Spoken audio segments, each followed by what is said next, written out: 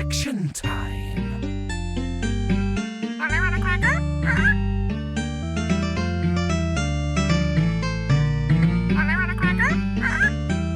Jothyler's just boosted Wasteland.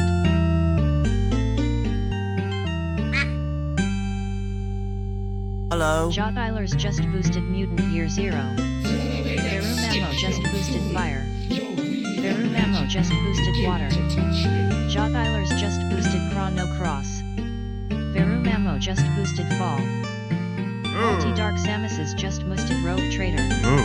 Multi-Dark Samus's just boosted Andromeda. Multi-Dark Samus's just boosted Cyberpunk 2077.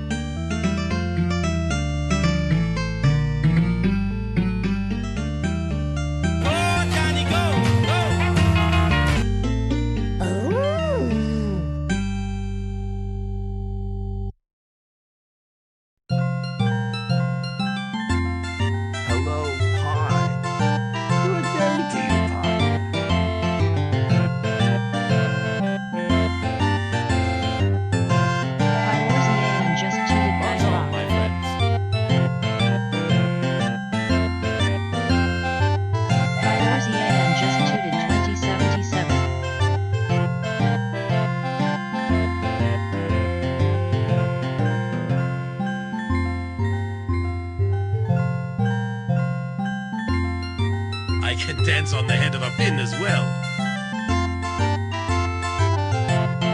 No one asked your opinion, you filthy mudblood.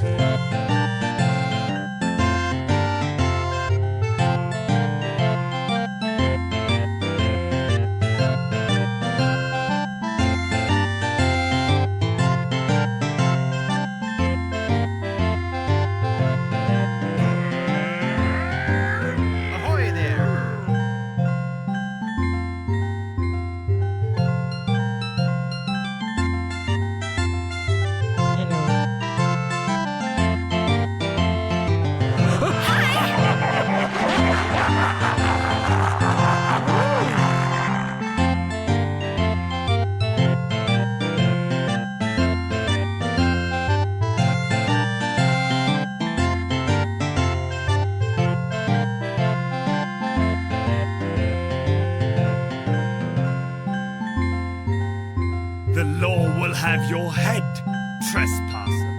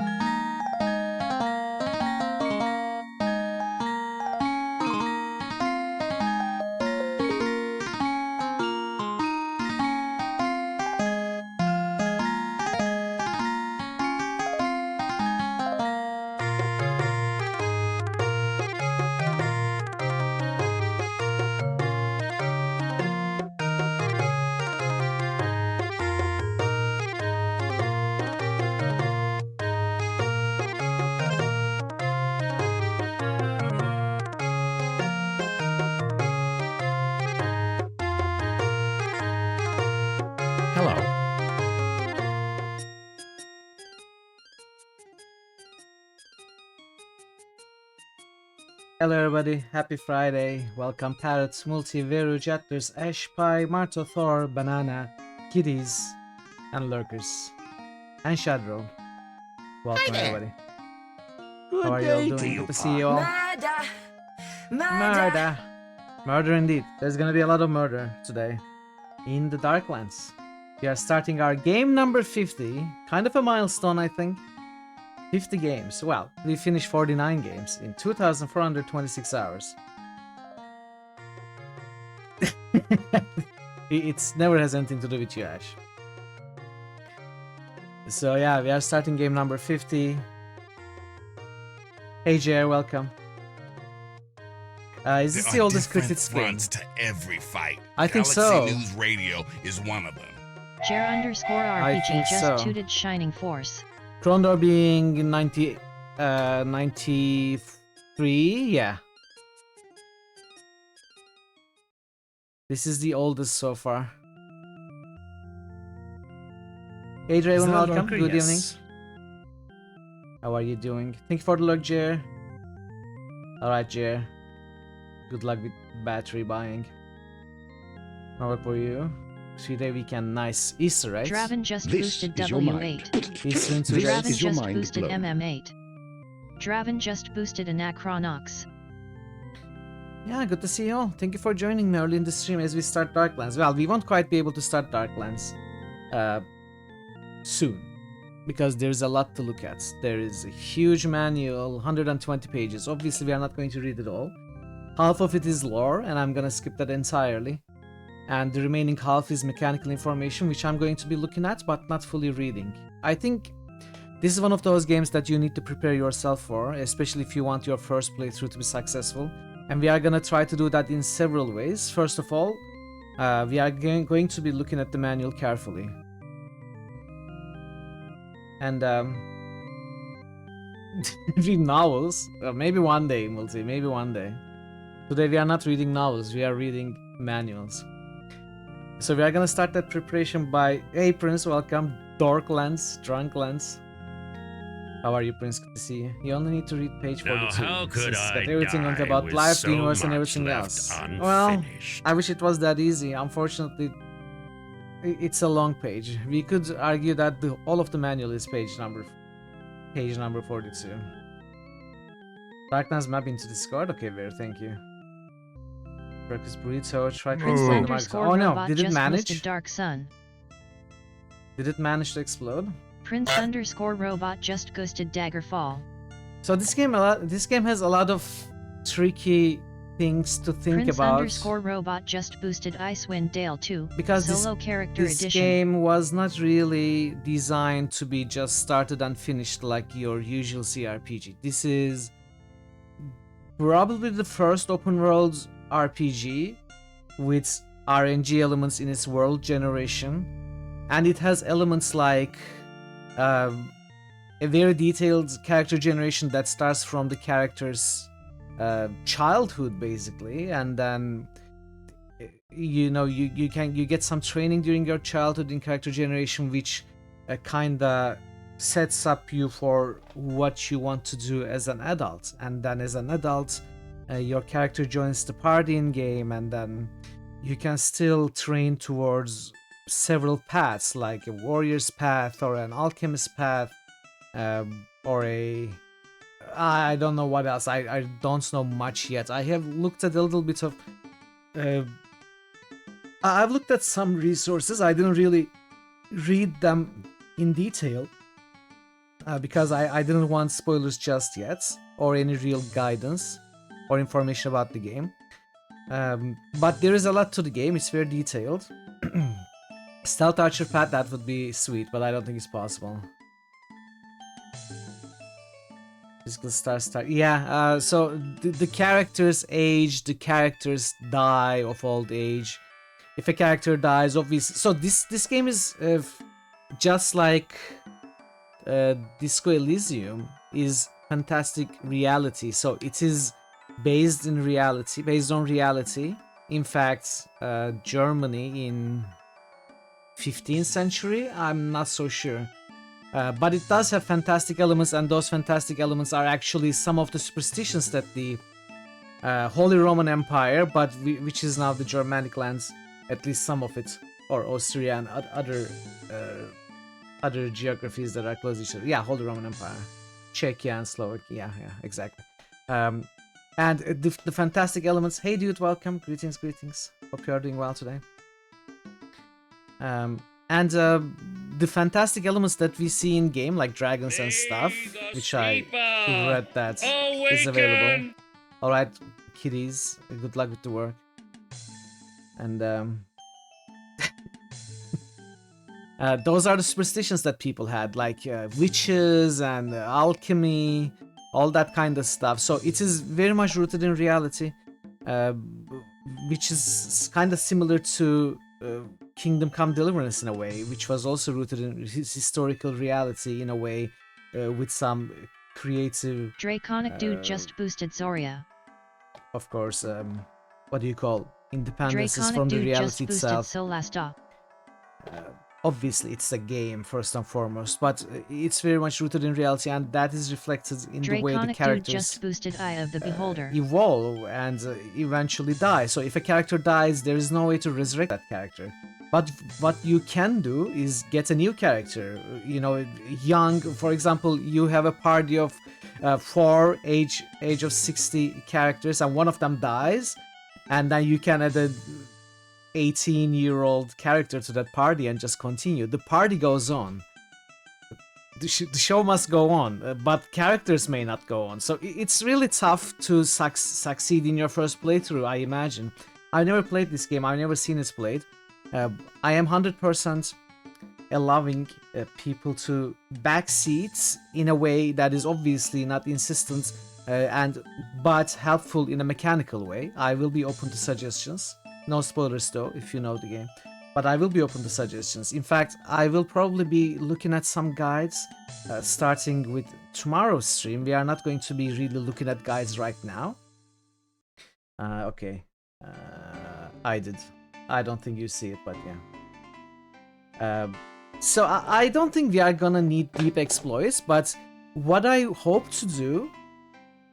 Well, there is saving and loading in this game, right? There should be. I will try to not let my characters die, because I don't think I can deal with losing a character that's already set up and trained, and then having to retrain a new character to fit into the party. So we are gonna try to keep our characters alive. Employ save scumming if necessary. I don't want to deal with having to change characters mid-run. And to that end, we may need to get some tips and tricks from the various resources on the internets as well, and as well as people who know the game like Veru. Or if you know the game, obviously I'm open to your help as well. So today is probably going to be mostly looking at the manual and character generation, and maybe depending on how long they take, maybe we are gonna get to start the game. Actually, who knows? But yeah, this is gonna be a little bit different in those terms compared to other Critical Hits games. I think I'm gonna be more open to getting some help, because yeah, the game is extremely complicated, and Vera was saying the UI is a nightmare as well. We are gonna see, I guess. I think it's gonna be fun. I think it's gonna be enjoyable, if you know, kind of difficult, enjoyable. So 6 hours, okay. I don't think it's gonna be 6 hours, but it's gonna be longer than usual, because it's an intricate character generation system, and we are gonna have to do it for 4 characters. I will say I did, as I said, I did take a look at some guides. If you know, very glanced over. I didn't really read anything, but those included some character generation, character creation guides as well. So I do have the most basic idea of what is good to have in your starting party. I don't know the details of that, and I may ask you about the details of that if you are familiar with the game. But you know, it wasn't too different from any other party-based game anyway. It's stuff like, you know, you have a charismatic leader, have a tank that can absorb damage, have an alchemist, and have a cleric, basically, have a religious person. Because there's this saints mechanic where if you I think learn about the saint somehow, I'm not so sure, and if you pray to the saint, I think, I'm imagining mostly, then that saint lends you help, and for that saint to lend you their help, you need to fit certain criteria, and one of them is, you know, your religion stats or something like that. I'm not so sure. As I said, I didn't really read. But yeah, there's also a lot of saints. So we are gonna make a balanced party, which hopefully we'll be able to tackle the whole game in one go without having to replace anyone.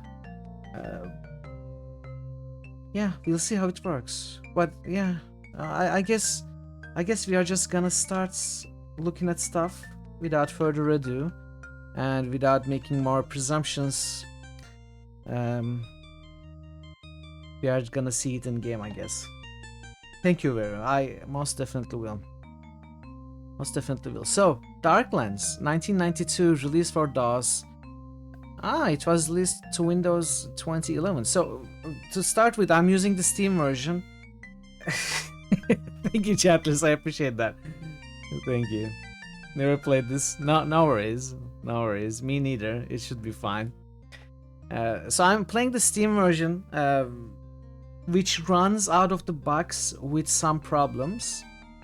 Problems related to the sound cards. So it employs DOSBox, and the problem I had, which Nix kinda helped me solve, was that I didn't even notice that was a problem until Nix told me about having had that problem when he tried the game, that it does not really play some of the... Hey Farmer, welcome. Happy Friday. How are you doing today? It does not really play all the sounds in the default setup of the game and DOSBox. Separate setups, by the way.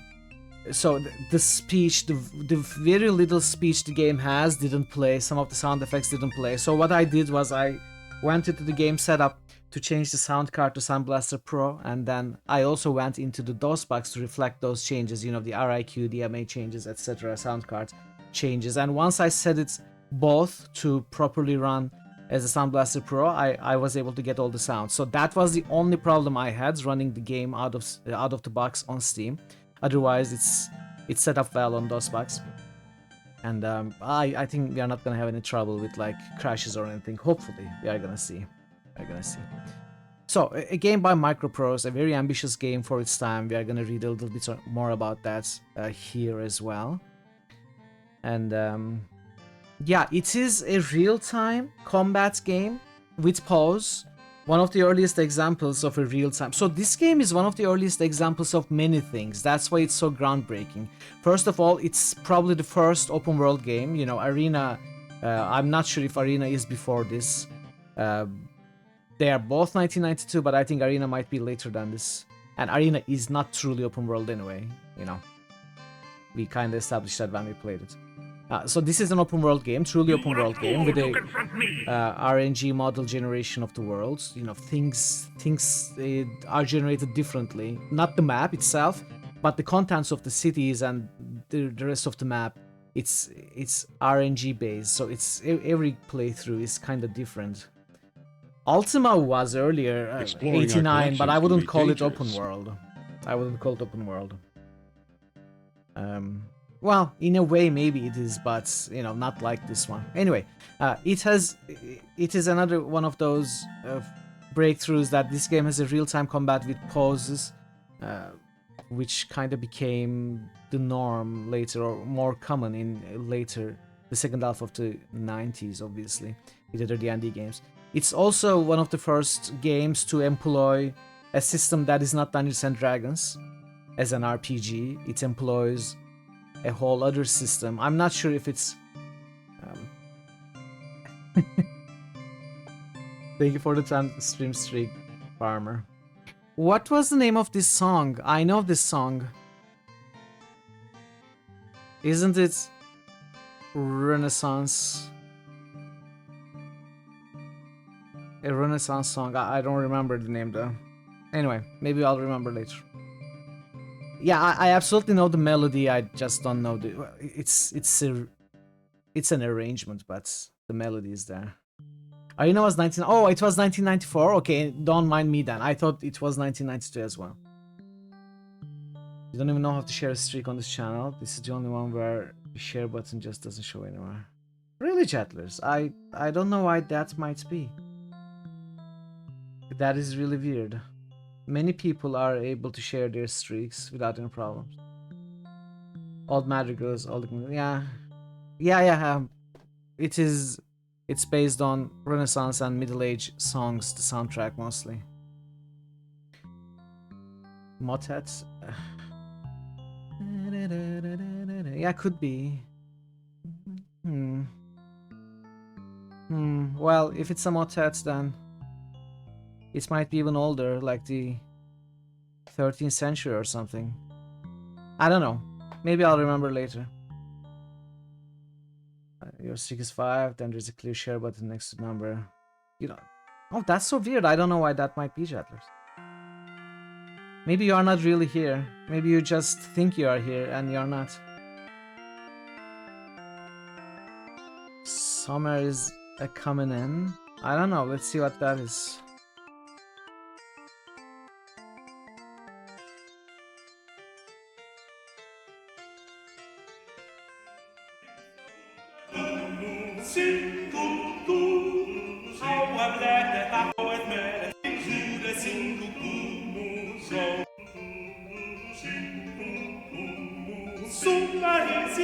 I don't think so. I don't think this is it. Anyway, maybe it is. I'm not so sure. Wow, 69 420. Anyway, yeah, it's an isometric game set in Europe, Middle Ages Europe, Holy Roman Empire. Yeah, it might be in the soundtrack, but it's not the one I was talking about. So let's look at the description. Darklands is a role-playing game set in 15th century Holy Roman Empire, which at the time encompassed today's Germany and several surrounding countries. Unlike most other role-playing games, it's set in a concrete historical environment that is accurately depicted, including geographical outlines, social and cultural backgrounds, authentic establishments and items, and so on. The game's supernatural elements are strictly based on the popular beliefs of that time and region, and include fantastic creatures such as kobolds or dragons, curses, witchcraft, alchemy that actually works, etc. One day, 69 is coming. The player controls a party of 4 active characters, though any amount of them can be created and swapped in the town inns. The player can begin by either selecting a pre-made party, quick start, or by creating their own characters. Obviously, we are going to be creating our own characters for this one. In the beginning, the player selects the character's social background. Afterwards, when they are 10 years old, the player can choose an initial career path for them. Careers may include diverse occupations such as soldiers, peasants, bandit, etc., which may eventually become more specialized, a student turning into an alchemist. The more time the player invests in a certain career path in 5-year periods, the more experience points the character receives, which can be manually allocated to improve their skills. Career choices affect main attributes such as strength or charisma, as well as skills which involve weapon proficiencies, stealth, virtue, speaking Latin, healing, riding, and many others. Though there are no class definitions and each character can theoretically achieve excellence in any skill, character builds in the game can be seen as warriors, clerics, and alchemists. So it's really interesting that even though there is no real class restrictions, where you don't choose a class and go towards what that class has in terms of features and utilities, in fact you can, while you can focus on any skill as any character, the game, this description kinda divides main builds into only 3 categories: warriors, clerics, and alchemists. You would perhaps imagine there would be more variety in such a system, so I don't really know where this is coming from. Why is it just 3 classes? Why isn't there more variety in this sentence? Maybe it's something to do with who wrote it, I don't know. There's also face and healer. Well, yeah, exactly. But the face is, depending on what you mean, probably the charismatic leader is the way I describe the face, and healer is probably the cleric, the support. Obviously, there may be different healers as well.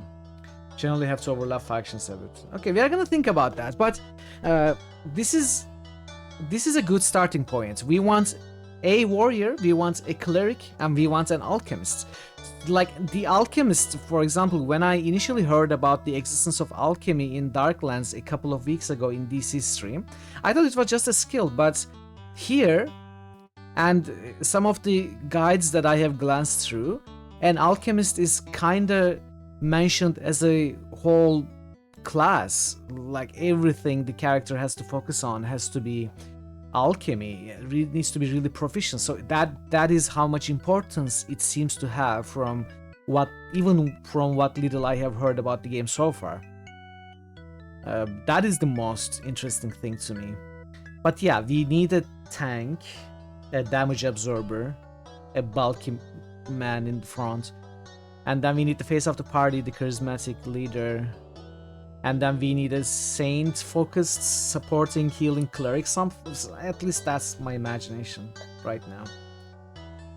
You made the face the healer. You need at least a dozen guys. Off the top of your head, I'd say you're looking for a Boeski, Jim Brown, Miss Daisy, 2 Jetros, one of them Jetro Tal, the Leon Spinks, not to mention the biggest Ella Fitzgerald ever. Could be. Maybe we need that. Maybe we need a big band like that. Hey DC, wish you could hang out what you play. Thank you GC, good to see you. Good luck with work. Glad you were able to stop by. Hope you are doing well. That cut made no sense in the movie. I don't know what that's from. I'm sorry, I don't get the reference. Someone to pick locks. We'll see. Ocean's 11. Oh, I actually watched and liked that movie, but I don't remember the specific quotes. Anyway, the more time the player invests in a certain career at that, religion-oriented characters may learn about various saints during the course of the game and pray to them for different benefits. Alchemists gain access to formulae and have to procure ingredients to mix potions with various effects. Skills in the game increase through repeated use. Using swords in combat may increase the edged weapon skill. Successfully conducted conversation may increase the character's common speed skill, etc. So this common speed skill is probably what I'm thinking as the charismatic leader. So there's got to be one character with speed skill focus and needs to do the conversations. So one important thing about this game is what Veru has been mentioning before, is that skills improve with use. Like you have to hone your skills to actually improve them. You do not simply level up and put points in skills.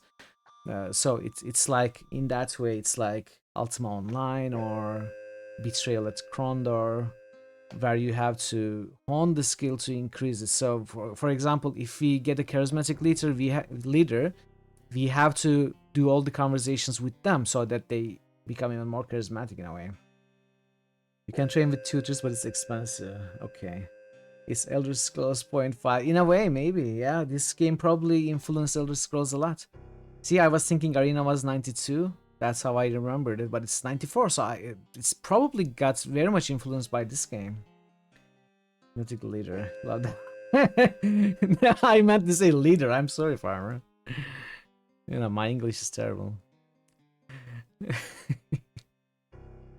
It still makes more sense than freedom units, though. I'll say that. Alchemists gain access to formula. I read that. Skills in the game increase through repeated use. Using swords in combat may increase the edge weapon skill. Successfully conduct conversation may increase the character's common speech skill. The party chosen by the player begins the adventure in the inn of a randomly chosen town. The main plot eventually involves confronting a powerful demon and his cults. Maybe a little bit of spoiler there, but it is unraveled only under specific circumstances achieved in the game. The game has a vast scope and can go on indefinitely. This is what scares me the most. I really don't want this game to go for hundreds of hours, obviously. I'm okay with long games, but when there is no end in sight and no real path to take, that kind of worries me in the context of Criticalist. But I don't think it's gonna be that much of a problem. Charismatic Quart? It's not as charismatic. How can you be charismatic with a name like Quart? You can force approaching the ending with guides. Yeah, with guides. Obviously with guides. Which I don't want to do, but I think we may have to do in a controlled manner. We'll see. However, characters would age, grow weaker, and eventually die, requiring the player to create new ones. The main goal is to collect as much fame for the party as possible to obtain higher rank quests with better rewards, which also includes the quest that leads to the completion of the main plot. The player is completely free to roam the vast map of the Empire, accessing towns, castles, villages, and other places of interest. Towns and castles are navigated via text menus with background images representing various locations. The travel screen is a map of the Empire with a lone figure representing the player-controlled party. Any system of weights and measure that includes butt load at an official measure is the best one. Okay. So, as I said, I have looked at some guides very... I too love butts. Without paying attention to the details, just, you know, some... I too love butts. Headlines and stuff like that. But what I have seen is... But actually, what is also mentioned here is that the fame is the real driving factor of the game progression in this game from what I have, from what little I have seen. So by acquiring more fame from cities, you also gain party fame as a whole, and that party fame allows you to get more and more complicated and difficult missions or quests from different cities, the final of which would be the main plot's final quest, like killing the whatever, I think it's a demon or something. I may have gotten that spoiler a little bit. I think there's a big demon that you have to kill at the end. So to get there though, you have to go through probably by just, you know, just like in D&D, you start the game at level 1 and then towards level 4 where you deal with robbers and bandits and stuff, you know, save a village or two, you become the village's hero, right? You become known in a village and then you become known in several villages, which makes you become known in like a bigger city or a kingdom, and then as you gain more levels, your reputation starts preceding you and you become known all over the world. This is kind of like that.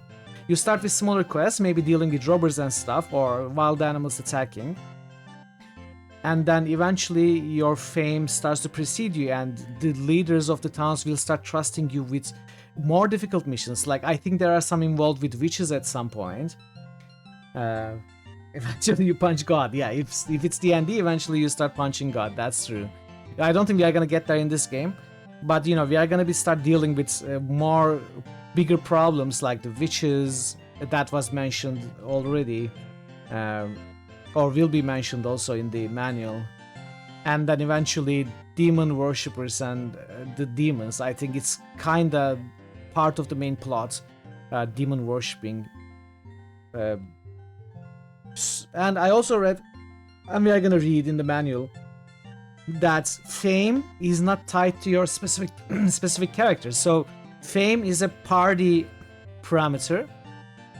Even if you have to let your characters go and replace them with new characters, you keep your fame. So you always make progress in the game, even if you have to change your characters. You may lose your character's progress. You may have to restart a new character. But the fame is the meta progress metric in the game, which allows you to get more difficult quests. So it is actually nice that we can kinda see something as a progression metric in the game.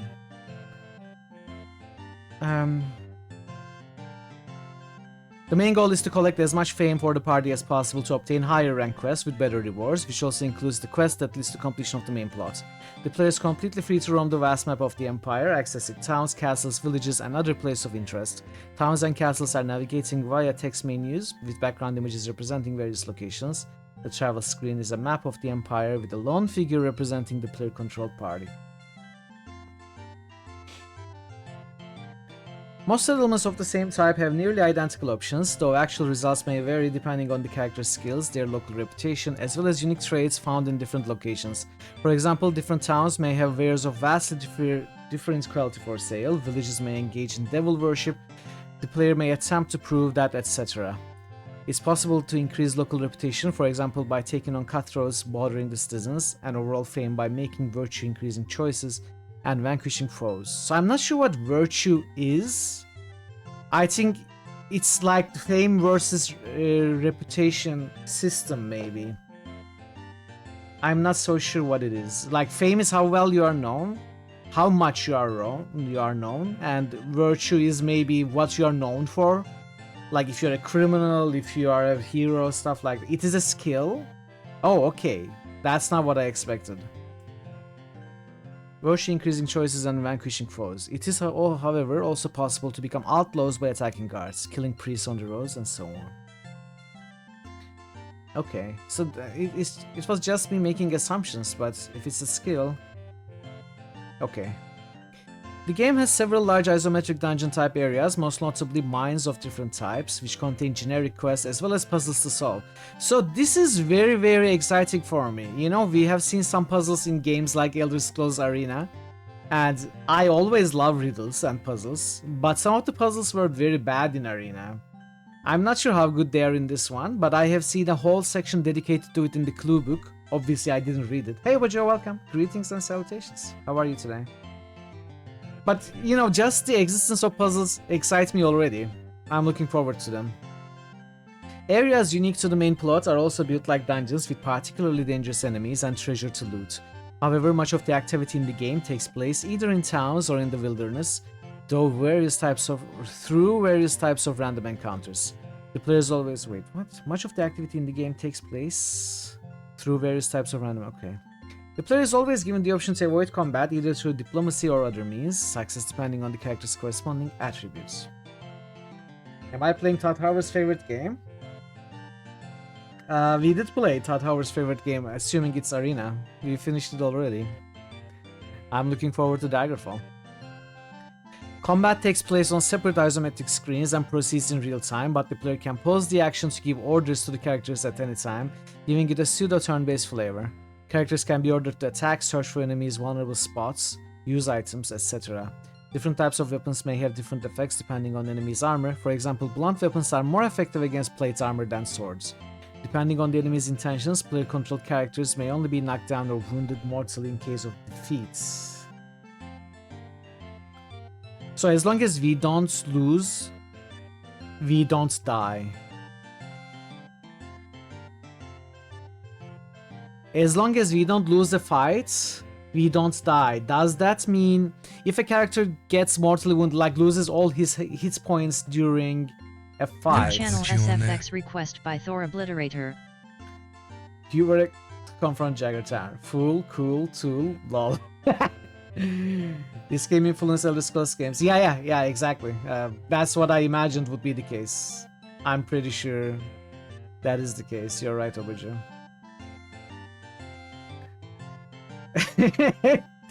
Okay, Thor, okay. Nice one. So am I understanding this right, Veru or anyone else who knows? If we do not lose a fight, even if someone lost all their hit points during that fight, but we won it, do the characters survive? Do they not die? Dead characters cannot be brought back to life and must be replaced with new ones. Depending on the enemies. Depending on the enemy's intentions, player console characters may only be knocked down or wounded mortally in case of defeat. Okay.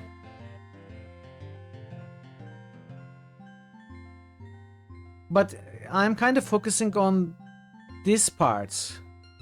May only be wounded mortally in case of defeat. So if we are not defeated, they should never die, is what I understand from this sentence. Anyway.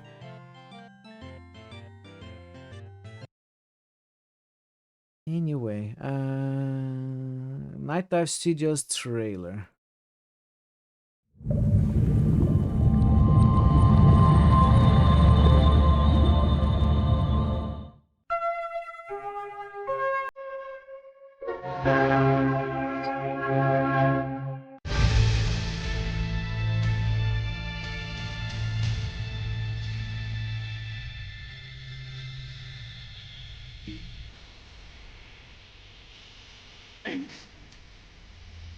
DC Viewer has just resubscribed for a total of 6 months. Oh, happy 6 months, BTW. D. Thank you so much, PC. Thanks for the sub. 6 months resub.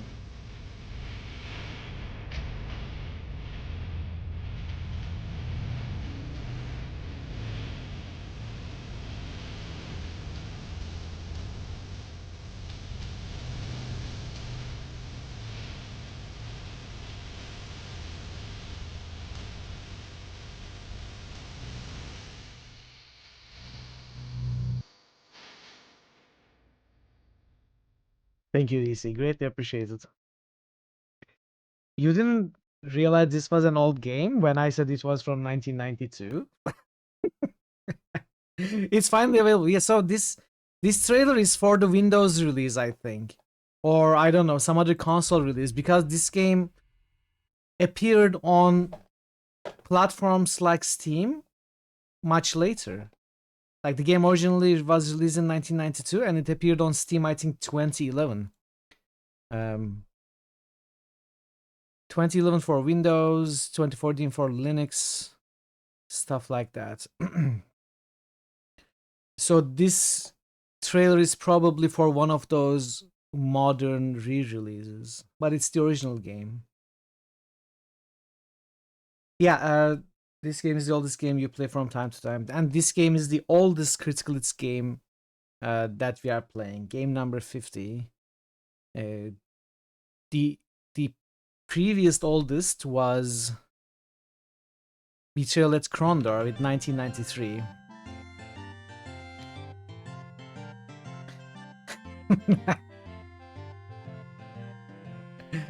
Alright, manual. So as you see, we have a huge 112-page manual here. We are not gonna read all of it. We are not gonna read most of it, but we are gonna probably read more than how much we usually read for a game.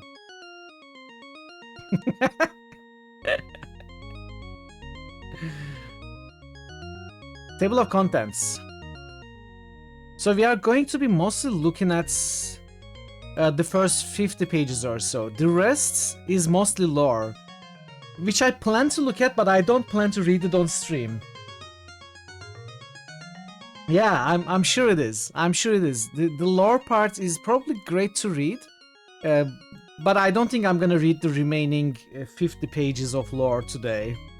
I don't plan to. We are, however, going to be focusing more on the mechanical side of things.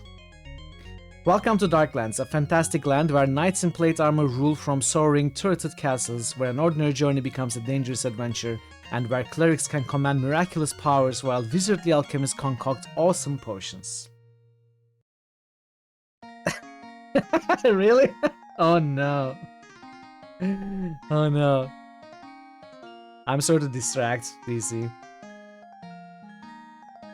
15th century Holy Roman Empire, what lore is that? There's actually a lot. So, obviously this game is rooted in realism, real history.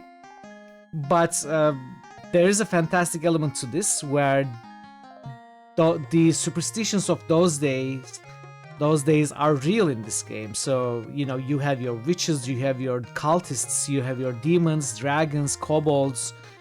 Everything that the people thought was real superstitiously. It is real superstitiously. Why can I not say that word?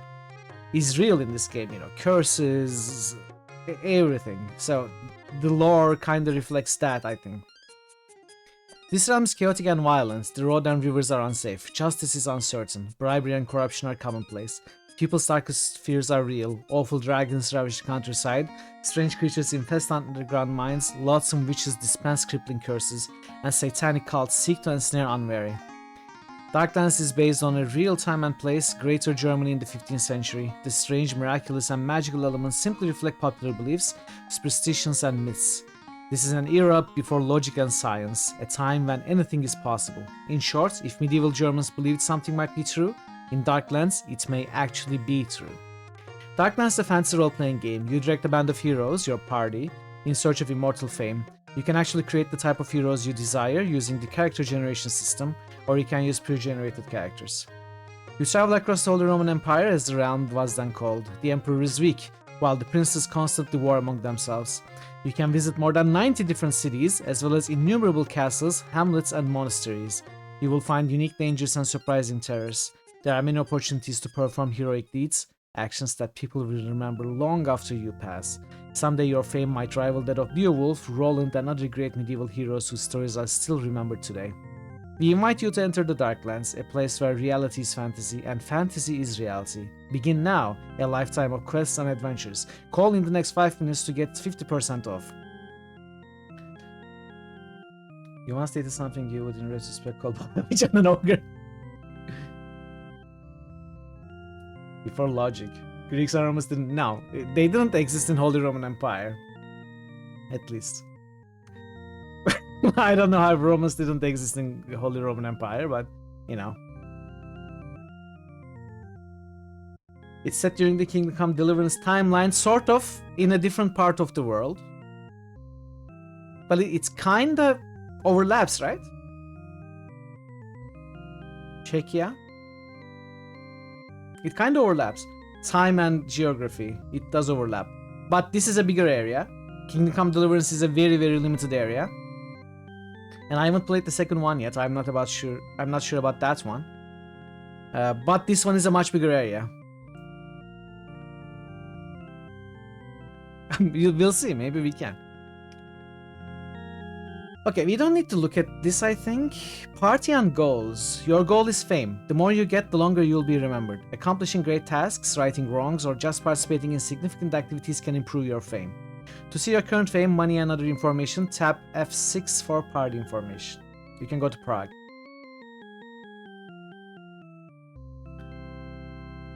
Alright. Any of your characters can be the party leader and spokesperson. You can assign a new leader by going to the character information and left-clicking on Not Leader. A faster way is to simply hold down the control key, tap the function key. So do we control 5 characters? Why does it say from F1 to F5? I thought we had 4 characters.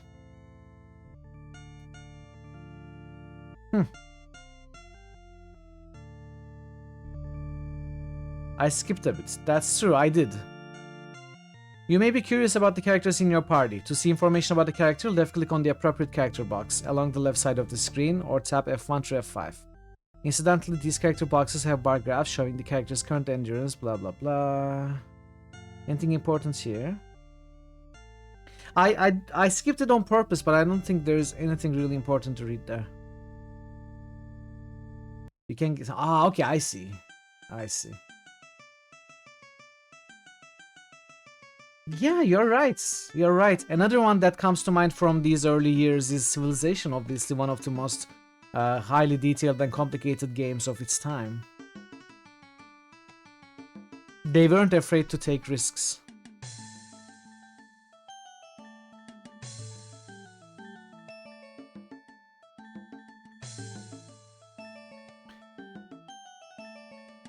I'm not gonna read these. I think we can probably figure these out as we play, or refer to the manual as necessary. What's next? Now that you've thoroughly infiltrated the governments at the city... Okay, maybe we shouldn't read that, should we? No, it's not spoiler, never mind. It's like a sarcastic remark. Now that you've thoroughly infuriated the government at the city by trying to turn guardsmen into dog meat, it might be wise to travel elsewhere, or at least stick to the side streets. Darklands gives you all of Greater Germany to explore with a wide variety of potential tasks, encounters and rewards. Although there are large plots afoot, it is in real life, do not expect everything to be interrelated. Let medieval common sense be your guide. Don't be afraid to be altruistic, but don't let down your guard either. Flying game?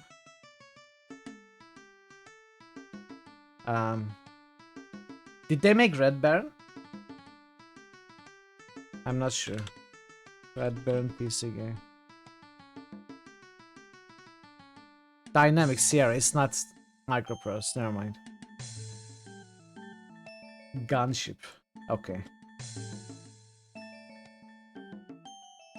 So we are going to create our own party, we are going to create our world.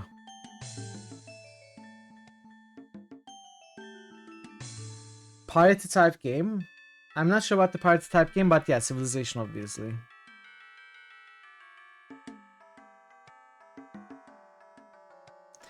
So, to create the character, first we choose the sex. This toggles the character's gender between male and female. Notice that gender slightly affects some starting attributes. We are gonna have to look at that. Like, which stats do females and males have higher than the counterparts?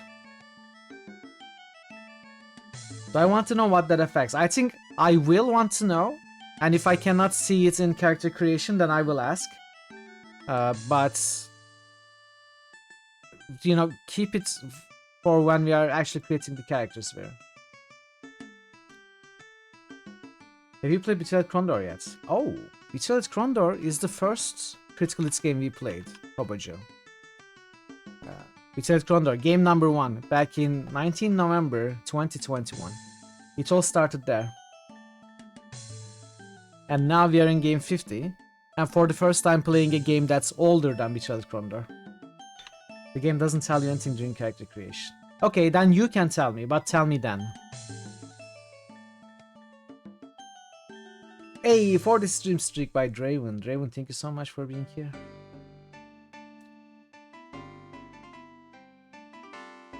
Names, nicknames. Begin childhood. This begins the next step of character creation. Be sure your character has both a name and nickname before selecting this option.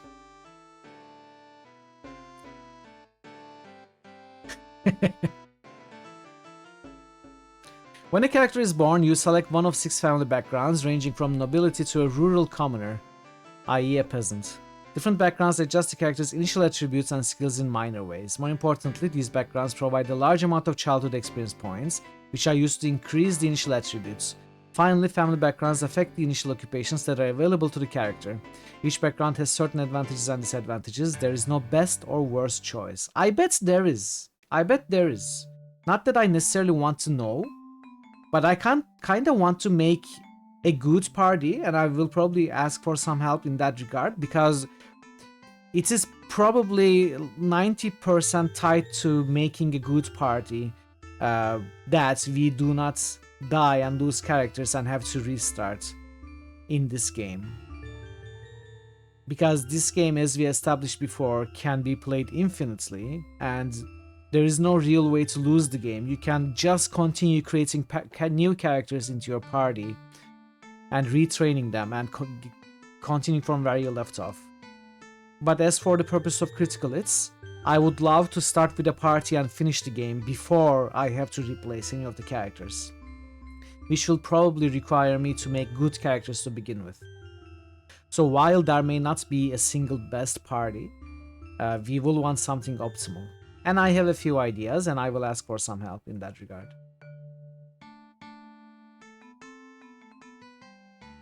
I don't want anyone to die. I don't want to lose any characters in the playthrough. I don't want to have to deal with switching a character. But yes, obviously, I also don't want everyone to die. So we may have to resort to save scumming, some fights, etc.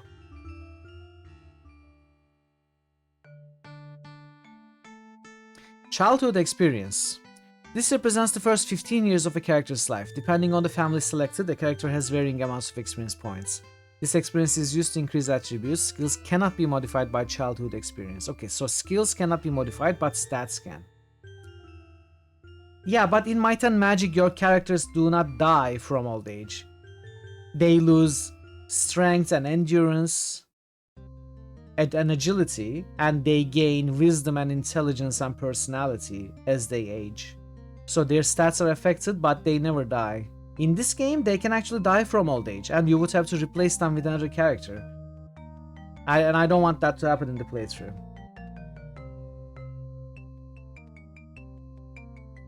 Nothing scummy about saving, just smart. I agree. To increase an attribute with EP, simply left click. Yeah.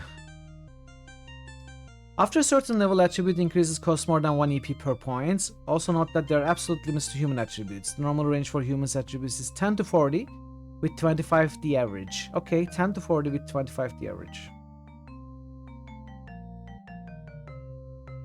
So we want focus characters. Selecting an occupation. Starting at age 15, every 5 years a character can select any occupation. There are over 3,000 possible occupations, but only a few are available at any one time. Initially, family backgrounds determines the available occupations. Thereafter, prior occupations and/or attributes are the main determining factors. Okay, so family background determines the available occupations, then prior occupations and attributes. In some cases, a character must follow a specific sequential chain of occupations to reach a certain pinnacle of success.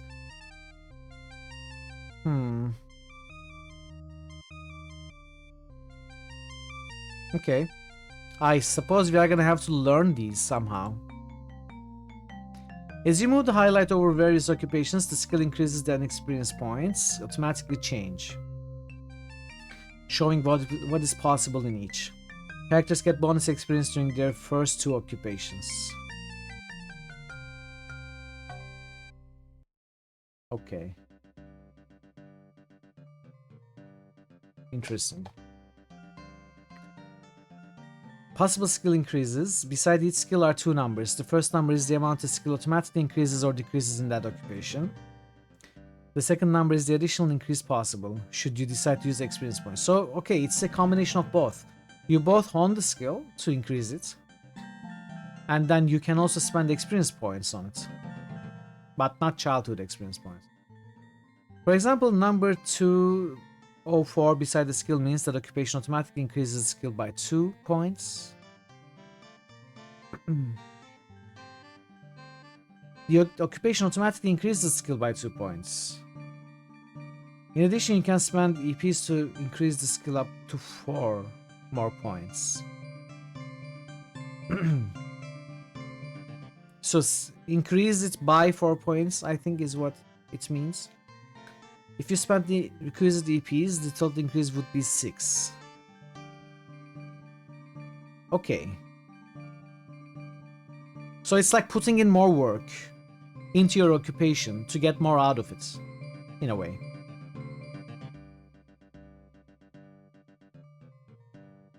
Alright, occupation experience. Improving skills.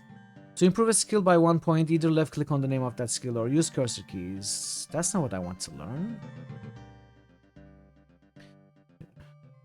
Go to next occupation. Only select this when you have finished spending EPs. Do not accumulate unused EPs. Therefore, spend them all on skill increases before selecting this option. Okay. So we cannot accumulate points to spend later. Some religious occupations will give you a higher flat bonus, but have a lower amount of EP you can spend. Okay. I see. I see.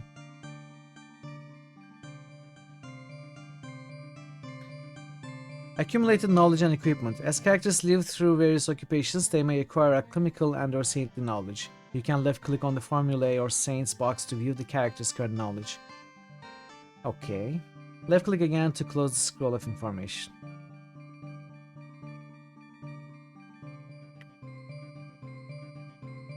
Okay. Ads are gonna arrive. I'm not gonna stop reading. But I appreciate your patience with ads. Up to 3 minutes. More often than not, much shorter. Okay. So it is... You must organize an initial party of 1 to 4 characters. Okay. We can create more characters, but we have to start with 4. I think we are going to create 4 characters. If you make a mistake applying EP, you can click on the EP meter to reset your point application. Yeah, that it mentions reversing, undoing. Left click on the EP bar gauge. I didn't read it out loud.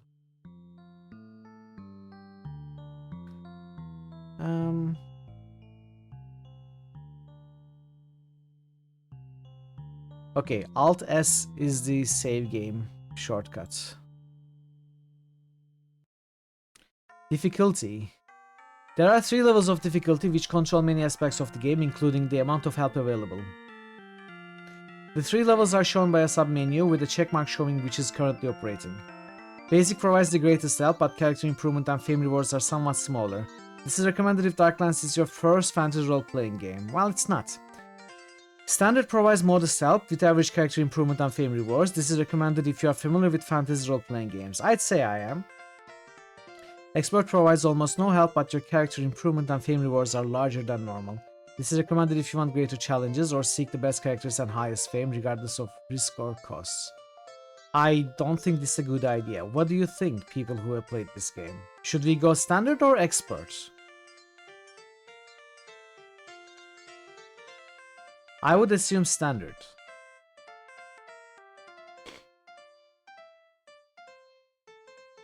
You always played on standard. Okay. You'll probably play on standard. Expert might be too much. I mean, the way that it is worded here provides almost no help. Exactly what kind of help is that? Is it like verbal help about what you should do? Or is it like Deus Ex Machina kind of help where suddenly you start winning by rolling higher dice if you're losing, stuff like that? You think you did expert on your run because you were so mean to yourself? Okay, I don't want to be mean to myself. So, standard it is. You also had everyone and your grandfather's thing on your back while playing.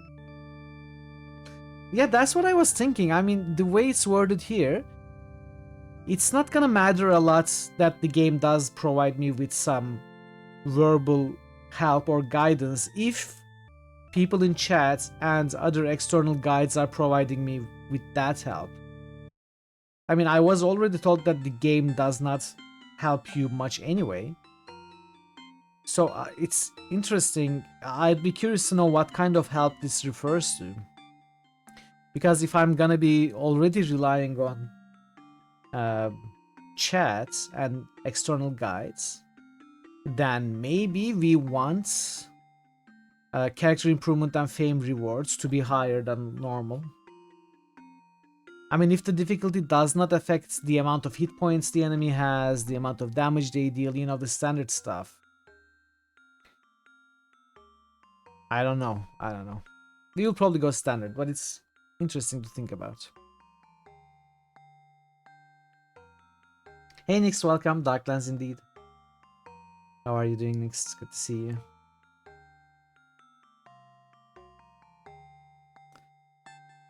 Okay, what else is important to read? Set ambush. Oh, we can set ambushes.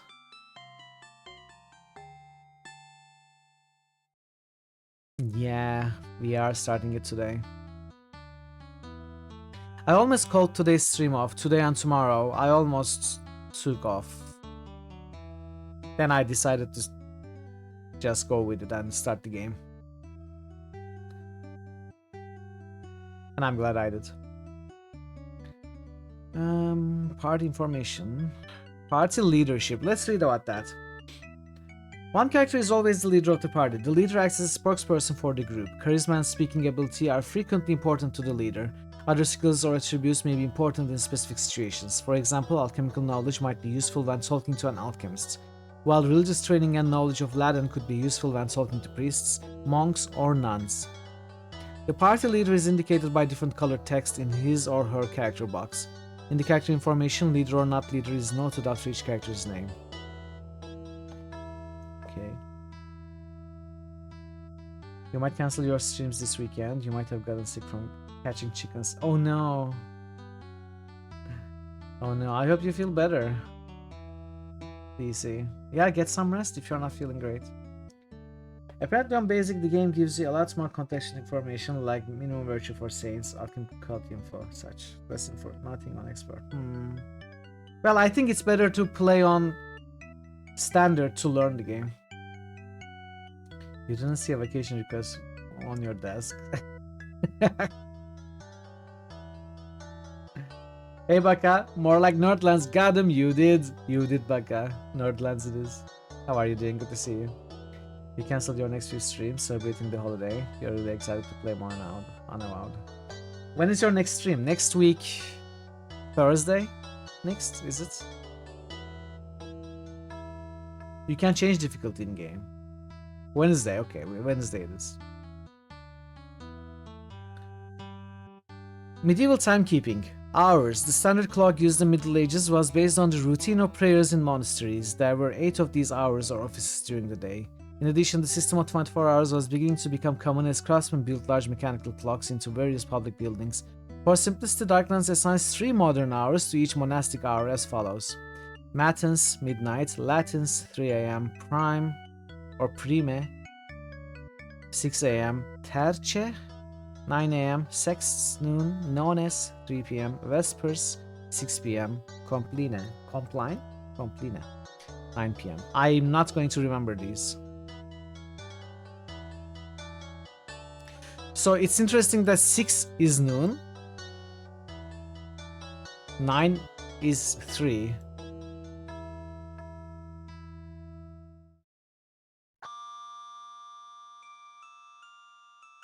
Maybe I'm misunderstanding it.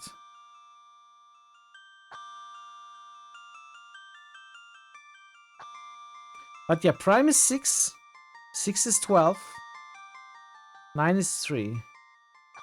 So it's like it starts at 6 a.m., which is probably the first prayer of the day. Then 6 hours after that is the 6. 9 hours after that is the 9. 12 hours after that is the Vespers. So it makes sense that way, maybe.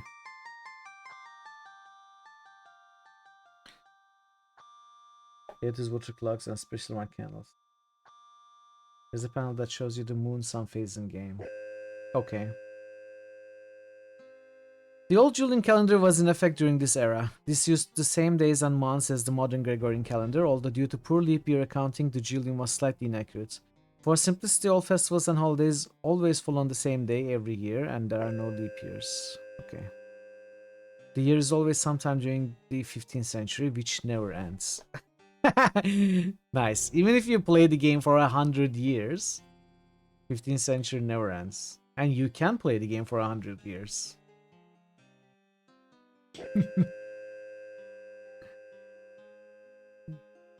In real life, it would have caused problems, obviously, the inaccuracy of the Julian calendar, but in the game, it should be fine. It's for simplicity's sake. Medieval money. Money is counted in 3 denominations: gold florins, silver groschen, and silver phoenix. Phoenix? Because distribution of wealth and wages were so different, comparisons to modern currency are impossible. In general, florins are very valuable, but are used only in large transactions. Groschen are fairly valuable and are in daily use. Phoenix are small change, important only to the very poor. Currency between denominations follows the classic medieval pattern, a dozen and a gross. Namely, 12 phoenix is 1 groschen, 20 groschen is 1 florin, 240 phoenix is 1 florin. Okay, simple enough.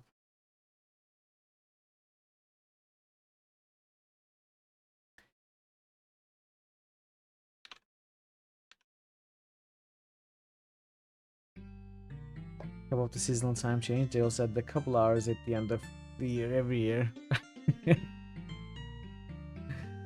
How many leap year? Yeah, 6 hours every year is every 4 years a leap year with 1 extra day. But there's also like some minutes, like 12 minutes or something, a few minutes. I'm not sure how many minutes. That also kind of totals up to a year every some amount of years. Totals up to a day every some amount of years. But we never do that kind of leap year, do we? Do we ever have a February that is 30 days long? Dishonored had that few fees, and nothing you did was accountable. Interesting. None of us want to deal with it. Fair enough.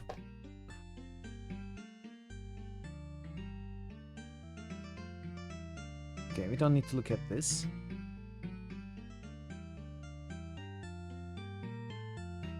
Encumbrance.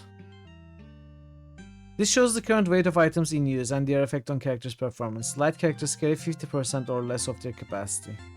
Normal characters carry 50 to 100% of their capacity. Normally laden characters suffer a moderate agility loss. Laden characters carry 101 to 150 of their capacity. They suffer a large agility loss and lose endurance faster in combat. Overloaded characters have over 150% of their capacity. They have virtually no agility and in combat both lose endurance quickly and have much reduced weapon skill. So until you are overloaded, you do not use weapon skill. Additional items carried but not in use do not count toward encumbrance. Oh, interesting.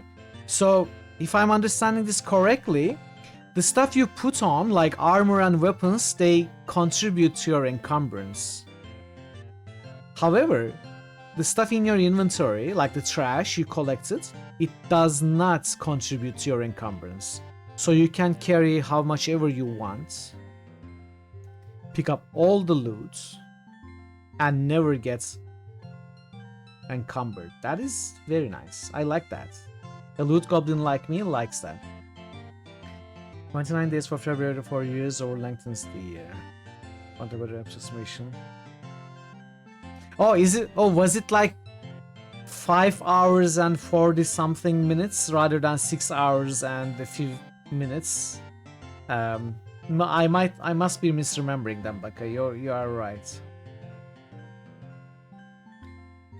Invisible bag of holding, yeah.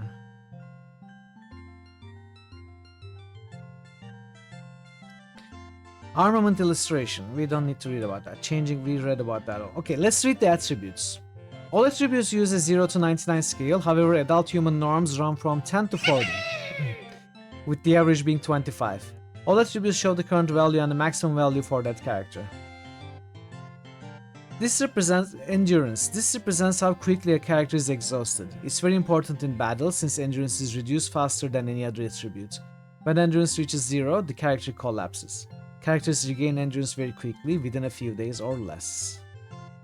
So, okay, the explanation of very quickly is within a few days. It's every 4 years unless it can be divided evenly by 100. Except if it can be divided by 400, then it's a leap year.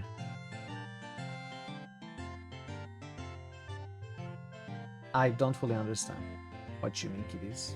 I'm sorry, my mind is not working. You can also rest in the instant restart quicker. Strength represents physical strength. Strength represents physical strength. It's important when using weapons in battle. It also represents physical damage and wounds. As wounds heal, a character slowly regains lost strength. Okay.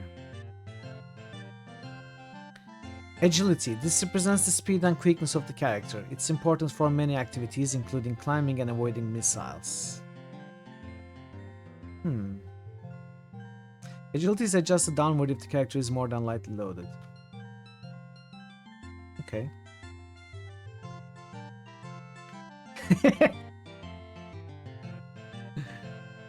Perception. This represents the character's alertness, his or her ability to sense the current situation. It's an instinct that helps characters anticipate danger or surprise, as well as understand other people on an intuitive level. So let's start thinking about it. This is important. Endurance, strength are important for our tank. Agility important for our... I don't know, everybody, except maybe for the cleric. Perception is mostly important for our face character, the leader. Strength and endurance is important for everyone. Okay. Doesn't mention spotting traps, that's really the important bit of... Okay, perception is going to be very important for our leader regardless. Agility is actually rarely important. Okay, we won't worry about agility too much. Intelligence. This represents the mental abilities of a character. It's very important to alchemists and whenever the party is dealing with intellectuals or intellectual situations. Intelligence is mainly going to be important for our alchemists, but I imagine also for the leader and the cleric.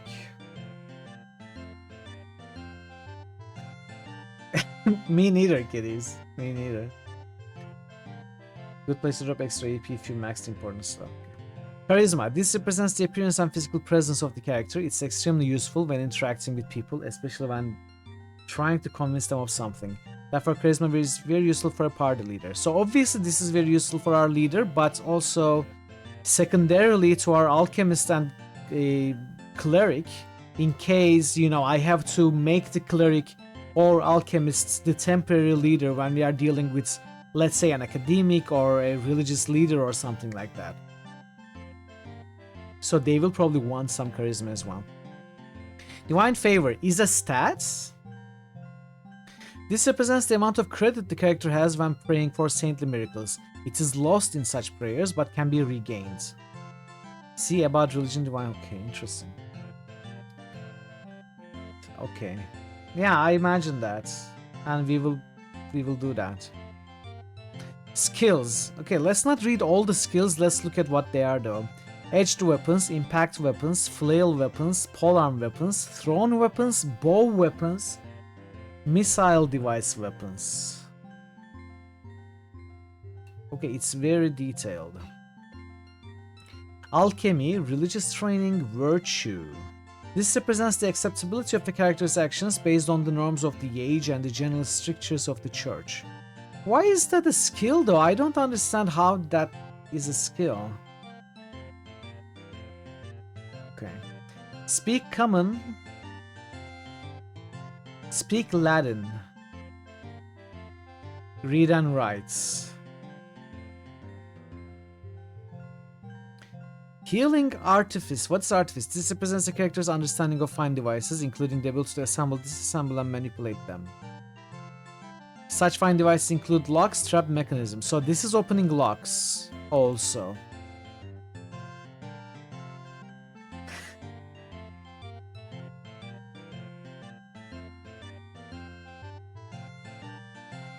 Stealth. This represents a character's ability to move quickly and almost invisibly. Streetwise. This represents the character's familiarity with city life and the expectations of city citizens. It makes interaction easier and more effective with city residents. Riding. This represents the character's skill at riding a mount, usually a horse. Riding skills and horse quality combined yield the character's ability to catch or escape someone. Interesting. I too love butts. Different skill levels can increase your income from doing jobs. Okay.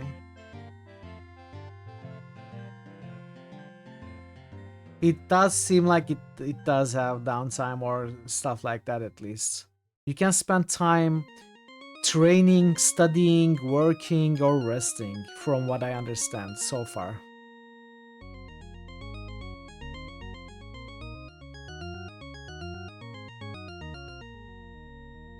Equipment. Let's move on.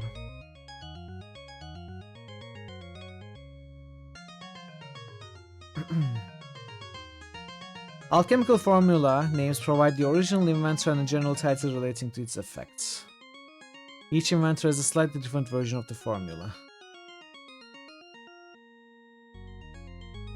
Okay, Saints and Prayer.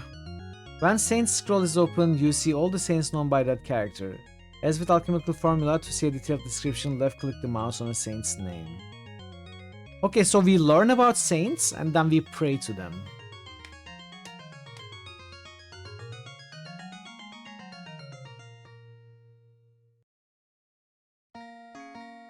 Okay.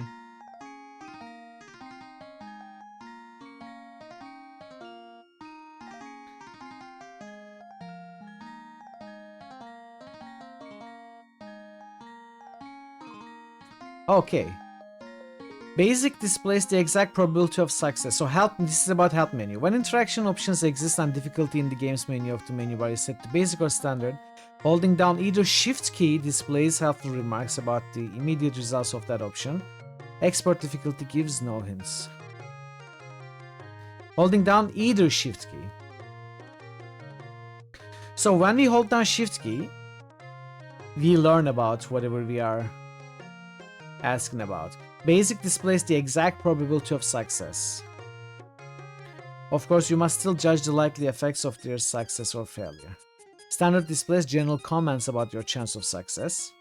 Again, it only applies to the immediate action, not the overall effects.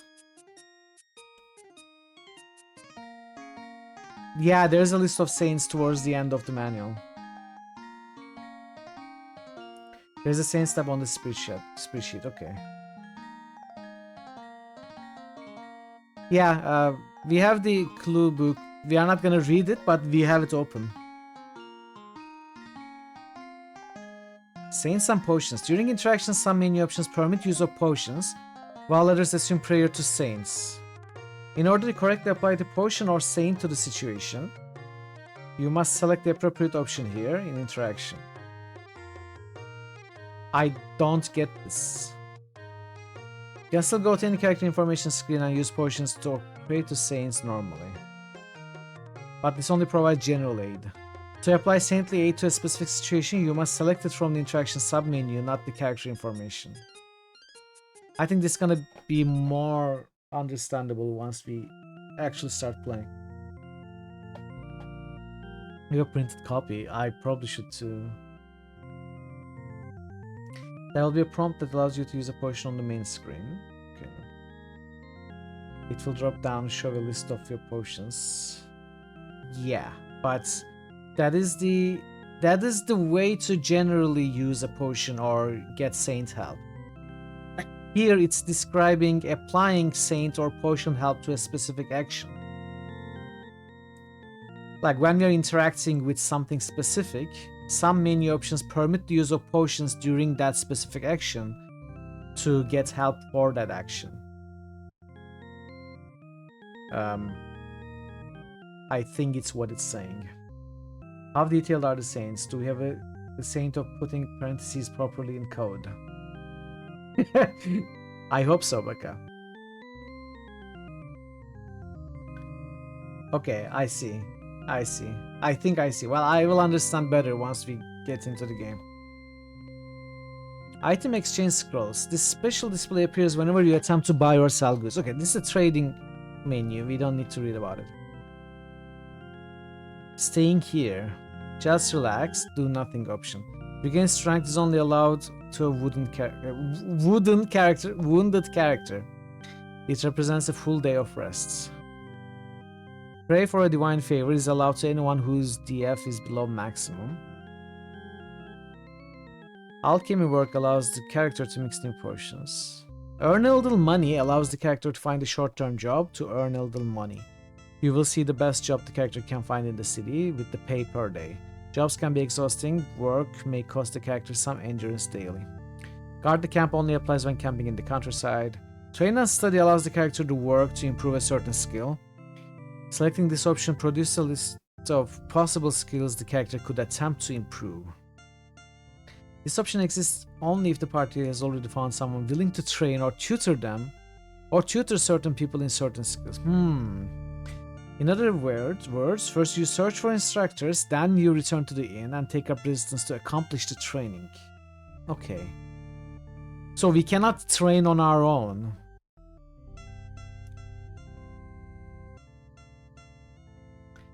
And I'm assuming we can choose, let's say, regain strength for one character, pray for another, alchemy work for the third, and earn a little money for the fourth character, stuff like that. I imagine. Okay, battle, I don't really want to read about it right now. We may come back to read about it during our first fight.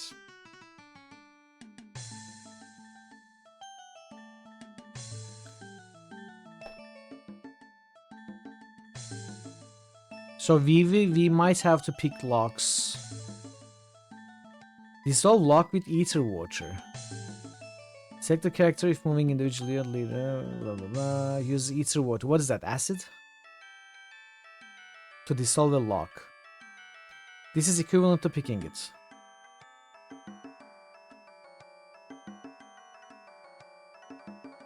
So if we have the proper potion, we don't need to learn how to pick locks. But we will need to disarm traps. It's just like water, but it eats. I knew you were gonna say that. Surrender. There's no surrender. Loot bodies. Whenever you defeat a group of enemies, you automatically have a chance to loot their bodies. However, in large battles, you may wish to leave some loot behind, then return later and get more. To do this, move the character or group next to the body symbol, then select this option. The item exchange scrolls appear.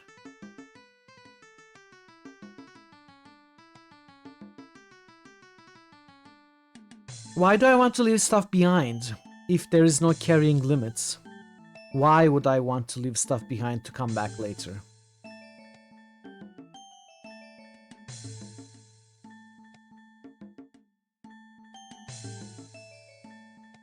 There is a max carrying limit. Okay. Recall from a portal.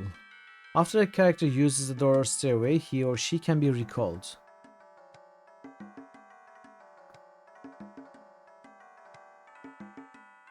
Tap the appropriate number key 1 through 5 to see the character, then tap the U key or select use stairs to return.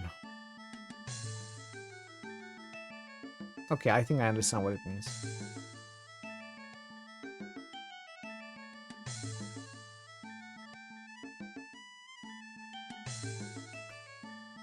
Anyway.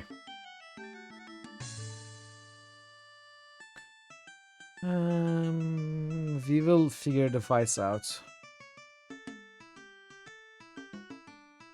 About alchemy. Alchemical skill allows a character to create potions. However, the character must also know alchemical formulas, the ingredients specified in those formulas, and have sufficient time to actually mix the potions. Knowledge of alchemical formulas is one of the most precious things in this era.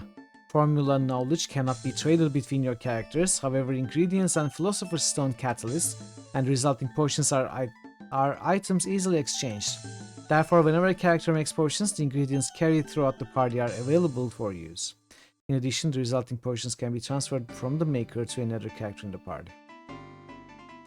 Alchemists of varying competence can be found throughout Germany. It's possible to buy potions from them rather than making them yourself. However, this can be costly, assuming you can find alchemists with appropriate skills. Okay, we are gonna want our own alchemists. The Philosopher's Stone is actually a fine mineral powder that is universal catalyst. It's shared equally among the party and is only valued to alchemists. It cannot be bought or sold on the open market. The party's Philosopher's Stone has a quality level starting at 0. This value can increase during play. Many alchemists use a stone of levels 5 to 15. 20 or more is quite exceptional. A higher quality stone increases the chance of success when making... okay, so that's what it's for. An alchemist always uses a little stone in every process. However, because it's a catalyst, the stone is not consumed. Instead, the alchemist recovers it for reuse. So we just have to worry about making it higher quality somehow. Then it's there's an endless amount of it to use.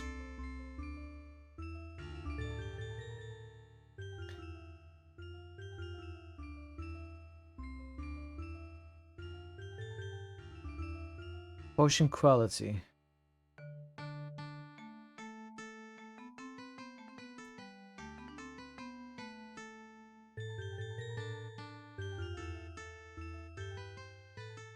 Where exactly?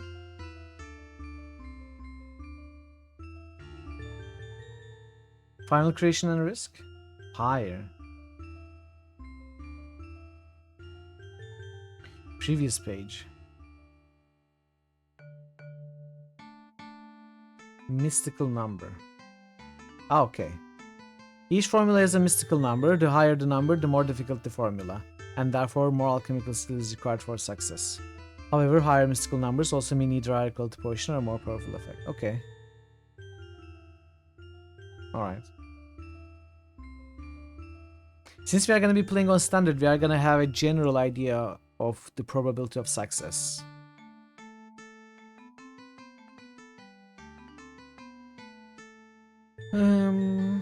About religion.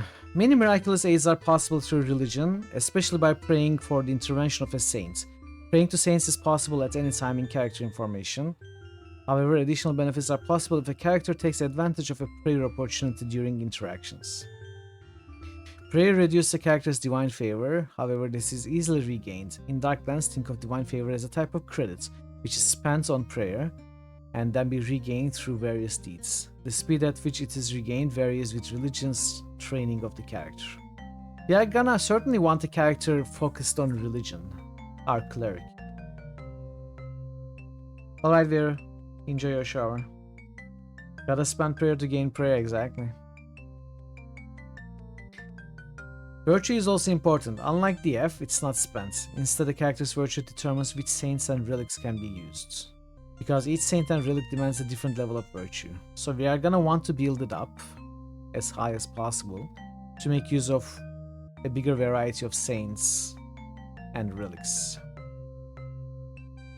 A character must know about a saint before he or she can pray for miracles. This knowledge is a mystical understanding and cannot be transferred from one character to another. The saints currently known by a character are available in character information.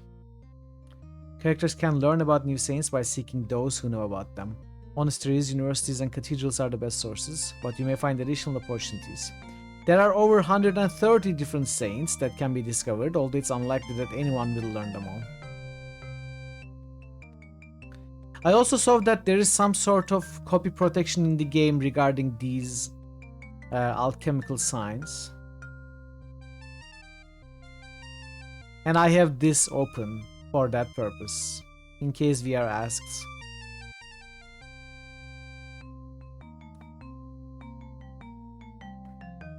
Relics. There are dozens of different religious relics. Many of these are useful items in their own right, such as Saint Adrian's sword, Saint Bathildus' staff, etc. In addition, relics may provide certain miraculous benefits. They brought a new saint at the store. If you weigh at least 20 booster packs, you have a good chance for it to drop. A legendary saint. Possessions of a relic may reduce the DF cost of praying to that saint. However, most relics require the bearer to have sufficient virtue to gain this advantage. The virtue requirement is frequently high, so only the most virtuous will benefit when invoking a saint. Relics related to Christ or Mary are beneficial when invoking any saint.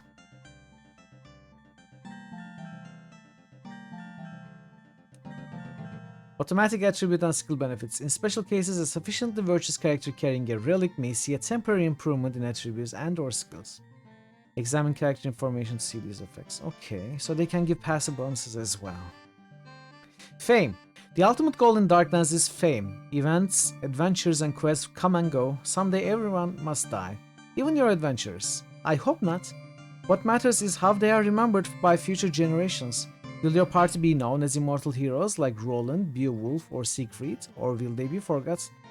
In Darklands, fame is awarded numerically. The higher this number, the greater your fame.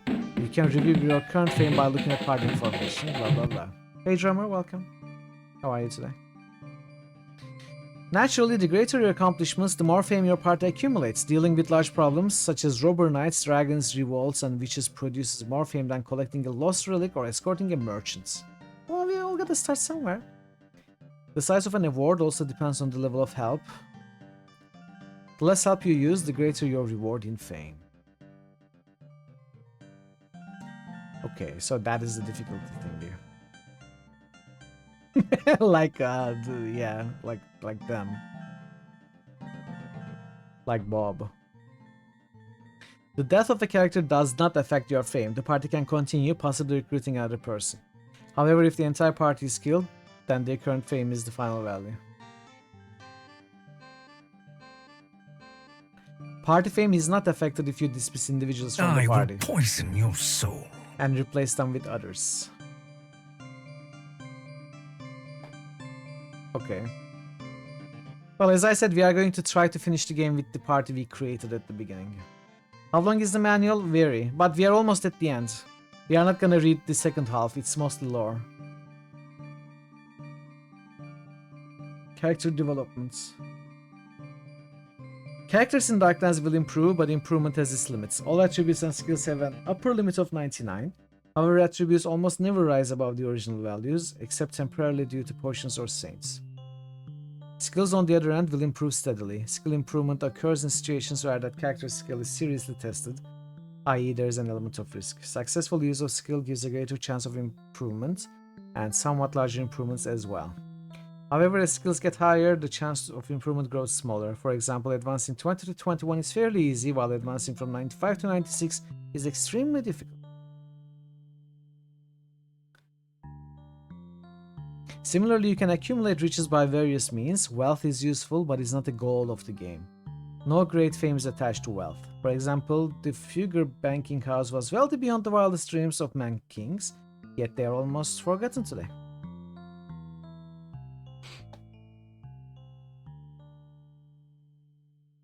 Okay. Gothic Germany. So this is the lore part. Life in the Holy Roman Empire. This would be good to read. I'm not gonna read it on stream, but I encourage you to read it in your own time, and I will probably read it at some point as well. Germanic encounters. Ordinary humanity, fellow travelers, hunting, bandits and Raubritters. Robber knights. Thugs and thieves. Hey Ray, welcome. How are you, Ray? Good to see you. Wolves, boars, bears, giant spiders, tatzelworm. Werewolves. Shrats. Oh, shrats. This large, hairy, hulking creature of the woods is also known as the Woodwoz. Roughly human-shaped, shrats are simple-minded, unable to speak, and frequently either angry or lustful. So much so that another nickname is Wildman. Holzfrau. Woodwife.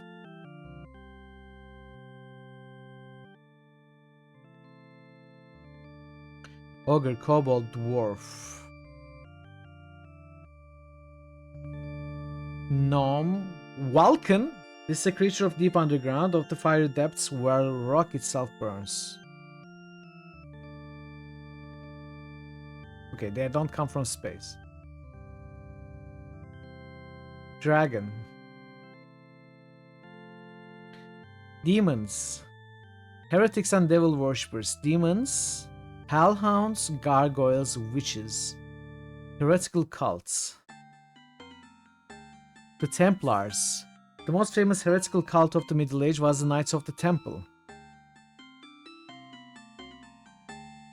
Originally formed during the Crusades to help provide military manpower and officially recognized in 1128, they became a rich and successful order.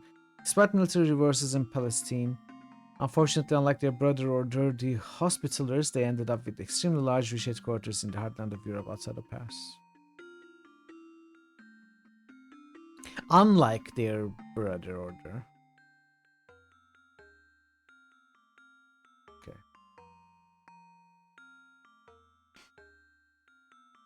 Medieval battle. Nature of battle. Hitting the targets.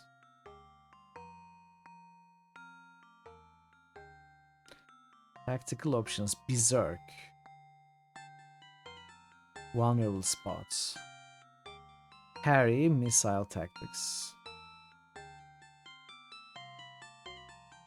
So I'm thinking, apart from our forefront tank, we will probably have missile fighters at the back. Like, not necessarily missile, but thrown weapons, crossbows, bows, whatever there is, you know, throw rocks if necessary. Yes, this game is 15th century Holy Roman Empire. Historically realistic, not 100% accurate.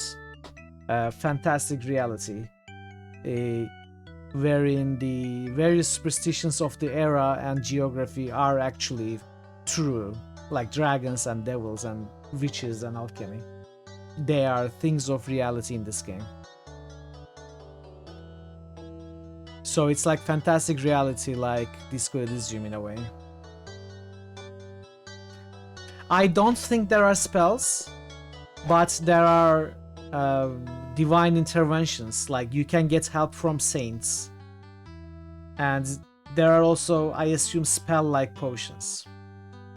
This game is 15 centuries old. I know, it's the oldest game I've ever played.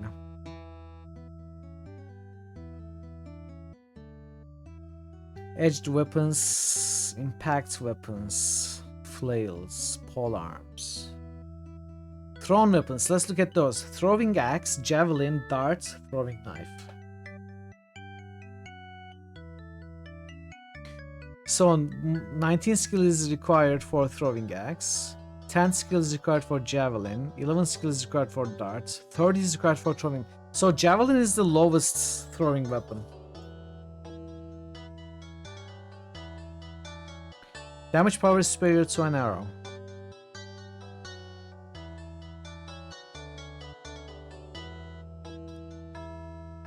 Bows.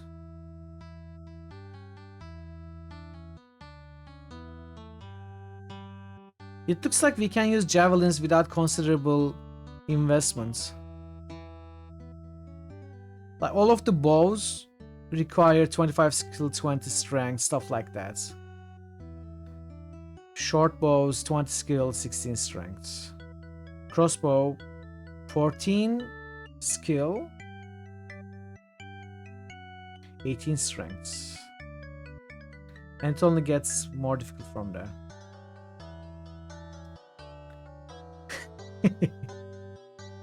You can use them with lower skill, you'll just suck. Okay, throwing is also the skill used when throwing potions. No, I hadn't seen that. You start to have near max rank on every character. I mean, to start with we can go with some darts and javelins on characters. They don't require much skill or any strength. I think those are good starter backline weapons for early fights.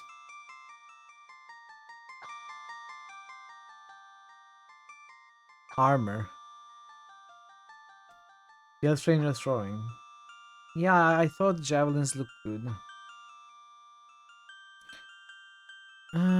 So it doesn't look like armor requires any stat or skill to use.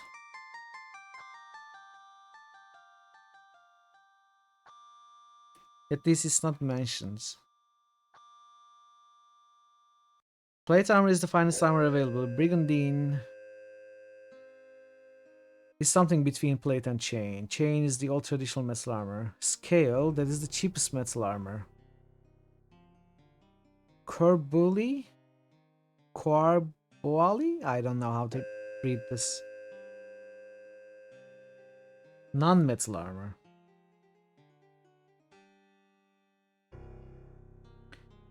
Heavy, yeah, so they will make us encumbered unless we have strengths. Studded leather, leather padded. So I guess the only limiting factor is how heavy they are, how well you are able to handle them, but no real stats or skill requirements exists.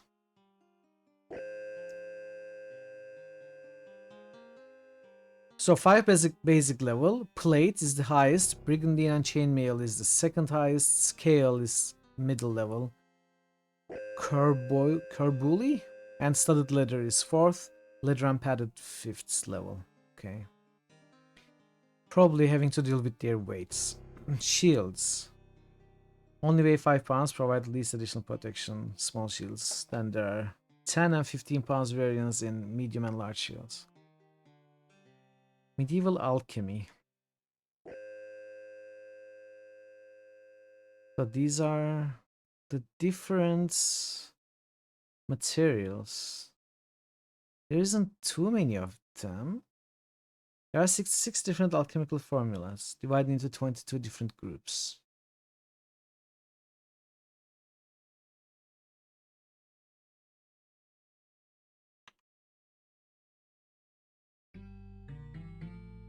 I'm not gonna read these yet, but we may at some point. Okay, this is the list of saints. I'm not gonna be reading these either. Darklands relics. Generally, relics only aid the bearer, not the entire party. Some relics are weapons of miraculous high quality, which means that any hits the bearer scores will do exceptionally large amounts of damage. Some relics may aid the character in calling upon the related saints. Other relics may improve the effect of a saint once a successful call is made. A few relics can even improve the attributes or skills of whomever carries them. In rare cases, other members of the party may be affected as well. Okay, there's no list of relics, thankfully. And there's a lexicon, which I'm not looking at. What a manual! What a manual. It's probably worth reading in more detail, especially the second part. So hint book I'm not gonna read, but we are gonna take a quick look about what the game thinks is important to provide clues for, or hints for. Let's read the introduction. This book is divided into sections based on the amount of information you seek and the level of help you desire. A parts guide is intended for beginning players. It suggests a conservative method of building a party with minimal risks. Of course, Darklands is a game with many random elements. A party can always suffer one or more untimely deaths, especially in the earlier stages. The next 6 chapters provide detailed data and logic for the 6 major areas of the game: character creation, cities, combat equipment, and combat logic, enemies, alchemy, and saints. These sections are most useful to hardcore players who want to wring the maximum advantage out of each choice they make. Yeah, I want. Queer buoy. Queer buoy. Okay, queer buoy. Thanks, Barrett.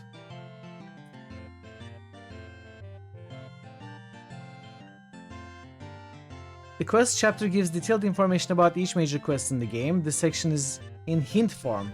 The further you read, the more detailed the hints. Of course, the more you read, the more you lose the surprise, excitement, and suspense and discovery inherent in dealing with the unknown. For maximum enjoyment, we suggest you resort to this section only if you are getting frustrated and read only far enough in a specific quest to solve the frustration. It's good that this exists. Puzzles and Answers chapter describes each of the dwarf logic puzzles. There are 36 different ones, although few players will see all of them.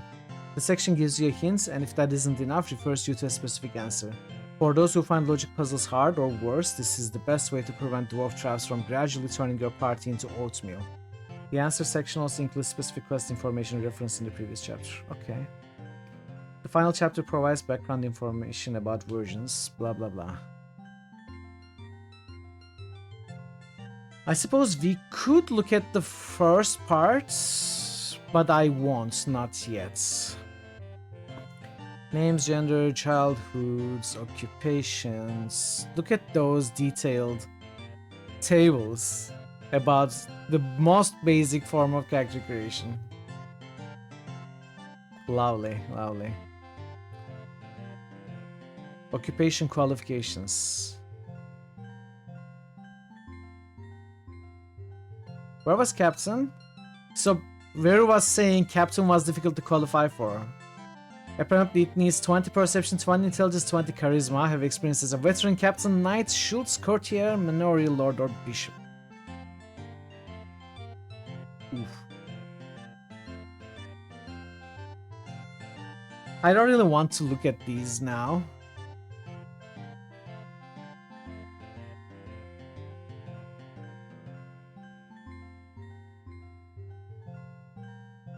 Maybe I should.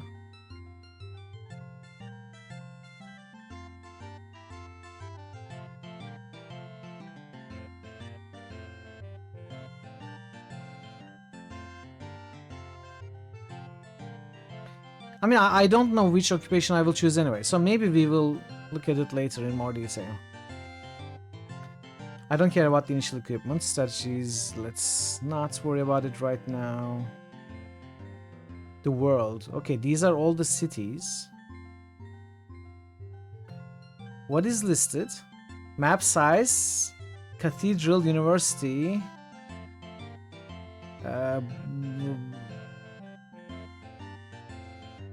I don't know what this is. Armory, bowyer, artificer, clothier, slums, ale house. I don't understand. What... No, I'm not reading. I'm trying to understand what these are. Like these buildings. What do they mean? I'm not looking at cities. Oh, it's mentioned here. Never mind. Blacksmith, swordsmith. Okay. Slums, so this was slums. Lighthouse. Pawn shop. Okay. So these are the different buildings cities can have. I'm not looking at the spoiler section, don't worry. It's the constants. There's the countryside. Alright, the rest is more detailed information and also spoiler and stuff. The formulas, the saints, I think, and puzzle solutions, blah blah blah. Let's not look at any of those. Penetration wells for weapons are useful as well. I'm not gonna look at those details right now. And this is for if there is a copy protection indeed. I think this is the answer to the copy protection. But yeah, this is all we are gonna look at. For now, I need a break before we actually start. The ads are coming in 8 minutes though. So I guess we can just quietly listen to the music for 8 minutes. You know what? Let's at least watch the intro cinematic or something. Let's boot up the game. Yeah. I love the cover art as well.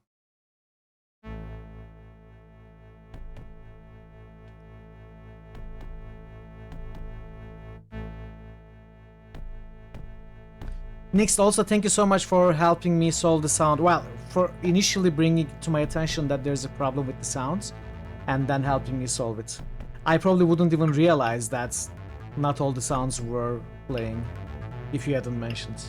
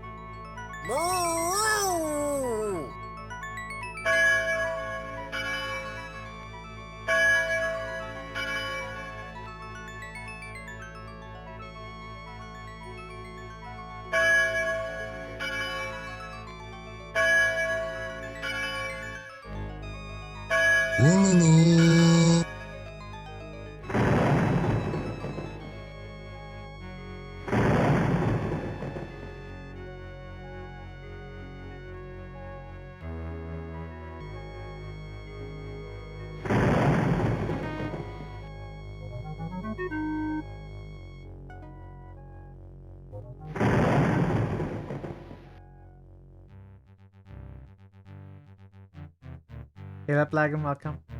Welcome to Darklands.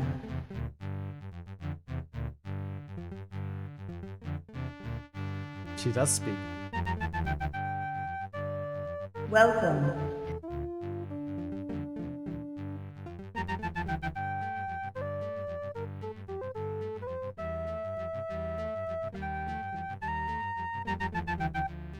Medieval Germany, the 15th century.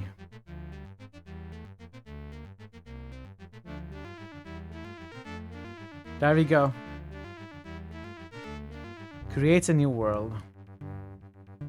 And here it starts, but I do need a break before we start. Even though there's like still 6 minutes or so till the ads. I'm going to take the break early.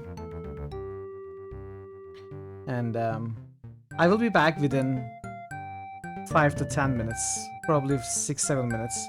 This melody is what we were asking about. Does anyone recognize this melody? I know it very well. The melody itself. I don't remember which piece it belonged to.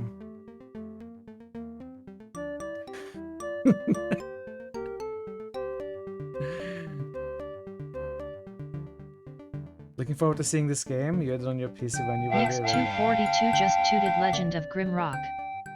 You're right, let's do the boosts before I take the break. Next I completely forgot 242 the just boosts. tooted Dark Done. Bay Castle just roosted AO'd.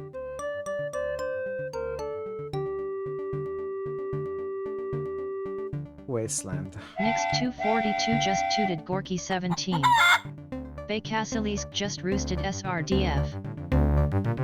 Bay Castle just roosted SRHK. Starving _ drummer just boosted Deus X2.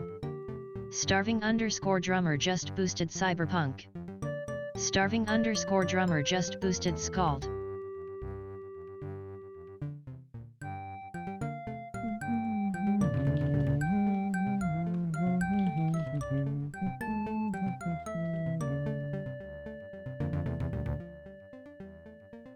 Andromeda.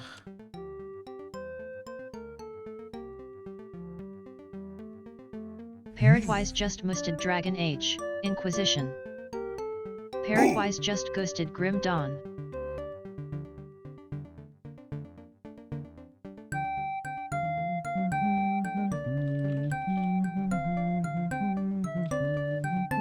Parrotwise just roosted Cyberpunk 2077.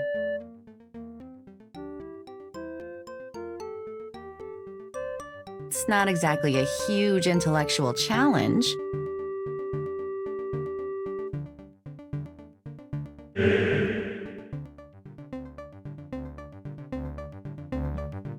Dale.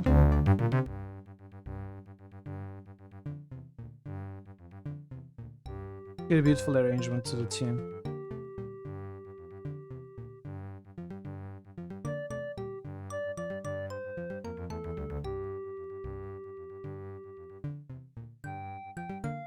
Dark done.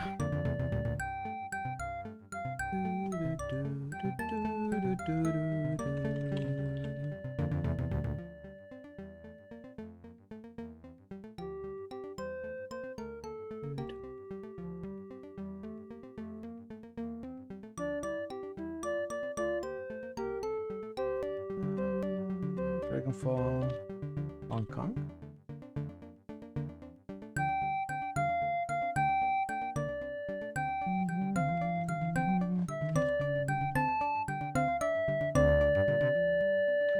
Cyberpunk Scald.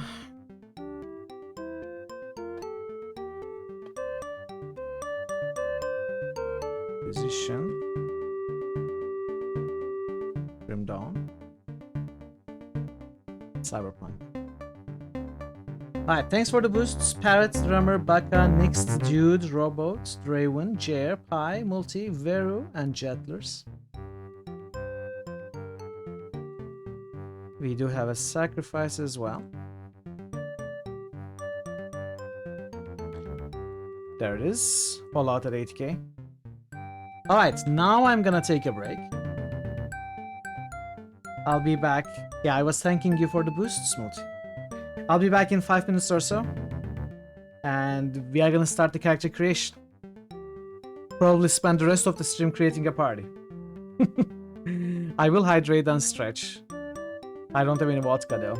Yeah, I'll be back soon, chat. I appreciate your patience with the break and the ads. And I'll see you soon. Be right back. We are I too definitely love butts.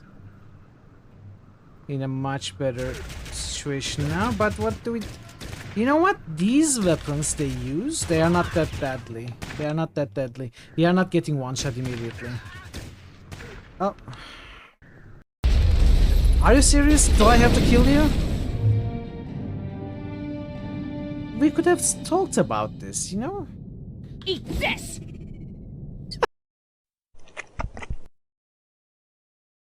Alright. Let it be known in all history books that we won because I was amazing and I played amazingly. I was a tactical genius. And Christoph is very strong because I built the character in an amazing way. Because I'm amazing. Lies. And not because cheesing or due to the bugs at all. No, sir. Gameplay. Would you like to purchase? Merci. Would you like to purchase? What a love. Would you like to? What a would you like to? What a would you like to? Would you like to purchase this? What a lovely. Would you like to purchase? What a would you like to purchase?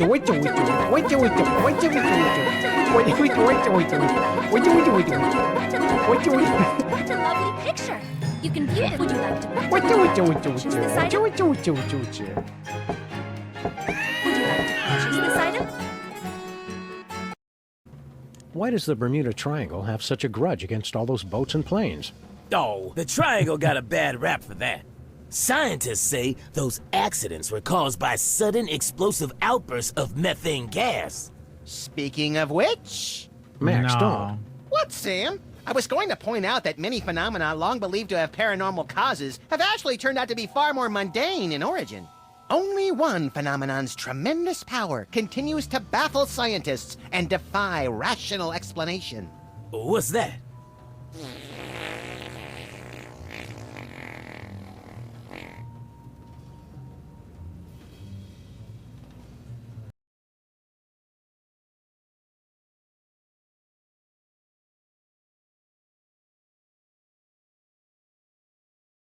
Uh-oh. What?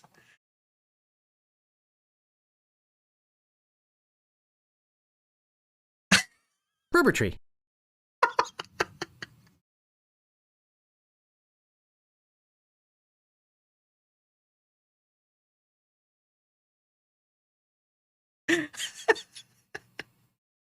I never knew this.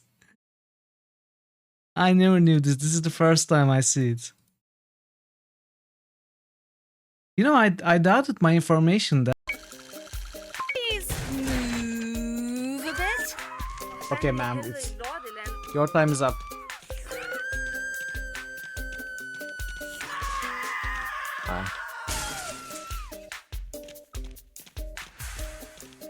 Your time is up.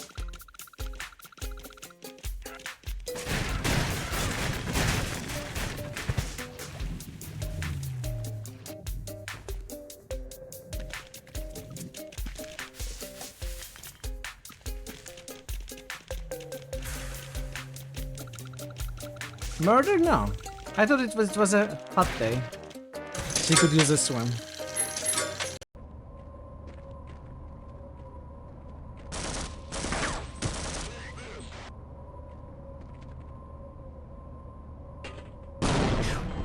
What is that? Grandmaster level grenade throwery. Where could the clue be? These pews are strangely in order. You figured someone would have vandalized them a bit. You would have. Pew pew pew pew. Scanning the wall, Sorry, you can make I out had to some of do the that. old. You bike, give it.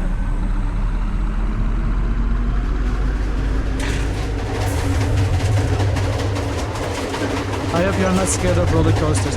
Oh no! Oh no!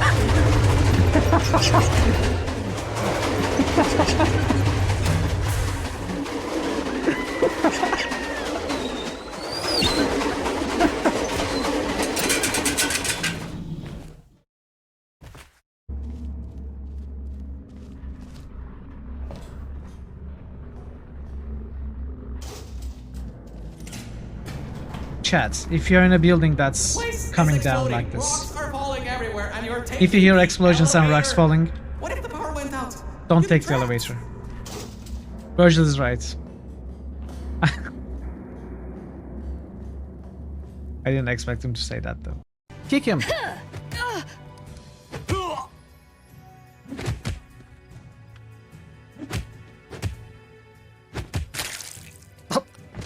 Okay, don't kick him that hard.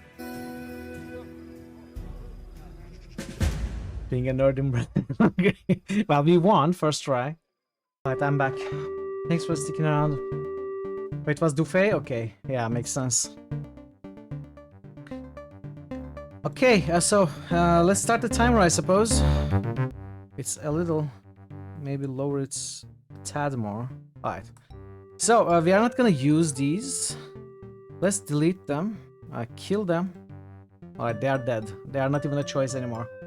We'll see how long it takes. I don't actually know right now. Alright, so character name, gender, start childhood. So this is gonna be the face of the party.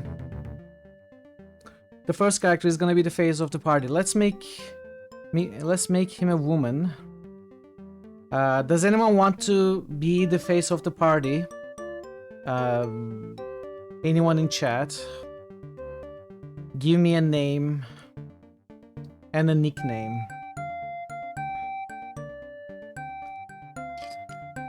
Yeah, sure, Vera. Jeremiah, okay. Jeremiah. You want to be the butt of the party. Even do you get a bonus to charisma, good thinking. Okay. Sonny Bonds. Okay, so we can make you the tank, okay, Thor? You'll be Sonny Bonds, the tank. Jeremiah, surname. Jeremiah RPG. Jeremiah RPG. And the nickname is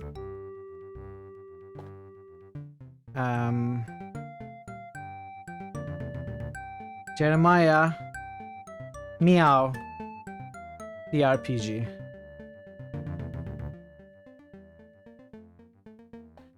Hey, I knew you would say meow, see? I got it before you said it. How many characters? 4 characters. RPG, yeah, that's a better one. Jeremiah. RPG. So, begin childhood. Select a family background. Could have been Robin Hood, I suppose, yeah. So let's see which one gives a bonus to charisma. The top 4 gives 1 bonus to charisma. Nobility is higher endurance. Talent raises higher perception and intelligence, so we probably want that. What other than face do you want her to do? I'm not so sure, actually. Town trades is what is most fitting, Jer. Mayao. Hey, Seichan, welcome. Could be Mayao as well, yeah, maybe. How are you, Seichan? Good to see you. Biggest impact other than EP is which starting jobs are available. Honestly, I don't know. I didn't look at the detailed list of those. It's not worth choosing a background for base stats. You say. I mean, what could be... So let's think about this. What different things do we have? We need a leader. We need a healer. We need someone who prays to saints. We need an alchemist. We need a fighter. A tank fighter. And possibly we need someone which can manipulate traps and locks. So that's 6 things. If we say the face is also the rogue, we could go with the alchemist as a specific its own thing. We could make the cleric, the healer, and the saints praying guy the same person. And then we have the tank in the front. So could be like a lockpick, disarm trap, charisma person, Jeremiah. Making cleric healer is going to be slightly challenging. It does look like they kinda overlap, I'm not sure why. All good, that's great to hear. Day 3 of Blueprints. Nice! You are playing Blueprints too. Going both good and bad, but are you enjoying it? You'll want very high virtue and very high healing. You were saying you made the face of the party the healer, right? That is the second choice. If it's not feasible to make high virtue, high healing character, then maybe we want high common speech. But I kinda want streetwise etc. on the face as well. Super fun and frustrating. I'm curious to play that game. I hope I can at some point. So do you think we can afford to make a face of the party which has, you know, reading, writing, speaking Latin, speaking common, streetwise? Face a strong fighter. Honestly, virtue is good for everyone. Means for divine focus. I think I'm gonna keep the strong fighter a different character.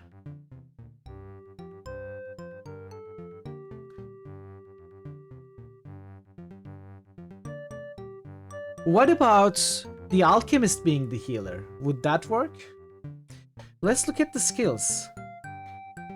So for the face of the party, we want speak C, speak L, read and write, streetwise.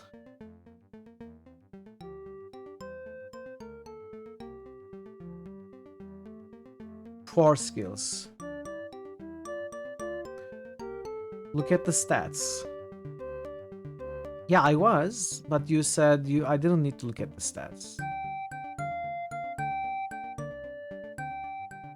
You tend to make your alchemist the read and write and Latin guy. Oh, skills, okay. So alchemist would be... So are you saying the read and write and Latin is not really important on the charismatic leader?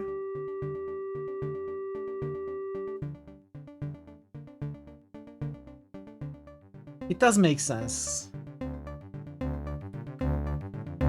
Alright, if we don't learn Latin and reading and writing with the leader, we can focus more on streetwise and speak common and stealth, maybe. Artifice for picking locks and healing.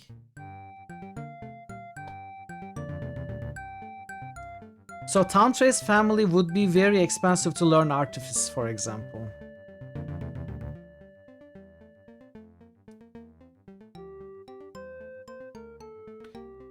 Speak Common is also the cheapest for Rural Commoner. Honestly, you know what? Rural Commoner looks very good for our face party. You get more stat points for lower backgrounds, better flat skills for upper ones.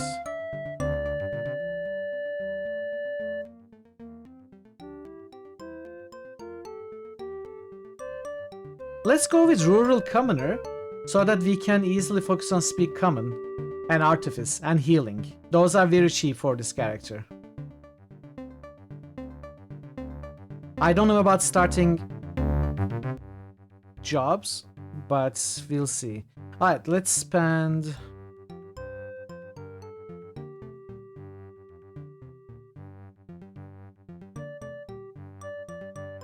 So after 40...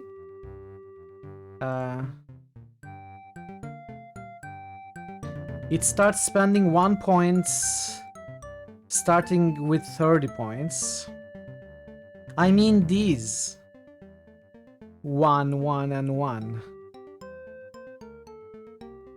What did this mean again? It meant 3 points to raise it, right? Those are the flat bonuses. Oh, I misunderstood.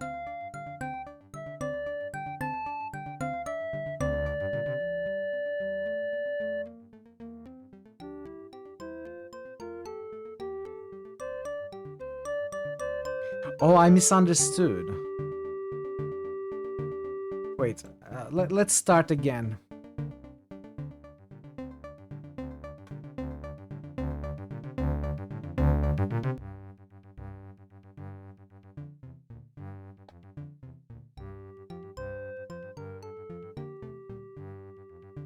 So does it mean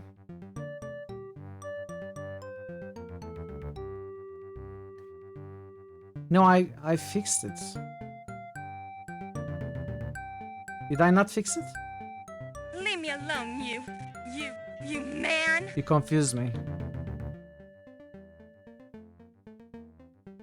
Okay, create a character. Create character. Woman.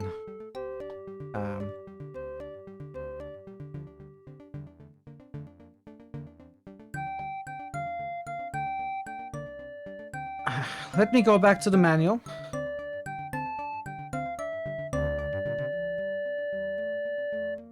Where is it?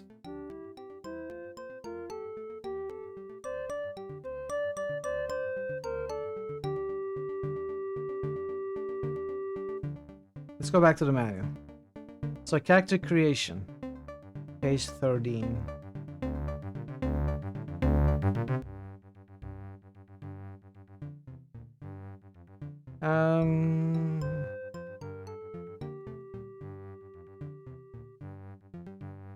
Additional increases possible using EPs. Automatic skill increase. Okay, so the first part... can I not zoom in further?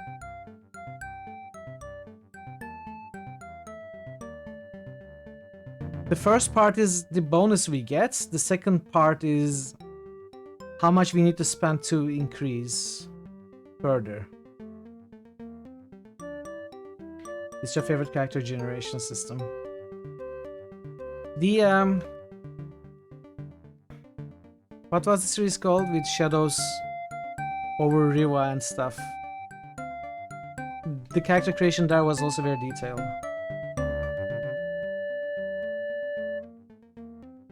Realms of Arcania, yeah. So there is no explanation of this here though. But it's still, you know, the first number we see here is how much bonus they get. So this is how much bonus to that skill they start with. So for example,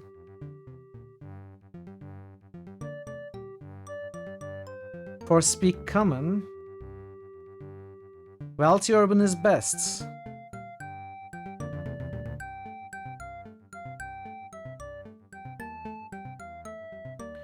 What else do we want? Artifice, town traits.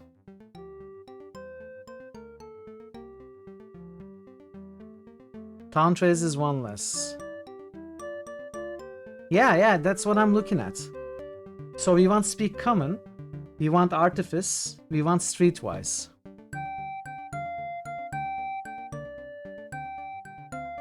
So for example, urban commoner would have 4 streetwise, 2 speak common, 1 artifice. That's 7 total. This is also 7 total. This is 12 total. So this is 4 speak common, 5 artifice, 3 streetwise. We have streetwise, we have woodwise. Do we have parrotwise? Let's go with town trades then. And 25 is the average, right? So let's get the 25 in what seem to be the most important.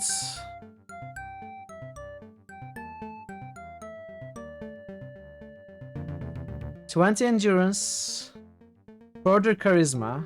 Let's go with 35 charisma. Let's go with max charisma. We want max charisma on this character. And more on perception, probably?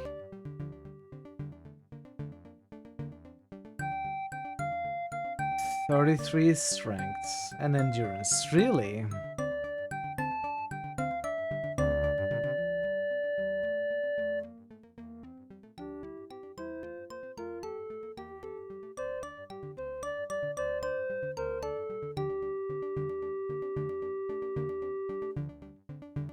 Okay. It's kind of limiting though.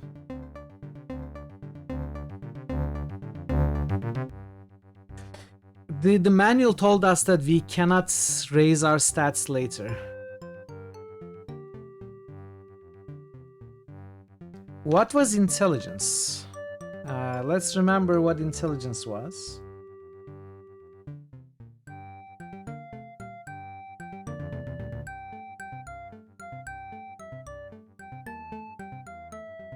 Represents the mental abilities of a character. It's very important to alchemists whenever the party is dealing with intellectuals or intellectuals. Okay, maybe it's not very important for our leader.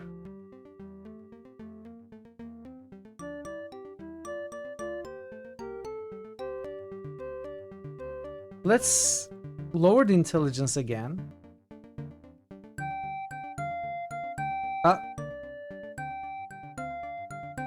Let's take Veru's advice with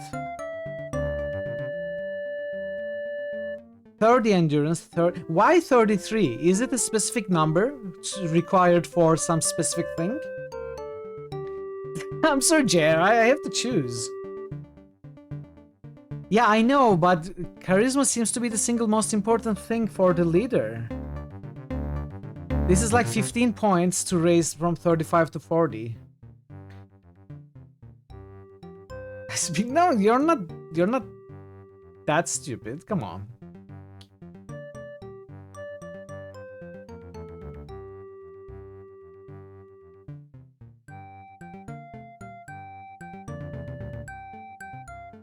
Where does it become 3 points per?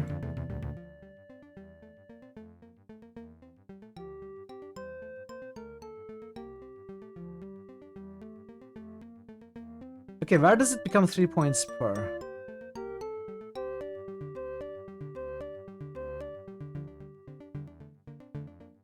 $39, it becomes 3 points per.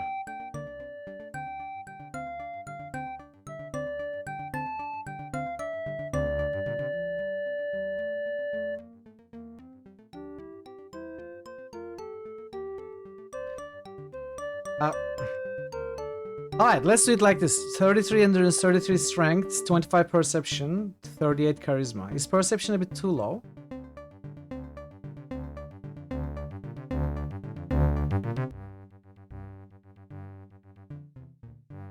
29 perception.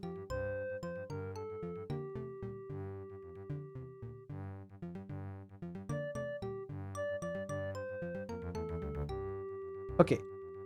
30 perception, 35 charisma, 33 and 33 strength.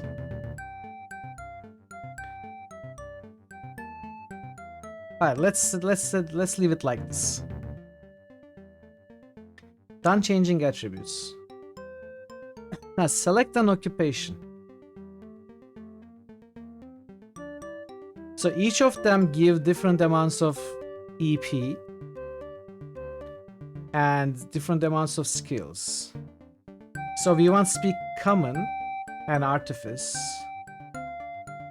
streetwise. That's 2, 2, 3. That's 7. That's 8. A thief.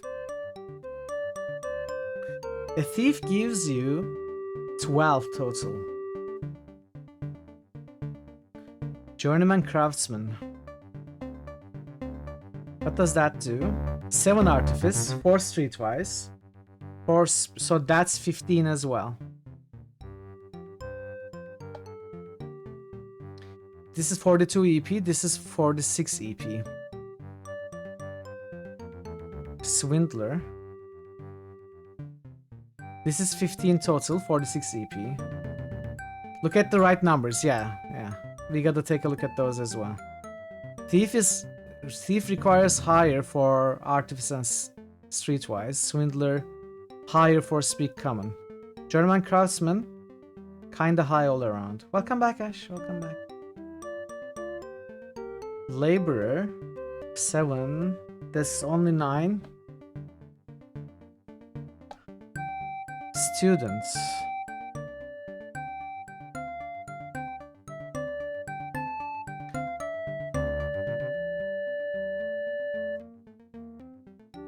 I don't think I want to choose something like bandit, thief, swindler. You know, I don't want to choose a bad job. Craftsman seems to be good. And it gives me -1 strength, +1 perception.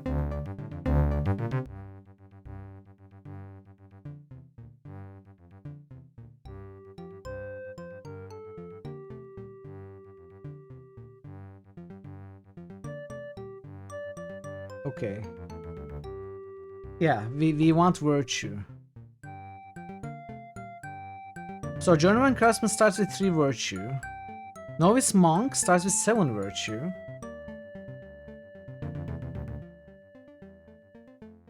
Religion. What is the greatest for speak common? Peddler is good. Local trader.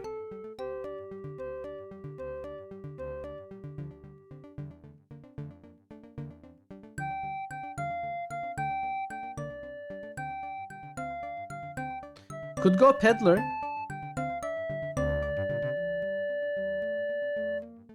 Nine, 15. Okay, so hear me out. 15 starting stats. Speak common is pretty high to increase though. Local trader is probably the best. Journeyman is best for balancing artists and speak common. But it's expensive to increase.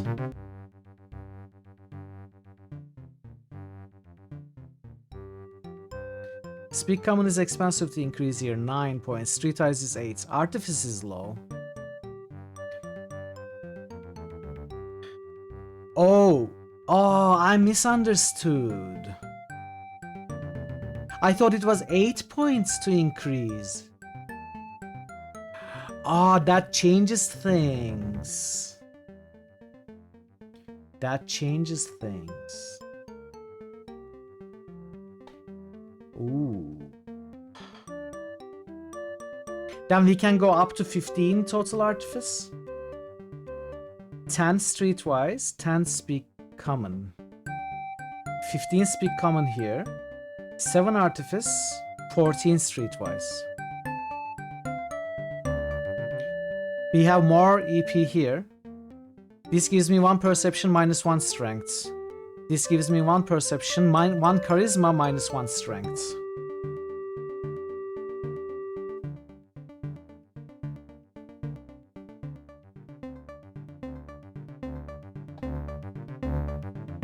We are gonna go with local trader. Maxing this. Maxing this. Maxing this. Heal isn't very good. Heal isn't great. So we can put 3 more in virtue.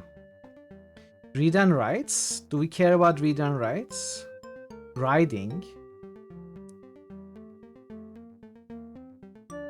Stealth. Weapon. I think throwing maybe. Okay, do you recommend that I put skills points in weapon skills, or do you think I should just increase them in game?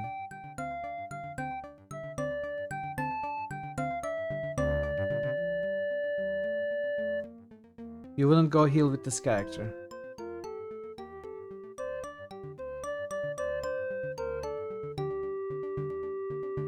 You did say increasing weapon skills is easier during the game. I mean, we can always put points in virtue. Woodwise. What was Woodwise?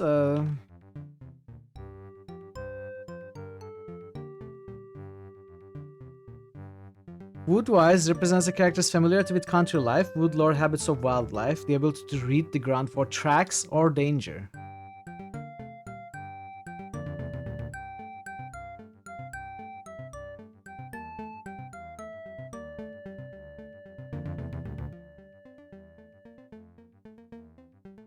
Okay. That sounds good.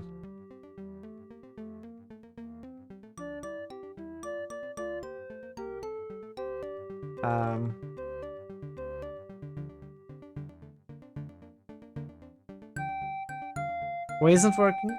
Why isn't it working?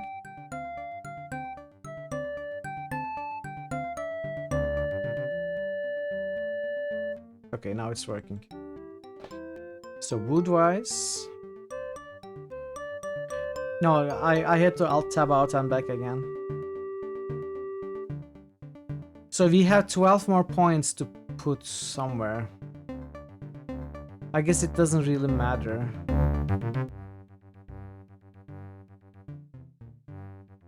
Put 4 points in stealth, 8 points in read and write.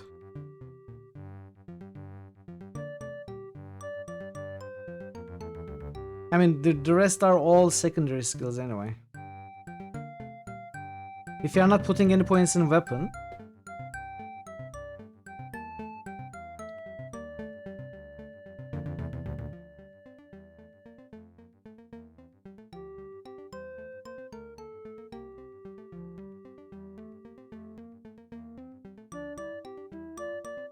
so the ones we didn't max out is riding, healing, speak Latin, religion, alchemy.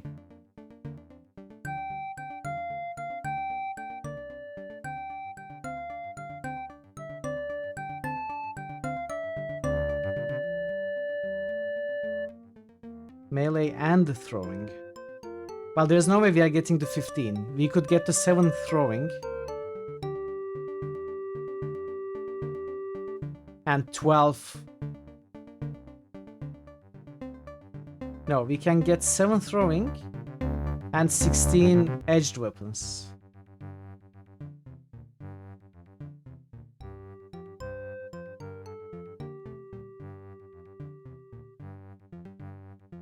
Oh. Oh, you're right. We are doing 2 occupations.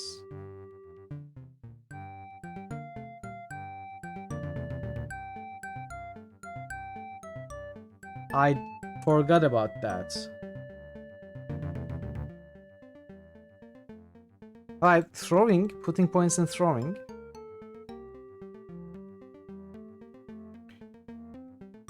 Can I keep? I cannot keep points, right? I have to spend all of them before moving forward.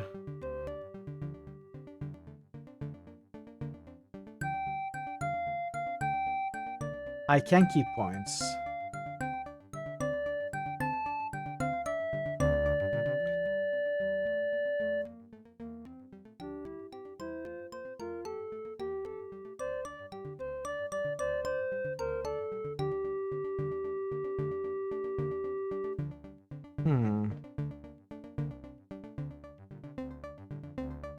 So the more occupations we do, the older they get, right?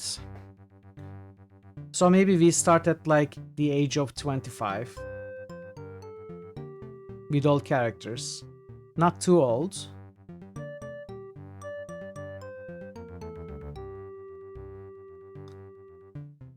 Or maybe towards 30.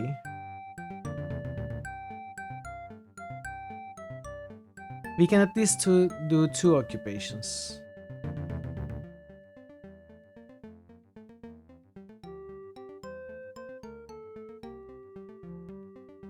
I kinda wanted to put points in read and writes.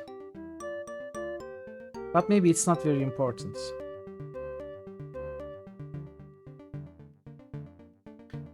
But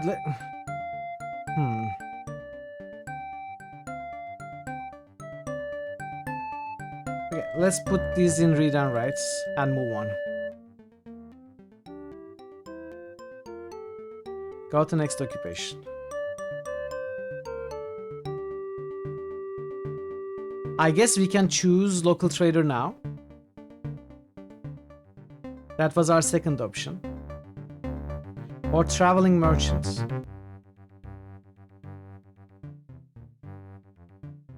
Yeah. What about vagabonds?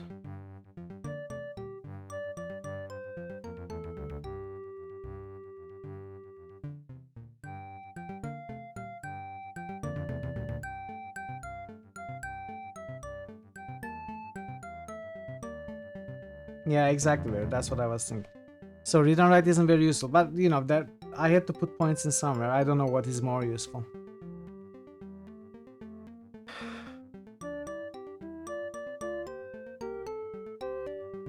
So as far as speak common goes, traveling merchant and local trader are kings.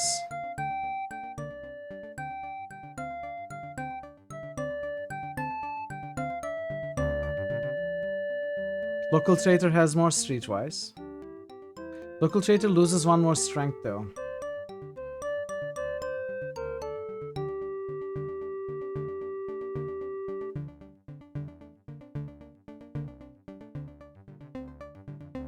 Yeah, local trader loses 1 more strength. Let's go traveling merchants. What is oblate? What is an oblate?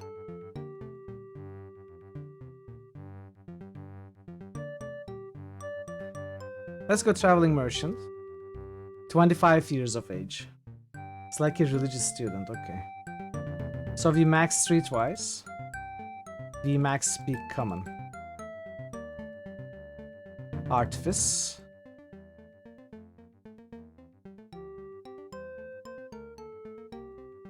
We didn't have too many points this time.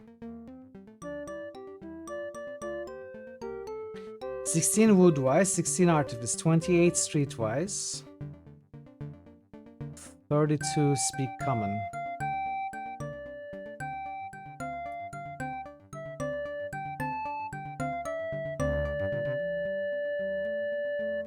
I was planning to specialize, and I am, but we still have to...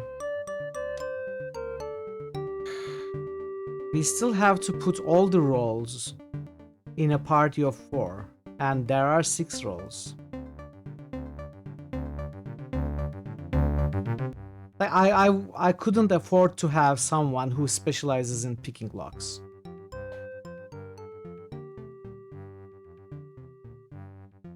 Virtue.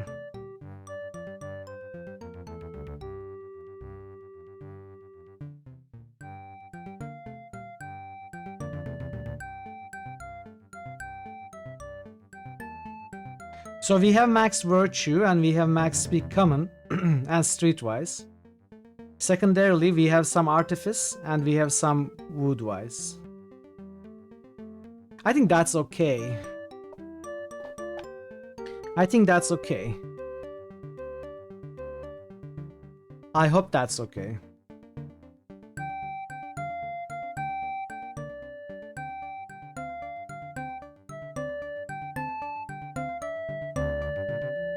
If I go to next occupation, it will be even...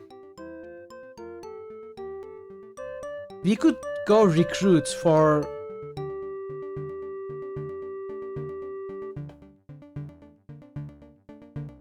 If we go recruit, that's 30. We have 18 points.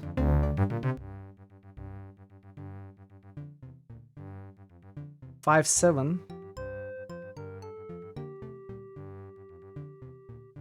Yeah. That's 10 here.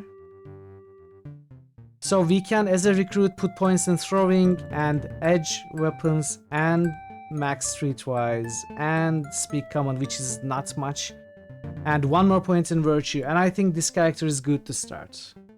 We start with 27 edged weapons, 15 throwing weapons, 11 virtue, 35 speak common, 13 artifice, 34 streetwise, and 16 woodwise at the age of 30.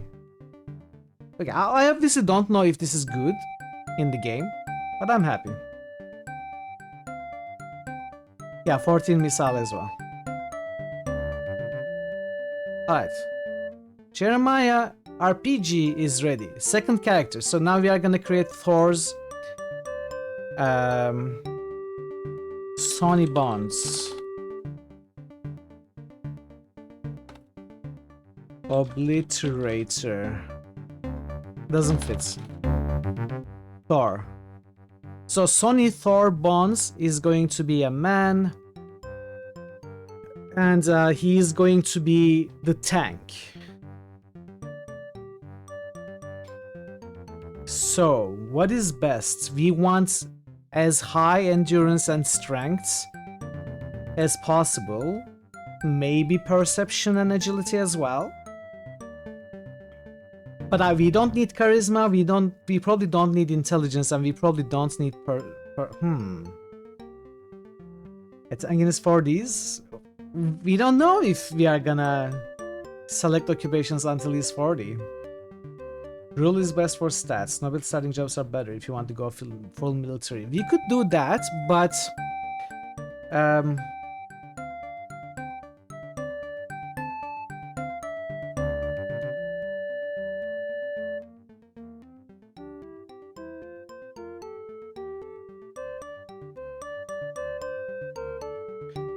alright, let's see how nobility works for our purposes. Let's go with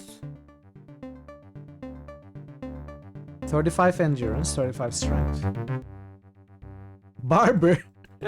The side hustle is barber. So, how important is agility? Is it important at all?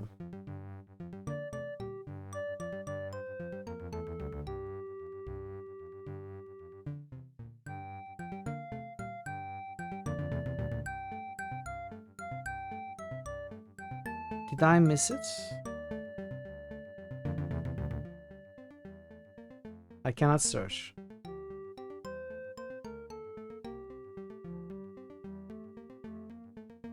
Okay, I cannot find it. With this axe. Makes sense. Only good for dodging arrows sounds good. Perception might be good as well.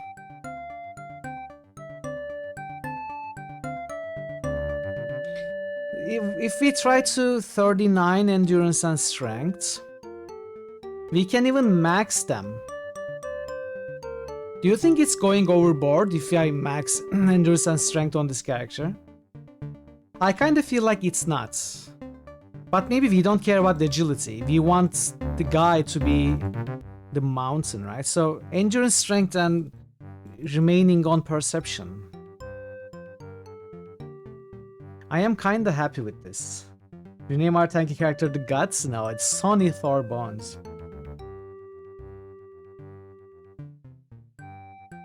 I'm gonna make it like this. I don't know if this is optimal or not, but I'm gonna make it like this.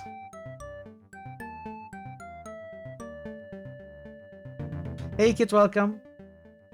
Mitrel. I'm a member of Rabid, Rodents Against Boring Idiosyncratic Discrimination. You're right, we can get plus from jobs, right? You're right. We need to min-max that if we can. Let's start with 38. How are you, Kit? Good to see you. Oh, he won't be intelligent, don't worry. He absolutely won't be intelligent. Something like this, 38 endurance, 38 strength. And we are gonna try to find jobs that give endurance and strength bonuses. We may come back. Agility isn't terrible, but I think perception is used to spot weak points on enemies, I imagine, because there is spotting weak points on enemies, and I would imagine it's related to perception. Any gunners? I don't think so. I don't think so. If anything, I'm gonna have a javelin thrower or 5. Or 3. But not a gunner, probably.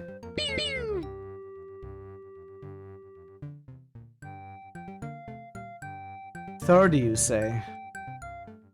Well, 20. Okay, let's do it. Let's put some agility then. Let's do it like this. 38 endurance, 38 strength. Let's see what the jobs give us. So we probably start with recruits. And it gives us 1 endurance and 1 strength, so that is amazing.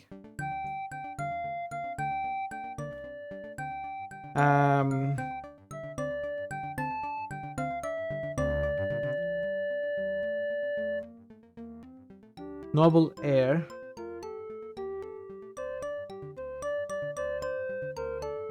Oh, wait.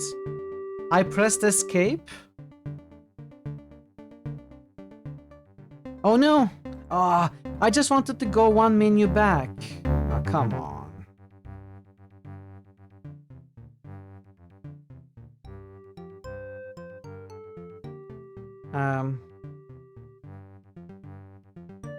Nobility.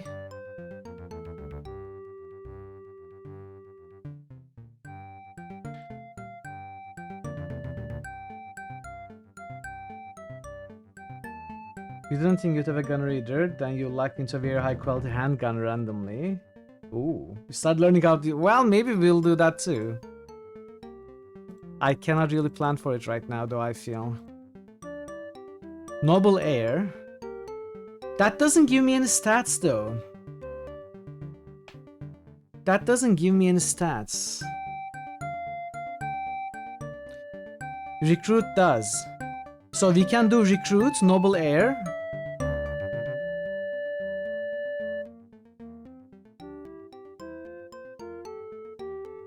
I'm gonna start with recruit.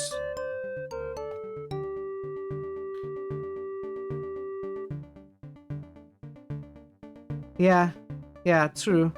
Let's start with recruit. Though, what kind of weapon do we want for this guy? Maybe impact weapons. Because impact weapons are better against a plate armor, right? Heavier armor. Edge weapons aren't as good, but impact weapons are better. So maybe we focus on that. Impact weapons for this guy. And bow, maybe?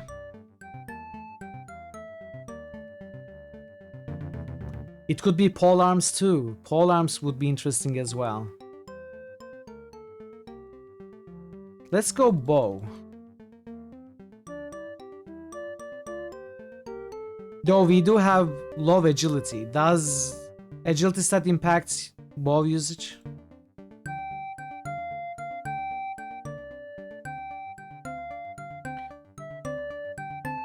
Any maybe healing and virtue, otherwise I don't think so. Riding. We could do riding.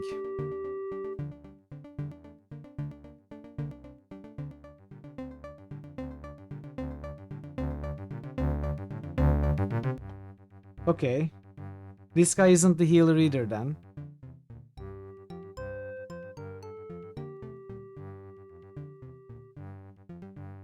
Let's say riding.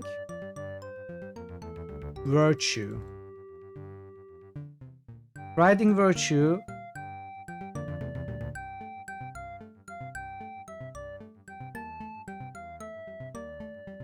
Missile devices like crossbows.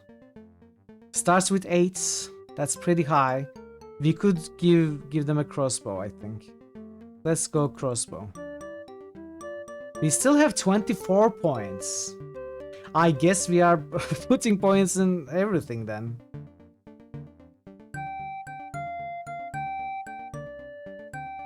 We can. Let's try saving. Let's try. Go to next occupation.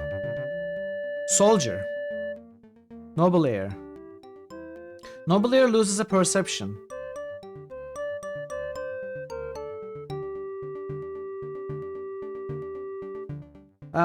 Just out of curiosity, if I pick noble heir,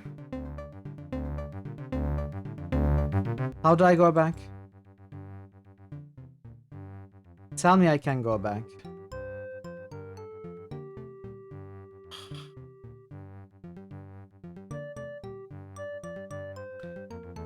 Oh, it's annoying. I cannot go one level back. Nobility. First of all, I think we need to start these at 39.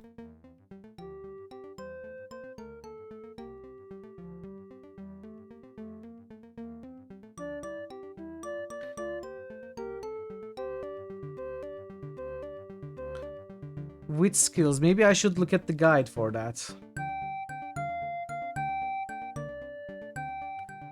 We start with recruits and impact weapons, missile devices, virtue, riding.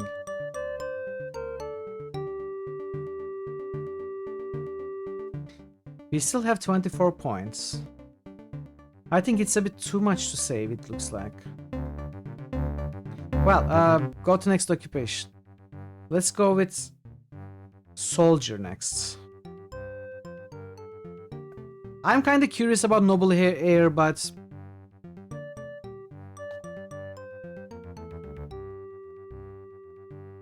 soldier looks more fitting.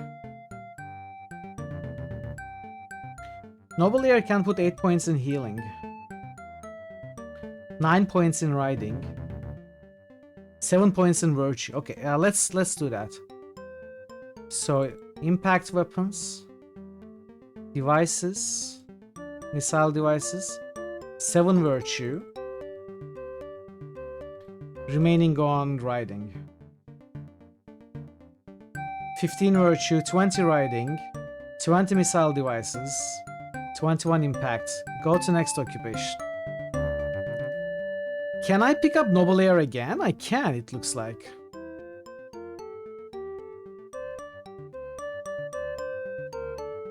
There is no knights. Let's see.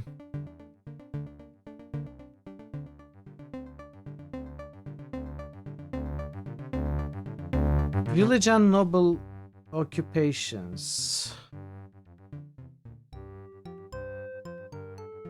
Where are the prerequisites listed though? I am looking at the clue book. Knight is here. I see the bonuses, but I don't see the requirements.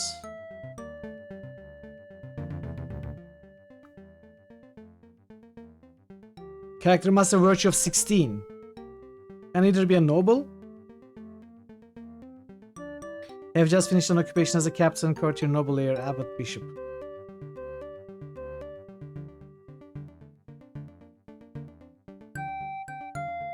So we need one more virtue, which we cannot get if we start with recruits. I already got max virtue. I mean, we can get a job as a soldier and then another job as knights. That would put him at the age of 35. It's not too terrible. It's still 5 years away from 40.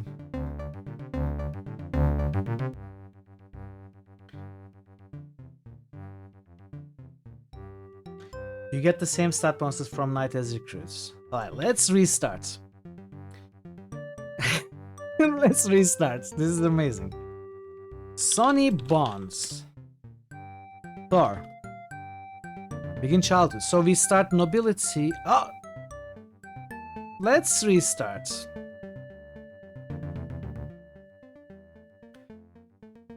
Sonny Bonds. Sure. I forgot to distribute stat points. Would you like to know how many years it took for your first playthrough? Yeah, I would. I would, DC. I remember you saying it took you 2 years to get out from the first town. That's what I remember. But I don't think you ever told me how long it took you the whole game. Canonically, Sonny is the son of lower noble family. Noble heir is more appropriate. Not that it should matter for your purposes. It's gonna be fitting canonically as well then. It's good. So no, we start with noble heir. Maxing virtue. Riding. Impact weapons. Maybe I don't put points in crossbow. Should I wonder?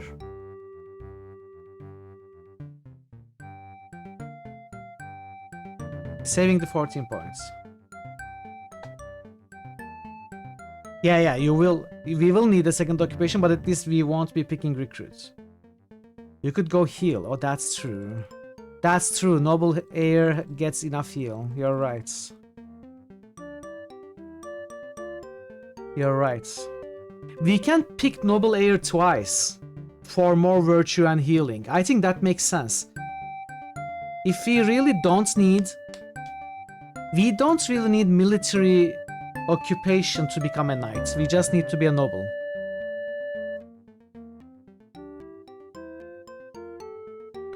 I don't think I want the crossbow points in this case. Back up, pray, dude. Should I be putting points in religion? I think I won't.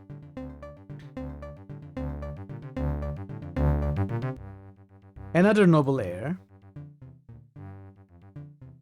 Oh, virtue is the main thing, okay. 4 years and 7 days. Oh, that's not too long, okay. DC, did you have much trouble losing characters and having to retrain new ones, or were you okay with your playthrough? Did you ever lose a character and had to replace them? That's what I fear the most. Yeah. DC told me it took him about 60 to 80 hours to finish the game. Virtue heal. So now we should have enough for knights. There it is, knights. It's great. I couldn't put points in riding, unfortunately.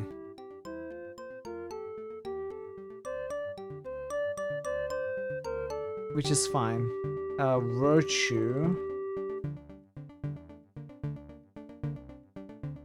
Alright, so we start as a knight at the age of 30 with 25 impact weapons, 30 virtue, and 22 healing. With maximum endurance and strengths, 28 perception, 15 agility. I am not unhappy with this. You never lost anyone, yeah. Saint Savika Skamicus. Yeah, I will do that as well. I will do that as well. Okay, Sony, you are gonna be this character. You are going to be this character. I hope you are happy with it. Begin adventuring. Alright, you want the priest. Verumamo wants the priest. Also, if anyone wants to be the fourth character, which is going to be our alchemist, the first one to speak up gets the character. Now we get the Dark Cleric though. So Veru, you know this game better than I. I want you to make all the choices for your character. Male, female. Speak up about being the alchemist of the party, DC. If you want to give your name to our alchemists. Male or female? Verumamo. Nickname Veru. If no one else wants to. DC said first, but he said if no one else wants to, dude gets the alchemists. There we go. Our alchemist is gonna be Draconic Dude then. You want to be a boy. So Vero, I did read something about some saints preferring to endow their powers to women. Do you think we are gonna be losing out of saintly blessing potential if we go with a man? You are a boy, okay. Alright. Begin childhood.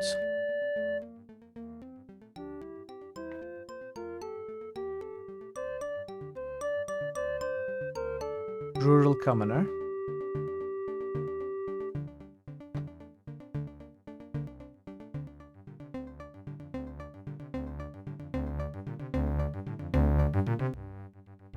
By the way, we are gonna be getting ads in a few minutes. I will continue creating characters. In the meanwhile, 20 intelligence, 20 perception, 20 charisma.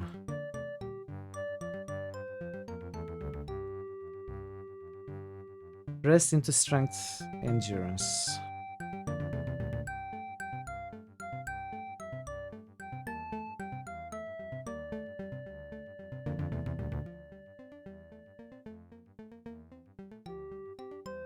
I mean, we can max them and... Okay. Oh, wow. Did you do the math? Drop intelligence and charisma. I mean, we were able to max these.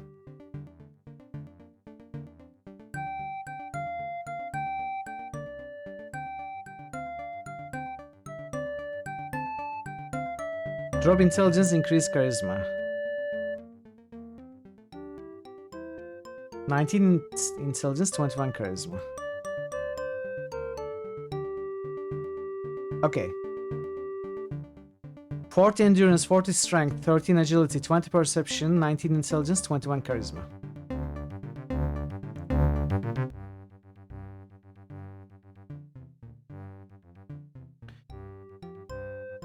Oblates.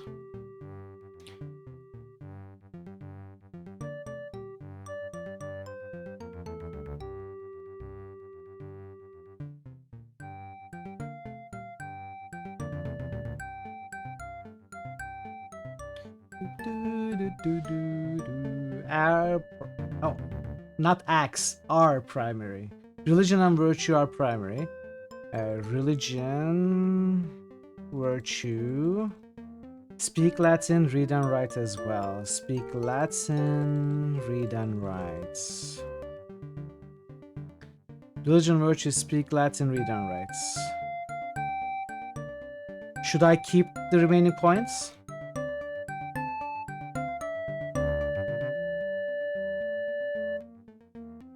Oh, speak Sanskrit, unfortunately, no.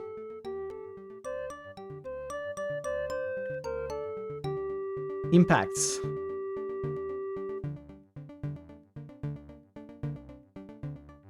What about throwing? Yes, that's what I thought would be good. I'm slowly learning.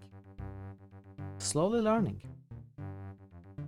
And I assume we are keeping the 6 points, right? Going to the next occupation.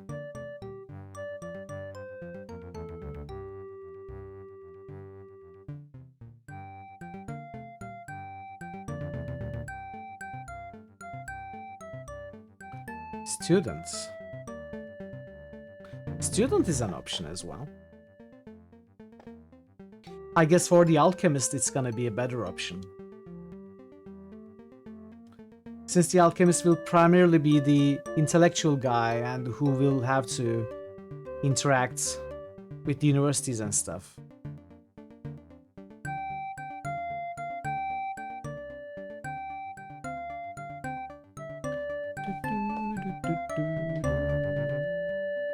Oh, you want student as well?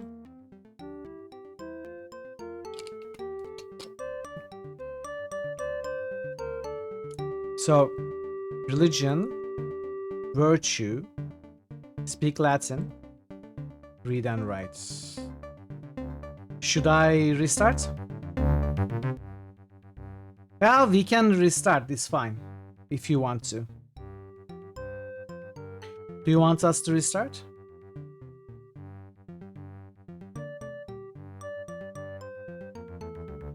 This would be how we start if we did not restart. Should dual blade twice, okay. Oh! Oh, wait! No, never mind. We have to restart. Alright. Enter a new name. Veru Mamo. Veru.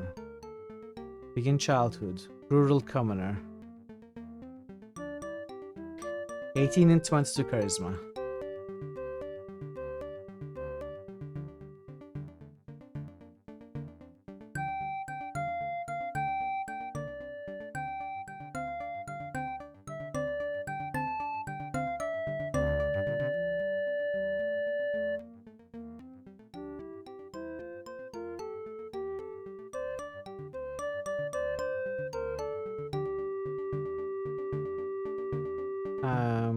Go to next occupation. Oblate again. Religion, virtue. Speak Latin. Read and write. So you will have to. Yeah, they took effect twice. You will have to choose what we cannot put a point in. We cannot put any more points in impact or throwing. This is fine. Read and writes, losing 1 potential. Go to next occupation, and we want priests. So I'm doing religion, virtue again.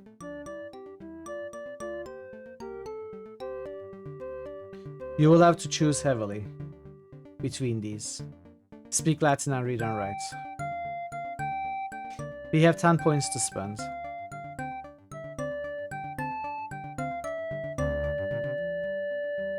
Five each.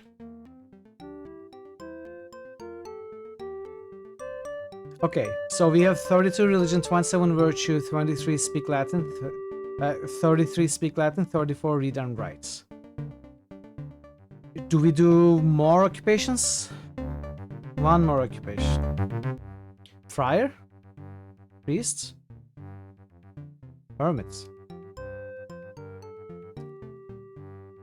Hermit loses 1 strength.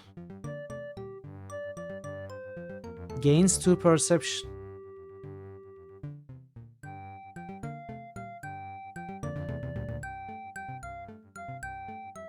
Yeah, virtue is crazy.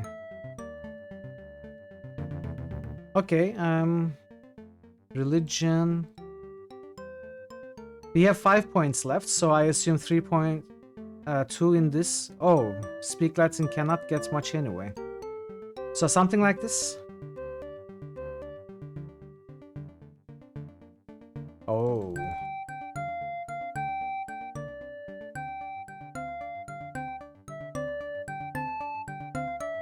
Wait, do you still want religion and virtue?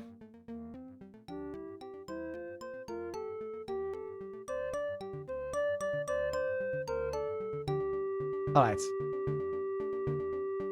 15 impact, 12 throwing. Are we good with this character? Welcome back from the ads, everybody. Begin adventure. Okay, our final character, the academic alchemist's Draconic dude. Dude, what do you want your name to be? And your nickname to be? Cool wear.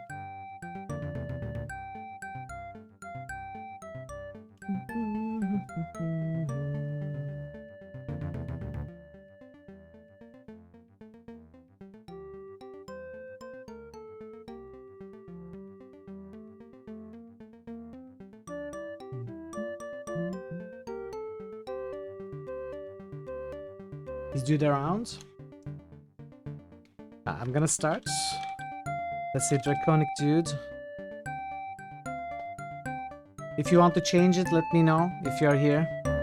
Nickname? What's the nickname though?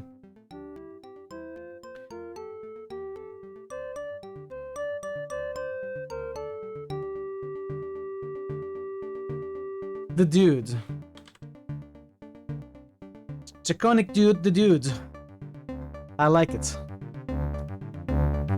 I'm the dude, so that's what you call me. Let's begin childhood. So we want this to be an academic. Alchemist. What is the most related job to the alchemist? Is there an alchemist job? Even? Let me look at the list quickly.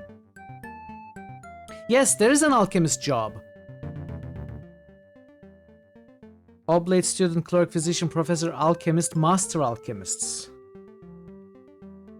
How do you get there?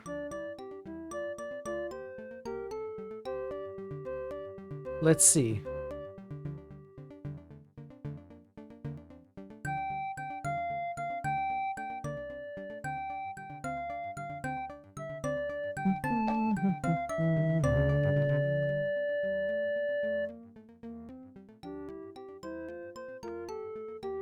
Hey Proc, most related to alchemy would be social media influence. Not in this world it is. It's not fake here.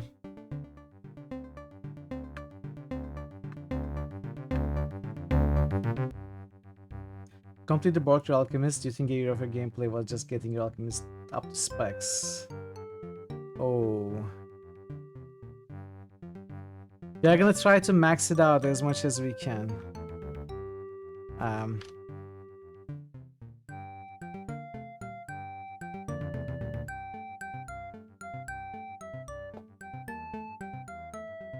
Where was the occupations here?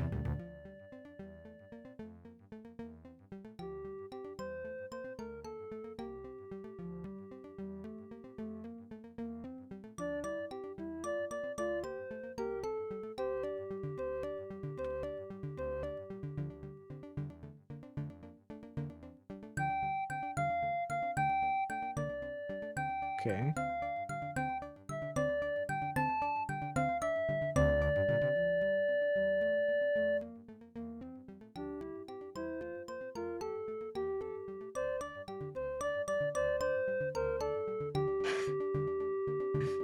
I think if you keep wasting time asking us, you probably won't. You should probably just rush out now.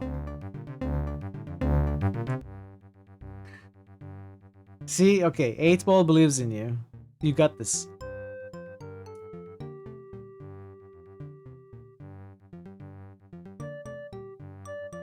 Okay, I cannot find the occupations. Was it in the hint book?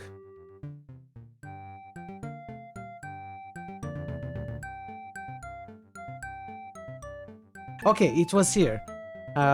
Alchemists. Character must have intelligence 30. Either have experience as priest, abbot, bishop, student, clerk, professor, or alchemists, or have spent the last 10 years as an oblate, monk, friar, and physician. So we can either do 10 years as these. So student gets us there. If we start with students, we can get to alchemist. And master alchemist would need 35 intelligence. I think we may start him off as a master alchemist. Hey Major, welcome. How are you doing today? Moo! I think we can kinda start this character as a master alchemist already. So we want... Why is that moo so frequent? Let's go with... What is the best for these?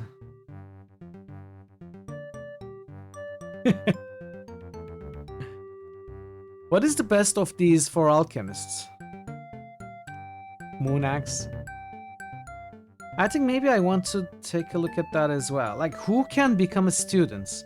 Let's see. Students, any 15-year-old can be student. In addition, the student can be anyone with intelligence 12, read and write 6. So the background doesn't really matter. We just want read and write.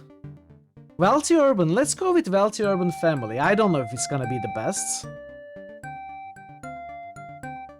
but I'll do that.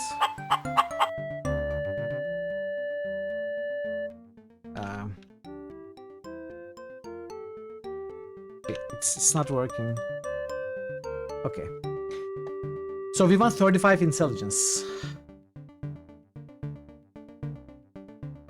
What gives initial alchemy points? We got some alchemy. We got some read and write as well. Okay, let's look at it again.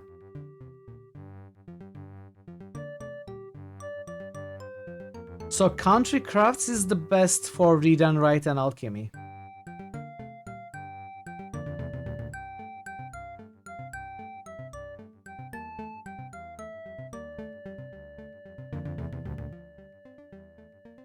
Alright, let's switch to that. Why are we 20 now?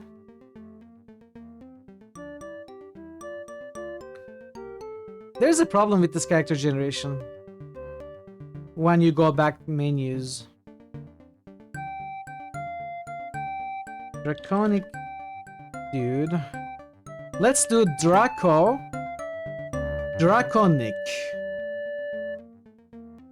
The dude. Draconic the dude. I like it more. So country crafts.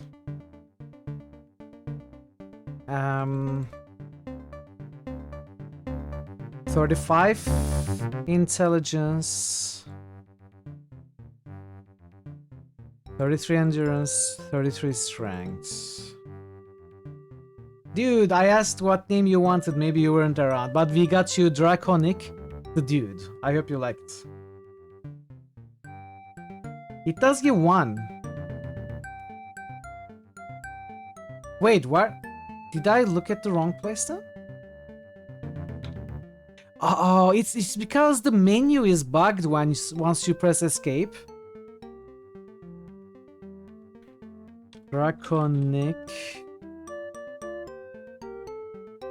the dude. Let's try this again. Next character, DC the Pugmeister.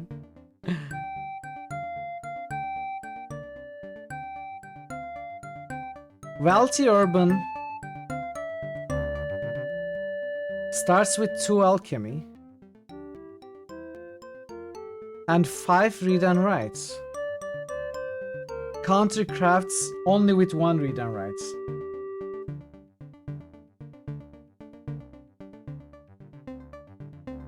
Alright, dude. No, don't worry about it. Don't worry about it. Let's go with Wealthy Urban, I guess, right? It gives the most bonuses. I mean, nobility is fine as well, but we don't really care. Okay, we are going with Wealthy Urban. 35 intelligence.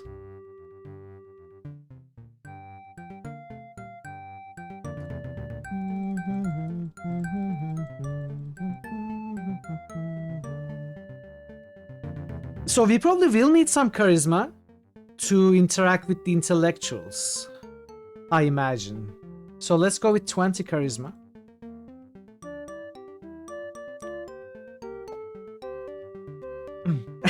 Yeah, of course. We could even go 35 endurance, 34 strength.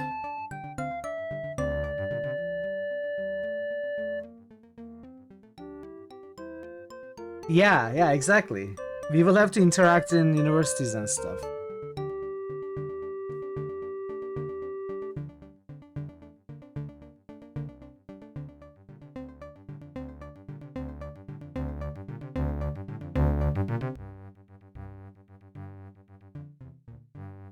Perception. Probably don't care. Do we care? 20 perception. And 21 charisma. Okay, I don't know if this is good. We are gonna go with it anyway. So we start with the students. I'm glad you feel so, Jatlers. I am having fun. I don't know about you, but I am having fun.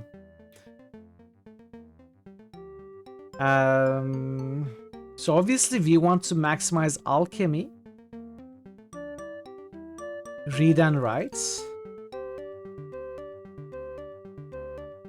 Is speak Latin throwing, very important.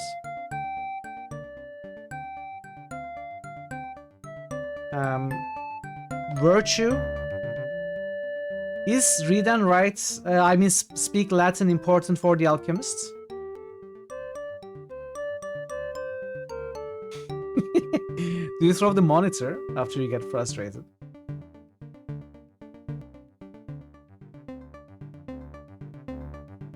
Artifice is important. Well, 2 hours was reading the manual. Now 1.5 hours probably character creation.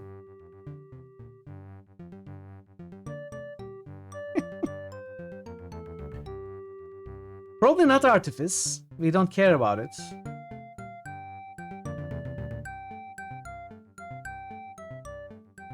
A weapon, maybe.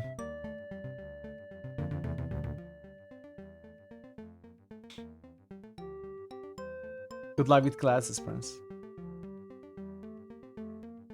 Maybe we go edged weapons. Yeah. What was FLL?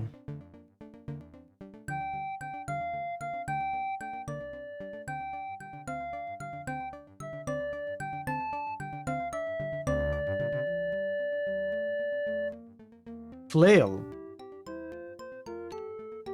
Weak category. Polearm? Polearm for our alchemists? Well, then it's gonna be another edged or another impact. Let's go edged.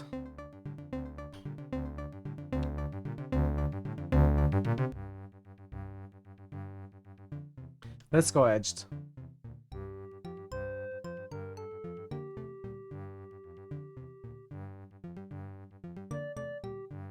Speak lads. I'm putting points in there too. Next occupation. Alchemists. Alchemy. Read and write. Edge. Draw. Virtue. Speak lads. Next occupation, Master Alchemist. Great. Great. This worked out nicely. Alchemy. Read and write.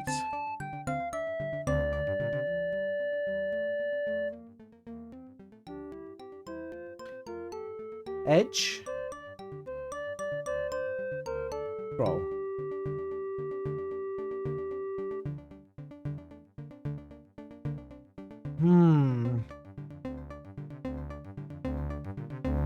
Do I want to do one more? He is 30 now. Oh, I see. Well, we are putting kinda high strength on every character. 30 plus. Yeah. I'm a little worried of going under 30. I think I will go with this. I think I will start like this.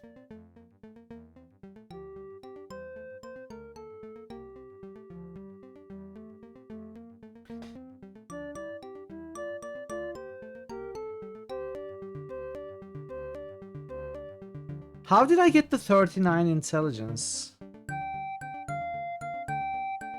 I started 35. Do it.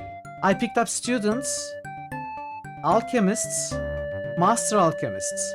So one of those must have given me 2 intelligence. So if I do 2 master alchemists, I could have started with 34. Twice as much alchemy.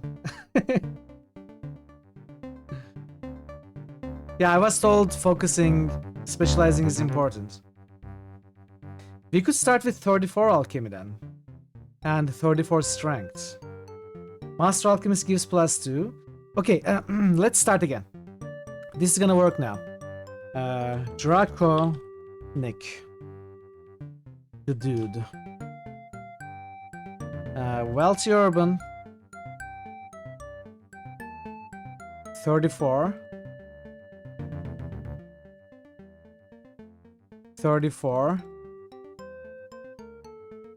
33. Alright, let's put in 2 extra. And maybe we won't care about charisma.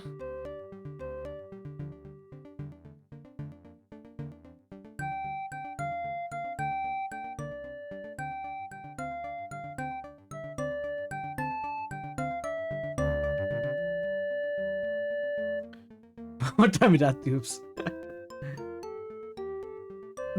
No, this is fine. This is fine. No spoilers. Okay, I need an answer to this. Is charisma and or perception important for our alchemists? How much should I worry?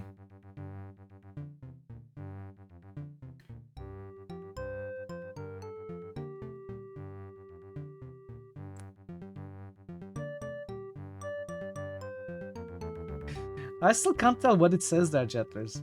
Only in dungeons will rely. Okay, okay. Well, in that case,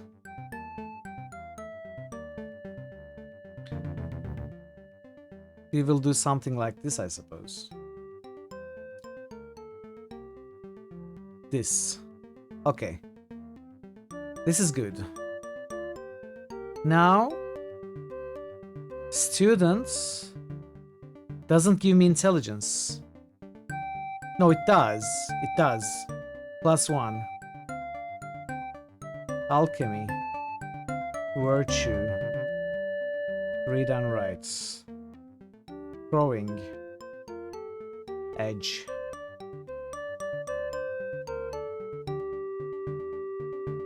Speak Latin.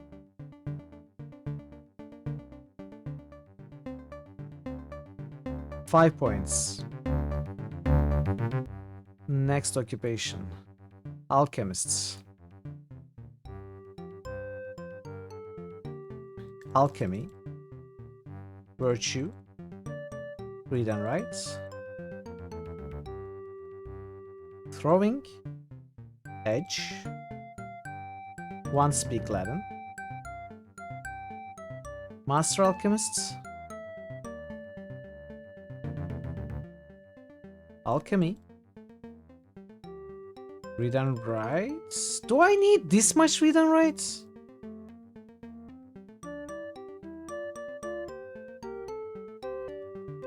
I don't. I don't think so. Let's stop at 40. Throwing. Edge. Virtue. Speak Latin.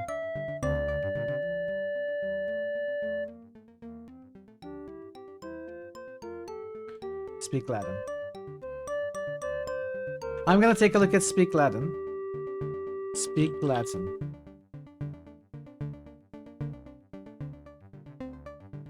This represents the character's knowledge of Church Latin, the universal European language for both religious and intellectual activity. So it is important for the alchemists.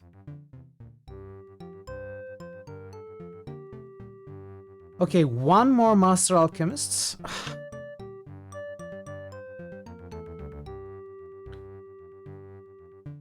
To get our intelligence to 40. Alchemy to 43.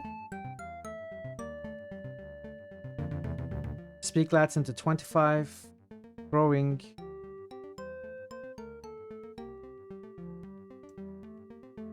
And Virtue to 20. Edged weapons. 2 more Virtue. Okay, so Draconic Dude, the Master Alchemist, starts with 18 edged weapons, 14 throwing weapons. 43 Alchemy, 22 Virtue, 25 Speak Latin, 43 Read and Write. And that is our party. Let's recap. Jeremiah RPG is our party leader.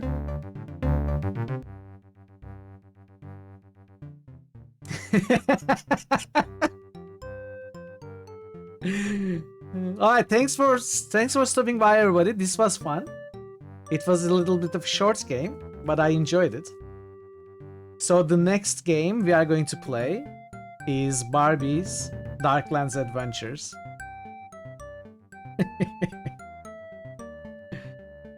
Can we choose image heraldry? Okay, let's do that. So Jeremiah RPG.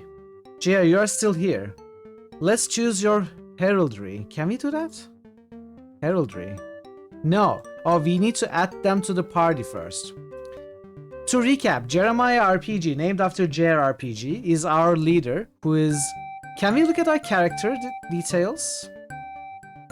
Yes, so this is our leader. She is 30 years old. She starts with a respectable amount of endurance and strength, and very high amounts of charisma and a respectable amount of perception as well. Focused a lot on speaking common and streetwise. She's a talker. She does know a little bit about woodwise and some artifice. Not much.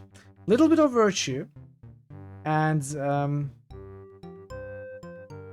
that's about it. And knows how to throw stuff. Then comes Thor, our tank, with maximum endurance and strength, and a good amount of perception, focusing mostly on impact weapons, starting with 25, and has a great amount of virtue as well, and also is also the healer of the group. Not very focused, specialized in healing, but still not too bad. And then Veru is our priest. He has very high amounts of endurance and strength, and balanced amounts of the rest, and can use impact weapons and throwing weapons a little bit, but mostly focused on religion and virtue, speak Latin and read and write. And finally, the dude, Draco Nick the dude, is our alchemist with respectable amounts of endurance and strength, maximum intelligence, and knows how to handle a sword or a dagger and throw some stuff, especially potions, because he's a master alchemist twice over. 43 alchemy, some speak Latin, some virtue, a lot of read and write. So this is our party. Let's see. Difficulty should be standard. Marching order. Select first. Select second. Select third. And do this fourth.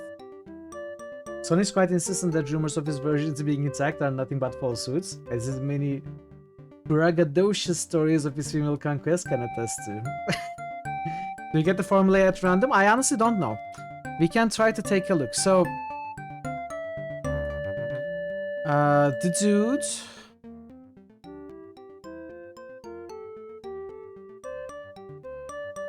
Formulae. Ibn Rushid's great power. Morianus' transformation. Arfa Ra's true sight. Sina's new wind. And Jabir's firewall. So I don't know what these are. Oh, we can take a look. This is so slow, by the way. So Ibn Rashid's great power is an oil applied to weapons that improves their quality. Oh, I like that. I like that. We are gonna take a look at those as well. Morianus' transformation, a solution that purifies and sometimes appears to make more gold. Wow, we are gonna be rich. Arfaras' true sight, a potion to be drunk. It increases the user's perception. Maybe we don't want this too much. Sina's new wind. A healing potion that restores lost endurance. Okay, good, we have a basic healing potion. Always useful. Jabir's firewall. A drought that greatly increases the user's resistance to fire magic. I was kinda hoping we would throw it to create a firewall and burn our enemies. Transformation to start what? No, the transformation is for making gold.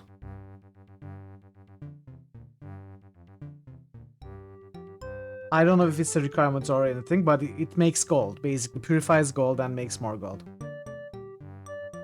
Let's look at Veru's saints. Saint Gregory Thaumaturg.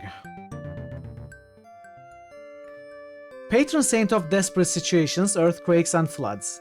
He provides a modest increase to charisma, a good increase to alchemy and speak common, and a very great increase to artifice. His miracles may help in uncommon situations and may temporarily improve your luck.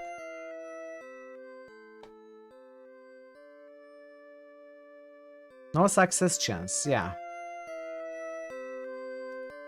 Let's go back.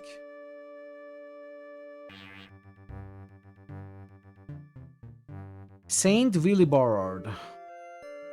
A missionary, he was so successful at converting Frieslanders that he became known as the Apostle of Frisians. He provides a modest increase to Woodwise, a good increase to Charisma, and a very good increase to Speak Common. He can enhance local reputation in northern Germany. There's a potion that you kinda need for later. Thought it was called Transformation. I guess we'll see. I'm not so sure right now, DC. Okay, so these are the saints and the formulae that we start with. I don't know if we start with any equipment. So Meow starts with... No, sorry, Sonny Bones. Thor starts with a Brigandine and Chainmail. What is this letter? Is it a V? Is it a D? Is it vests? Legs or something? That's a U. Upper body, okay. Upper body, lower body. So we have a Brigandine vests, torso armor, and lower, you know, legs, feet, chainmail. Vitals, L limbs. T tacos. So this is what Thor starts with. What about Jeremiah?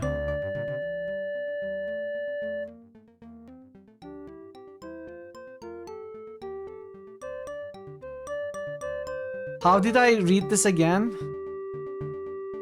I forgot. Kerbuli? No, it wasn't Kerbuli. I don't remember what it was. Short sword, leather, and this thing. Not too bad. Drag it. Oh, yeah, but we haven't really started. Oh, okay, we have. I mean, we are setting up the character.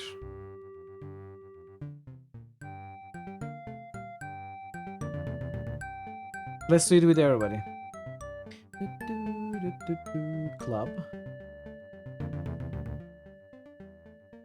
Sonny starts with good equipment. Well, he starts as a knight, right? Veru. Does he start with anything? A club. Flea dust. Oh, that's material. You don't have any armor. You start naked. Oh, okay. They are potions, not materials. You start with a short sword. Great power, transformation, true sight, new wind, firewall. So you start with one of the potions that you know the formulas of.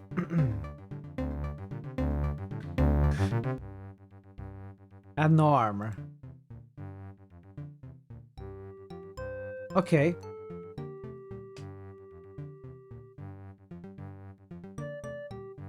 How do I get out of this menu?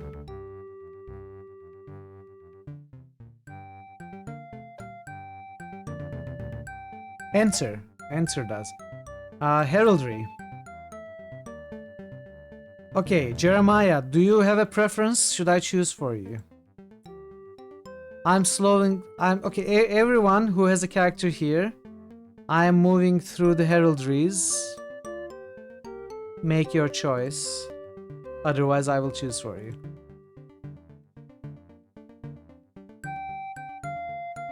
Cool cross with extra bits. Is there a lion?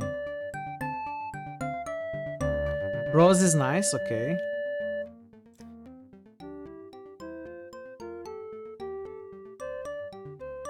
There's a bear. There's a rose. There's a eagle or griffin. Do you want a rose? Okay. So Veru wants cross. Thor wants the bear. I cannot get out of here with the answer now.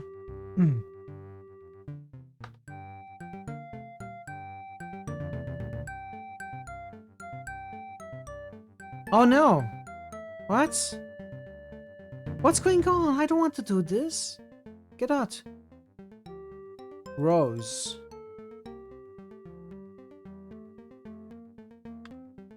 Achuta. Okay, Veru. Which one do you want? The cross with bits? This one? Is this what you want, Veru?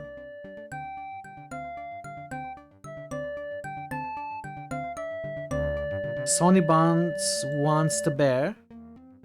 And I'm choosing for Draconic Dudes. Not quite the dragon. We can say it's the dragon. I too love butts. This is now a dragon. Well, it could always be a dragon. What is this? What did I do here?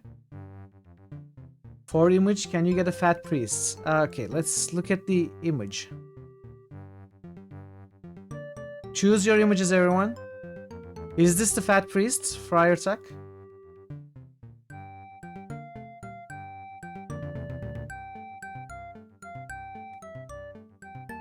First, second, and third colors.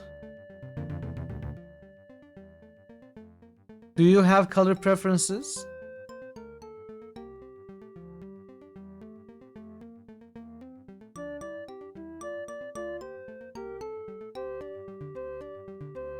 Black hair, brown robes,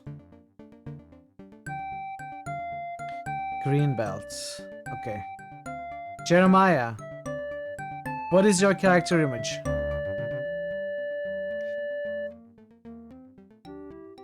So there are only two options, this one or this one. You are the leader.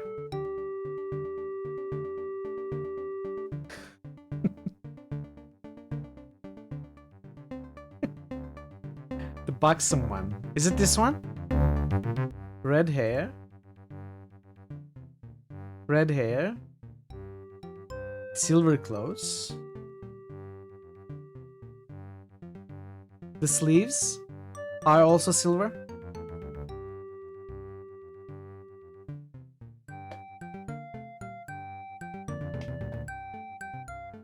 Also silver. Alright, Sonny Bonds. I think you only have one choice. It's this one.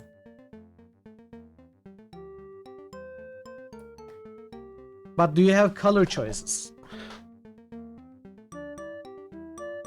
I mean, you could also be the fat priest. If you want.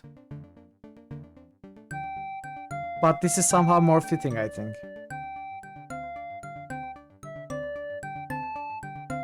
Is that purple? Yes.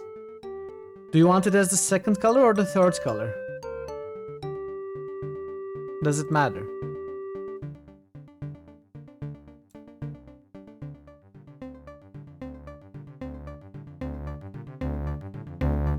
Second color is yellow. Okay, so hair color?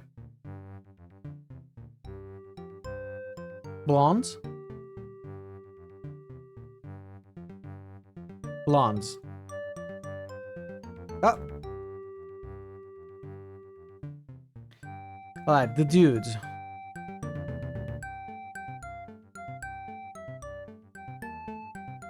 I hope I am doing this correctly. I hope I'm not overriding the same choice for the same character.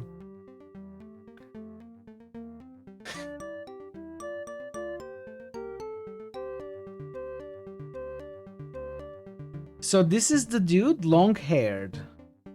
Academician.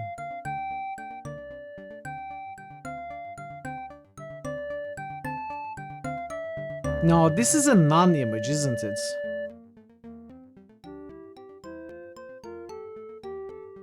Dude is gonna be the fat scholar. Gray hair.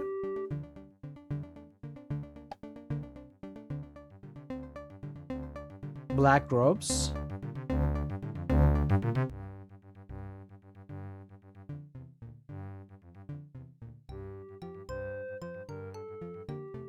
Okay, something like this. I think we are ready to start. I hope. Begin the adventure.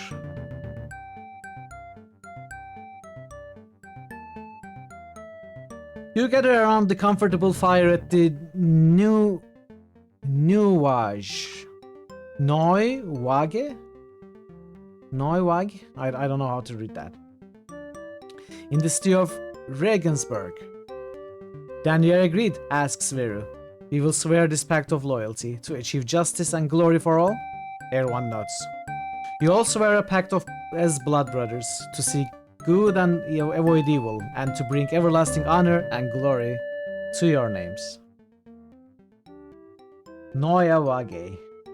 Neuwage. Waga. Neuwage. You look around at each other. Now that we have a goal, Veru remarks wryly. How shall we achieve it? Why is Veru talking? Meow is the leader. Should I choose Meow? Let's visit the market and the... Okay.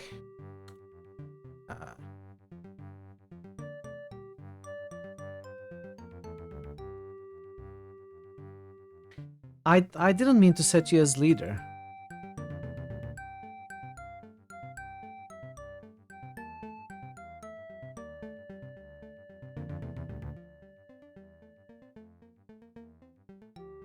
I must have misclicked or something. Alright. You look at... Let's visit the market and the guilds in search of better equipment and more training, suggests Thor. I've also heard that the churches and monasteries may take on students. Once we find some teachers, we can just stay here and work at various things until the money runs low. Everyone nods. A wise plan, remarks Veru. But why not take action now? Thieves infest the back streets here at night. We can gain repute, experience, and a bit of plunder by eliminating these scum. Let us also listen to rumors and visit the Altar Corn Market to learn about tasks the merchant may have for us. There is an unhappy look on the dude's face. Don't we need fine armor and good weapons?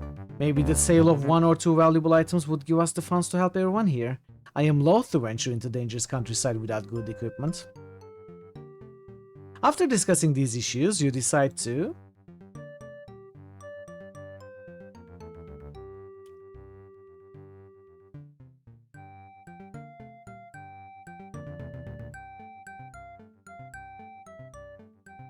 slide out the back into a side street to try to find some robbers to face. Or we could go to the main street to sell stuff. Okay, do not tell me that much, Veru. Let me figure stuff out, explore.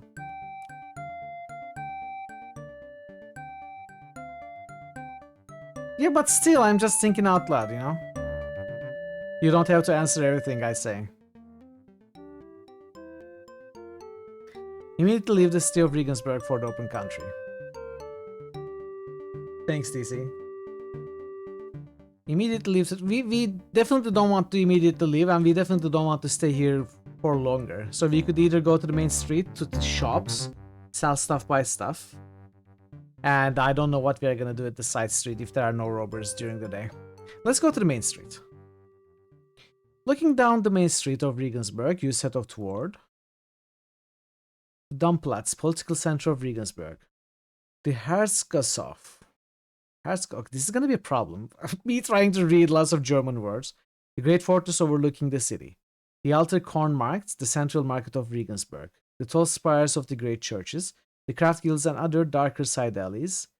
The Neue Waga, and well-known inland stables, that's where we came out from. The wharves and docks, a side street where you are less visible. A scenic grove where you can wait and relax. Can I save the game? Alt-S didn't work. Alt-S, please. Doesn't work. Save game. 001.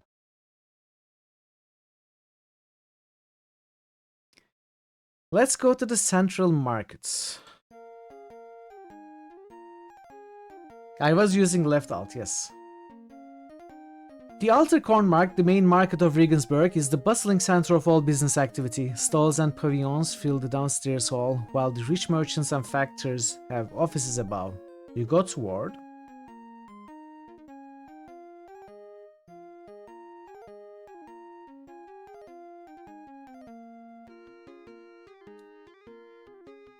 I guess we can sell potions at the pharmacy stalls. Let's visit the office of Medici representative. Maybe we'll find a sponsor. In the office of the Medici, the greatest banking house in the world, you respectfully discuss your business with a senior clerk. You request an audience to discuss Medici tasks. A junior clerk politely but firmly states, "I'm sorry, but leveled Schurstab is quite busy with some important matters. I'm sure you understand. You understand quite well that you lack sufficient charisma or reputation to interest the Medici in your services." I'll be back. Return to the marketplace. I'm sure you understand. Sure. Sure. Let's go to pharmacy stalls. Meow holds the purse of 0 florins, 9 groschen, 10 pfennig. Barter for another person. We want to barter for dude. Moo moo moo moo moo moo moo moo. Look at how valuable those potions are. We can sell transformation potion. Firewall potion. We can keep the healing potion.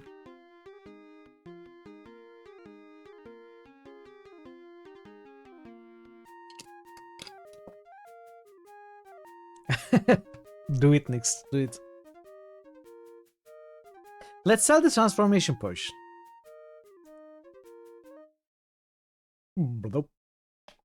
Music abruptly ends for some reason. Sell the firewall. You know what? Sell all of them. Hey, Joe. March. Joe, welcome. Welcome, Raiders. Welcome, Vadim. Welcome, Retropixel. Welcome, Chefubero. Welcome, everybody. You can take all my office equipment. I don't use it much anymore. Take it all. You'll make better use of 20 them. of them. One after Oh, it's another. DC. Be silly, Hey, right? Steve, welcome. Eye of the Beholder. Oh my God. Joe, listen. If you look at me like that again, you might kill me. So please, my heart can only take so.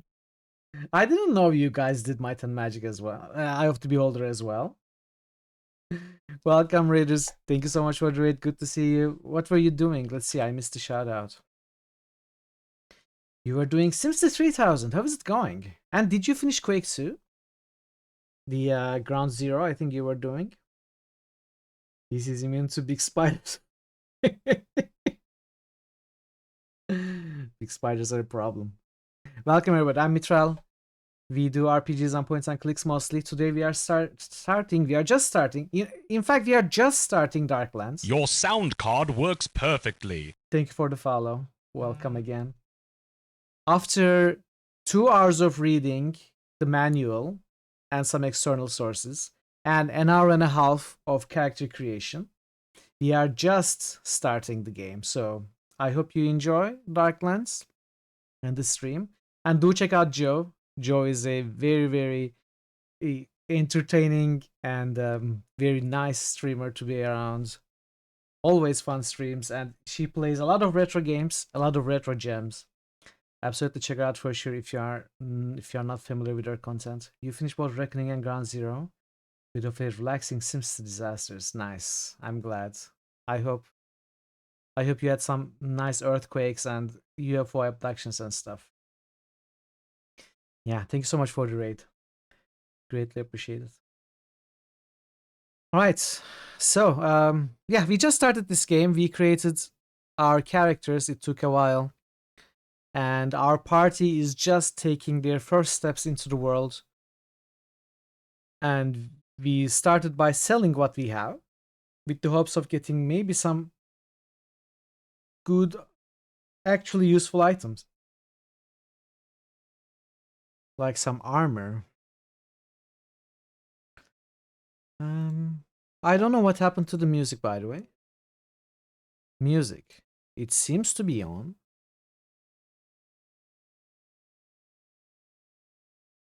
It says it's on, but it's not on.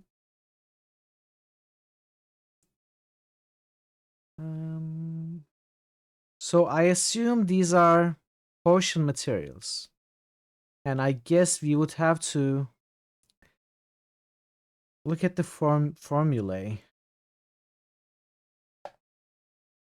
Gum, zinken, pitch blend, choleric base, sanguine base.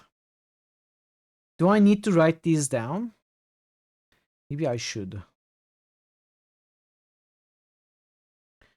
The transformation potion was really valuable. I guess it's because it uses pure gold. You are putting them in the spreadsheet. Okay. Thanks, Vera. I still am yet to see that spreadsheet, but I will hopefully take a look at it. Temperament potions. We made, well, we didn't really make any potions. So we started with a well-versed alchemist. We started the game with an alchemist.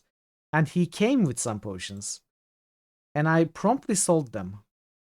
So now I have no potions. Solanaceae, Mandragora, Phlegmatic base, Sanguine base.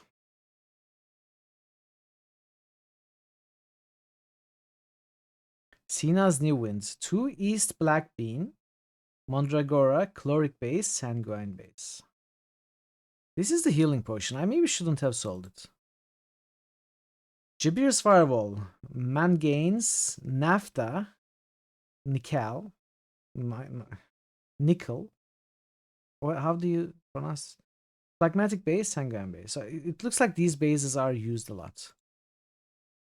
I wonder if we make the bases or if we buy the bases.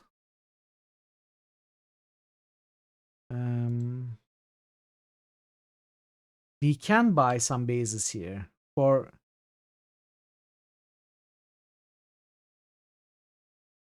Honestly, these are pretty cheap. Maybe I should buy all of it.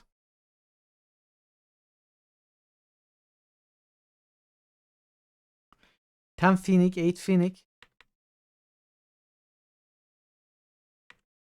Let's check other shops for now. Where's the sound? What happened to sound? Sound? The game sound is lost. I'm gonna try quitting and re-entering.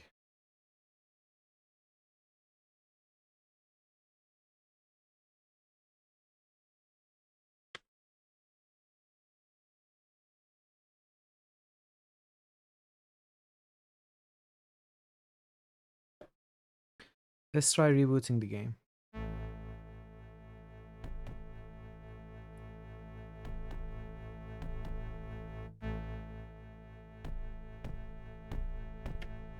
Can I skip this? I should be able to. The story continues. Alright, we have the music back. Let's see where we can buy armor. Merchants selling everyday items. Candle, rope, iron spike, ARP.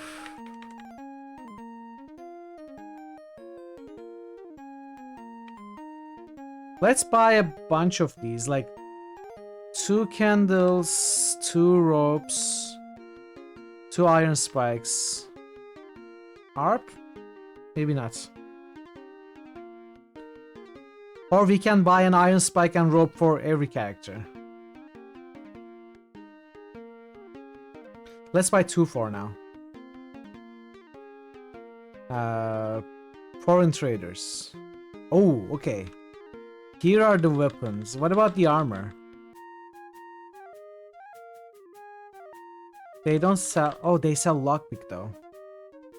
Alright, it's really expensive. Look at it. One lockpick. Oh, the music is gone again. There's something wrong with the music. One lockpick is almost all our money.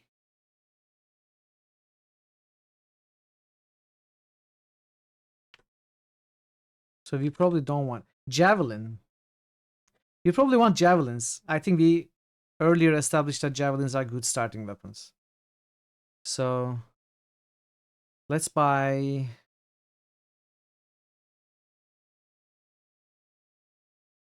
like 2 each.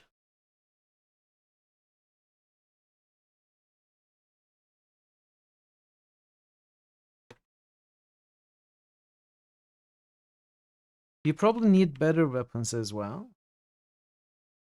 So I should probably look at the manual for the values. Like what kind of skill we need to use these properly.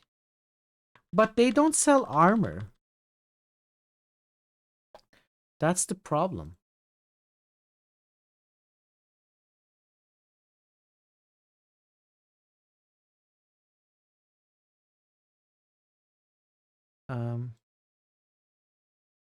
How do I give stuff? Okay. Wow, this is so slow. Amazing.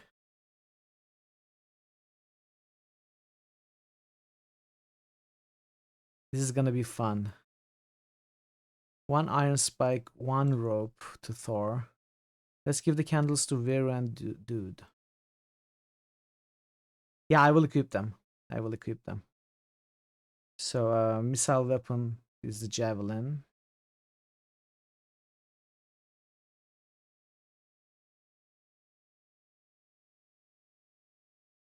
Javelin.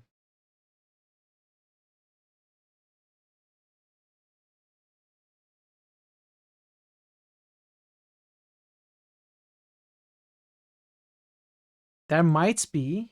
I mean, F11 usually does that. But is it gonna be a problem when I'm fighting?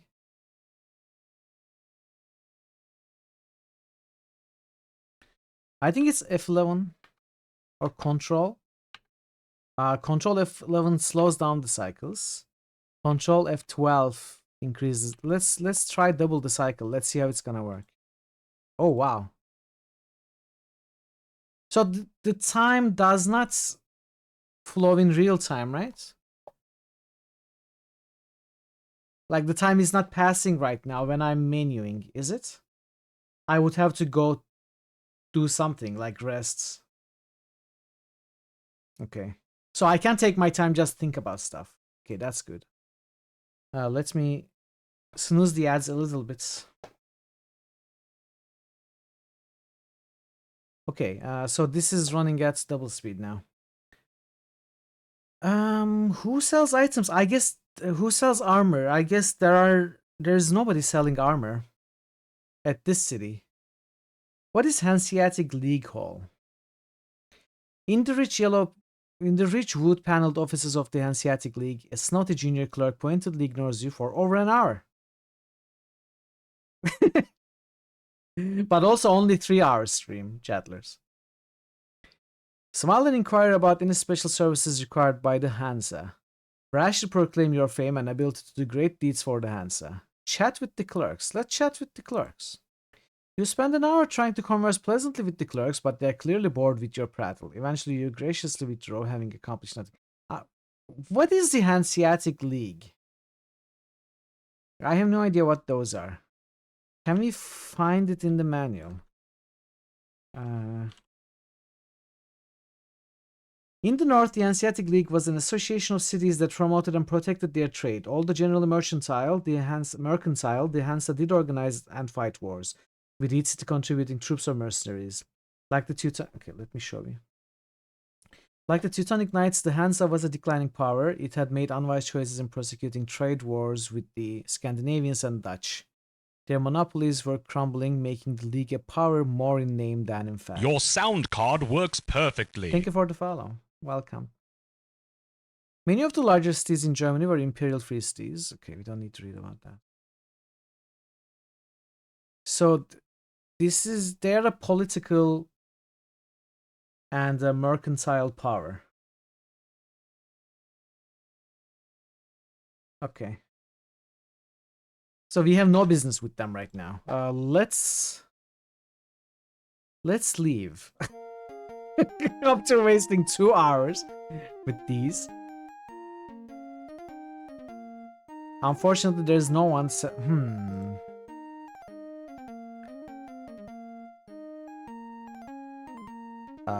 Can you stay open, please?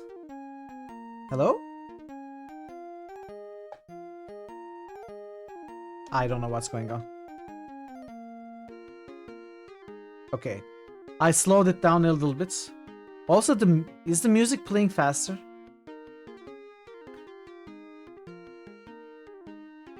Short sword. So, Jeremiah has a short sword with 27 edged weapon skill. I'm sure Jeremiah can equip a better weapon. But do we have that information in the manual? Or do we have it in the clue book only?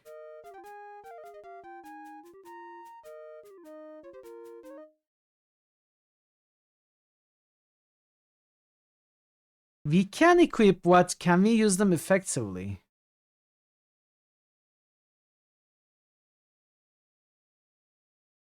Like weapons, from what I have seen, have...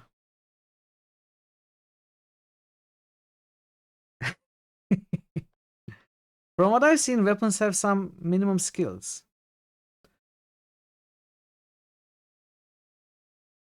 Oh, it's just strength requirements. Not, well, skill also. So I'm looking at the clue book right now. Let me show you what I'm looking at. Just to learn what it all means for a little bit. So short sword is the one we start with, requires, for example, 16 skill and 13 to 28 strength. If you don't have these, we cannot use them very well. But obviously, our character is much more skilled than that and can in fact use any of these with the 20-something skill he has and the high weapon she has. So we could technically get the best one if you wanted. I'm not buying. I'm trying to understand how things work. I haven't decided on buying. I'm a little sad that we don't have any armor here. But there's another part of the city, I think, if I remember correctly. Also, the cycle speed does influence the MIDI playing, I think. I would love to get it back to 3000 flat if I can. Welcome back, Brock. Okay, actually, before we continue, I am going to take a short break, 5 minutes or so, and we are going to continue right from here. There's probably some more to do in the city that we gotta find out. But yeah, I'll be back very soon, chat. I appreciate your patience with the break and the ads, and yeah, see you soon. Be right back. Procyon Lauder just boosted die. Procyon Lauder just boosted Witcher 2. Procyon Lauder just boosted Saga.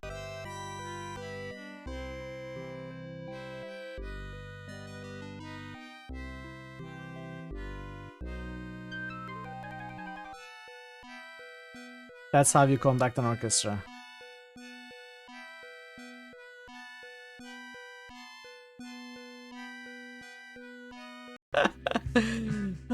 This is so awkward. It's still as awkward as the first time. Like Madonna said, like a virgin, toast for the very first time.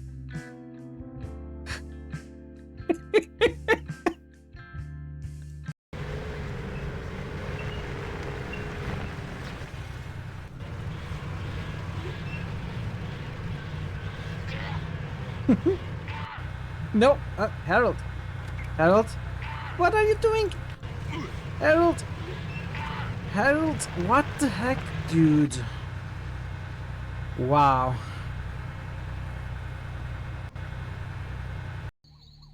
There must be something about this. Oh wow! Look at him! Look at him climbing. Thor Obliterator What's up? just boosted Dragonfall. Thor Obliterator just boosted What Saga. is this? Thor Obliterator just boosted Deadfire. What is he doing? He's had enough. 0 experience. Why have you torn me from my dreams? He got 0 experience.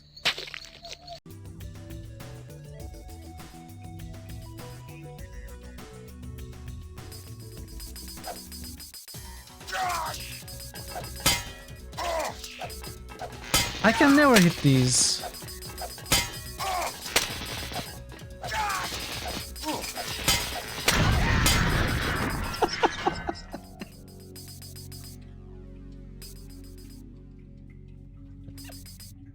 Well, I killed it. Happy Independence Day, if you are celebrating, as we all know. 19 years ago today, Gordon Freeman liberated United States of America from aliens. So, America celebrates Independence Day since then. And we are going to be reenacting that liberation today. We are going to be playing the game Half-Life 2. Inspired by real events. Fly, you fools! Or I will kill you!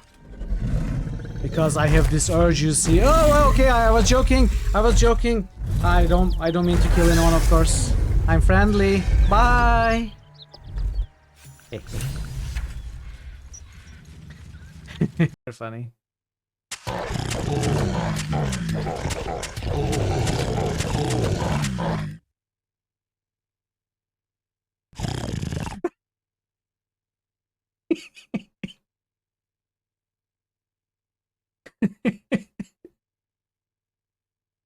Where are you going, dude?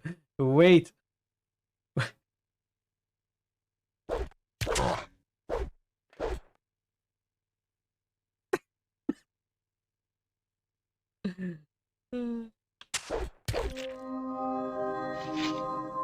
Nothing there.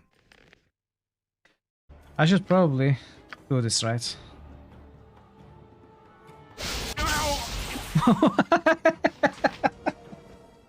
I'm back. Thanks for sticking around, everyone. So what didn't we look at? We've looked at all of these except banking offices. We probably don't need to. Main Street. The music is gone again. There's something wrong with it. Darker craft guilds and other darker side alleys. Inuit stables, wharves and docks. Maybe there are some vendors at the docks. Let's check the docks. The craft tied to the piers and wharves have many destinations. Some are available now because they leave today. Others leave later in the week. They will not take passengers until the day of departure. Overall, your options are... there are no shops here. It's just boats. Priority. I'm not sure how I do that. I'll check PC Gaming Wiki after the stream today. Thanks, Next. If you have a link, feel free to share it. But I can probably find it as well.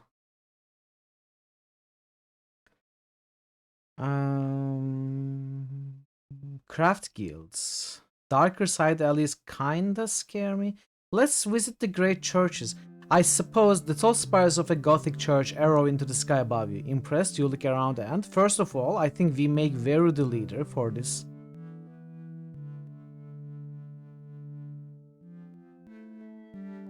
Visit the Dome, Great Cathedral of Regensburg. Visit the Niedermünster Kirche, a well-known church.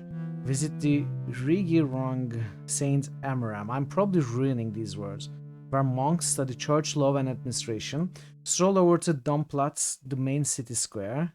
Take a connecting street to Herzoghof. The fortress of the city. Let's visit the Great Cathedral. Gargoyles leer overhead as you approach the famed dome. Your footsteps echo inside the mighty nave. Ominous statues and glowing stained glass images loom overhead. You attend mass. Talk to him. Let's talk. Virtuously donate one of your relics for favor and recognition. Ooh, we don't have any relics. Talk to a priest. One of the prelates deigns to speak with you. Our great dome is famed throughout the land. We honor many saints but emphasize none. Nor do we hoard holy relics. The building itself is sacred enough. That's all? Attend mass. Let's attend the mass, I suppose. Oh, lots of time has passed.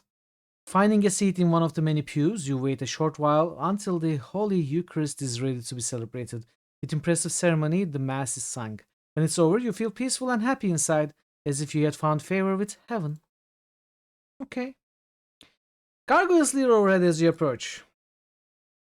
It's nearly as dark as it is outside in the black night. You then, oh, should we go to a side alley, try to find some robbers or something, bandits, cut purses, pickpockets? Let's see if we will die.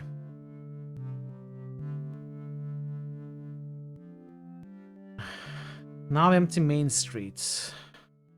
Darkness covers the main street of Regensburg. Far off you see the lanterns of the watchmen enforcing the curfew. Avoiding them, you set off for...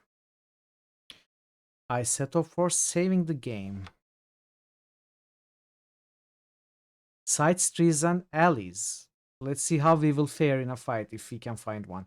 Tiny gleams from occasional windows provide barely enough light to outline the buildings along the street. Amid impenetrable shadows, you move toward... the slim black spires of the city's churches, gobbled roofs, empty blackness of the docks at night. A dark grove of trees where you can wait unnoticed.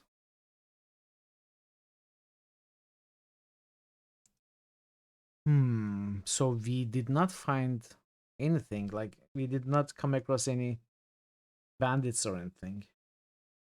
Should we go to the docks?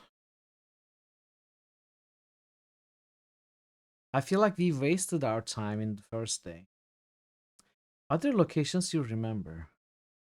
We can wait unnoticed here. For what exactly? I'm not so sure. Let's go there. A dark grove of trees where you can wait unnoticed. Oh. Oh! We are attacked!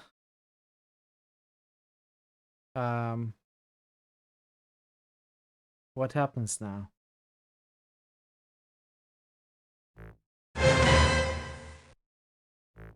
So, attack, throw, flea dusts. You were a fool to confront me! Use missile.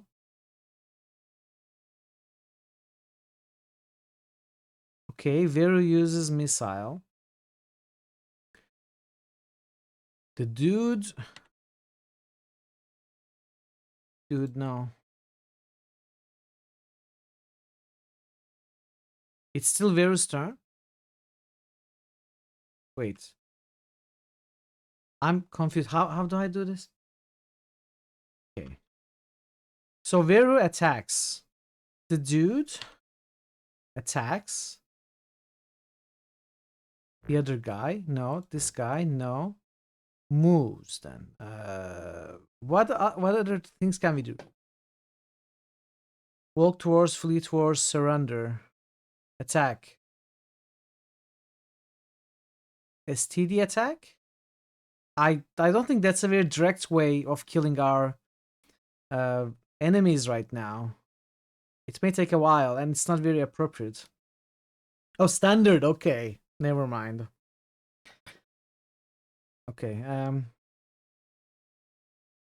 We do have a javelin, but we cannot throw it. Maybe we are far away. Ethor. You will try and close distance. You could move. Yeah, I will. You could move to get line of sight. Oh, I don't have line of sight. Is that why? Let's... How do we move? Walk towards is W. Let's walk. Let's walk here. Cast fires onto enemies. So, meow. No, Thor has to standard attack A. This guy. Thor rushes forward. And meow throws javelin. Okay, let's see how it works. How do I start? Resume. Oh, look at the javelins fly. How do I move the camera? Can I do it?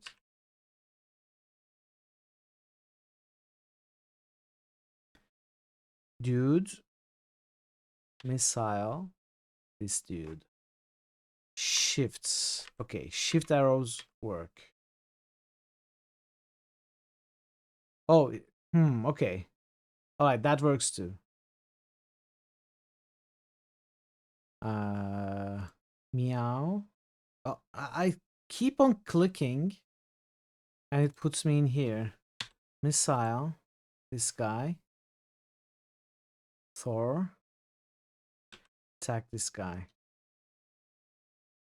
Do I have to tell Veru to throw the other javelin as well?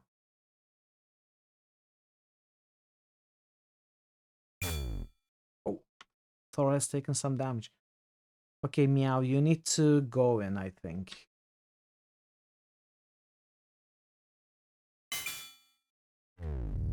Okay, that guy is dead. So can I select more than one character? Shift 1, 2, 3 doesn't work.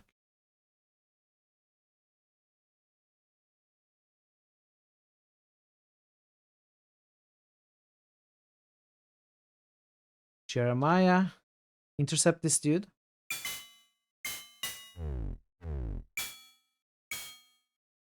Thor decided to attack this one.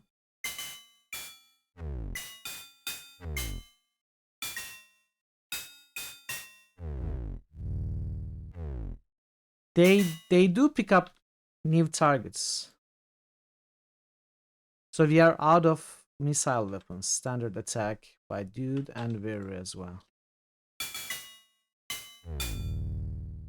That one is dead as well. Veru, move here. Dude, move here. Thor, move here. Jeremiah, move here. Thor, what are you doing, Thor? That's not what I want you to do. I mean, Sonny. Okay, Meow, come back.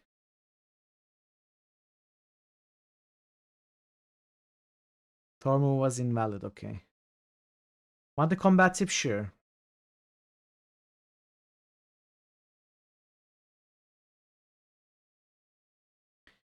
Alright. We are ready. Attack. Attack! Kill them all! We attack! You have to parry and berserk. Consider who the enemy is attacking. Okay. Makes sense.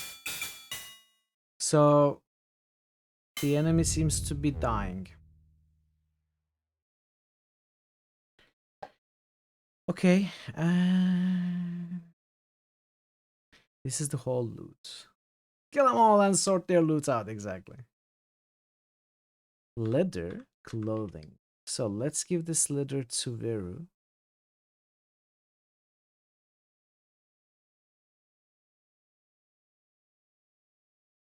Do I drag?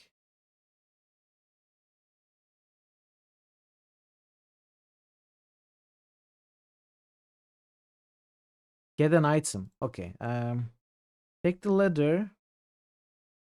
Oh, okay. They all had leather armor.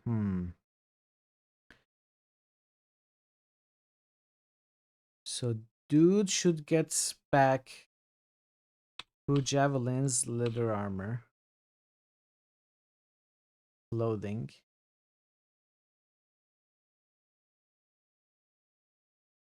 Meow, get back the javelin.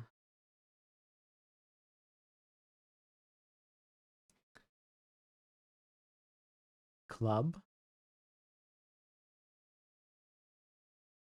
And Vir gets back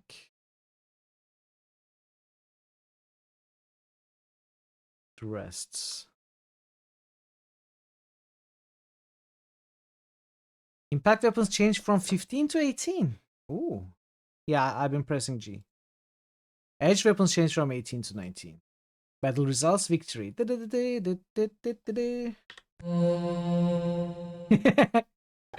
As you catch your breath, common folk come into the street and thank you. Bless you, noble travelers, says an old porter. These thugs were terrorizing our neighborhood. No problem. It's what I do, after all. The moonlight filters down through a quiet stand of trees. Amid the shadows, you decided to equip your javelins back. So, leather armor and clothing and javelin for dude.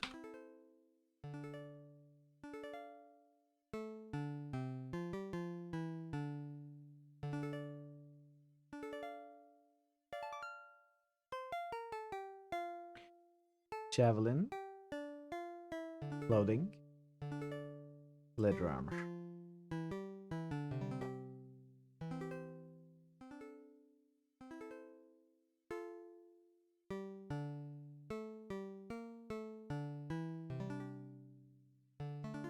Okay, that's all.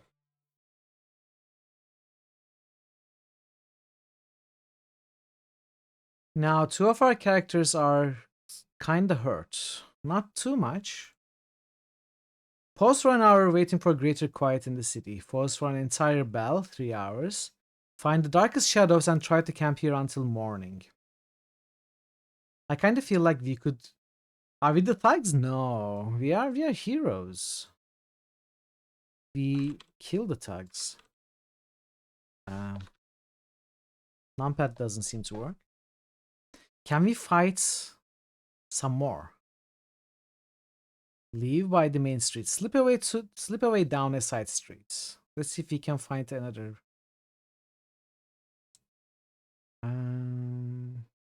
I wonder if there are other shops at night.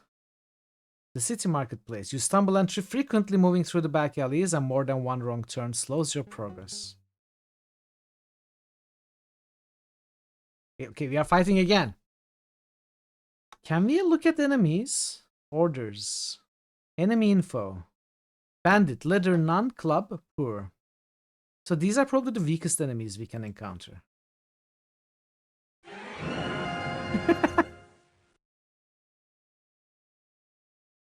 Okay, let's see. Look, this is gonna be a problem.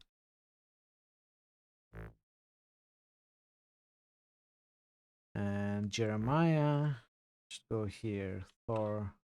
No. What are you talking about? We are not surrendering. So Veru. No, missile. Oh, you missed. Veru.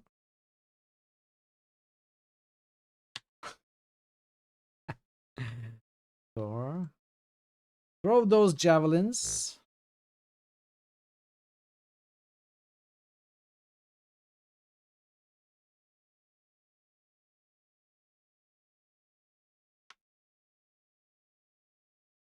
Oh man, this is janky. Are you sure you want to do that? I'm sure I don't want to do that. Okay, I want to move with Jeremiah. Alright, so Thor. STD attack this guy. Dude, missile this dude. I'm pressing M. I don't have any more javelins. Attack this guy. Veru. Meow. Attack this guy.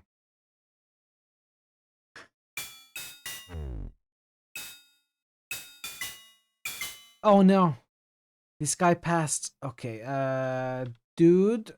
I don't know what you're gonna do, but you should probably parry. Parry this guy. Thor. Keep attacking that guy. Veru, help dude out. Meow, you also help dude out.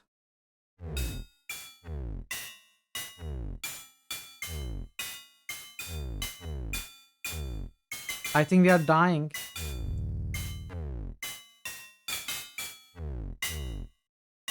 Dude has taken a beating badly.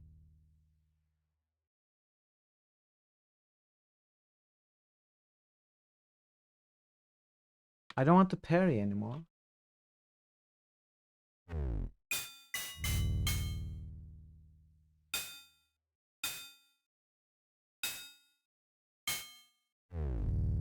Okay.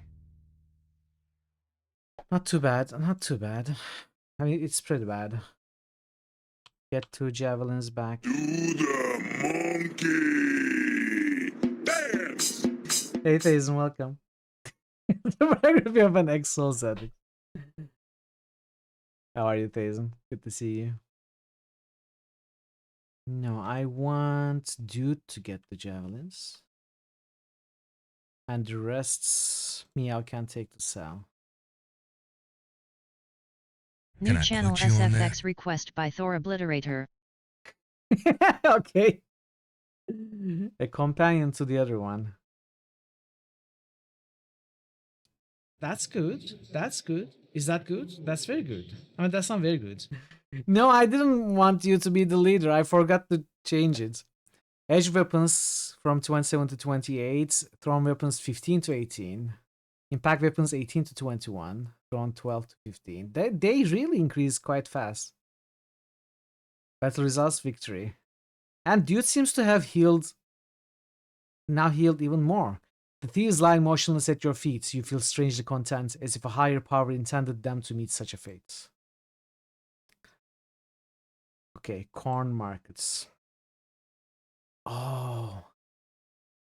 An old woman sweeps out the lower hall while city guards stroll about watchfully, periodically testing locks. You decide to sneak past the guards and sweep her to the offices upstairs. Disable them with alchemy. I don't want to do any of that.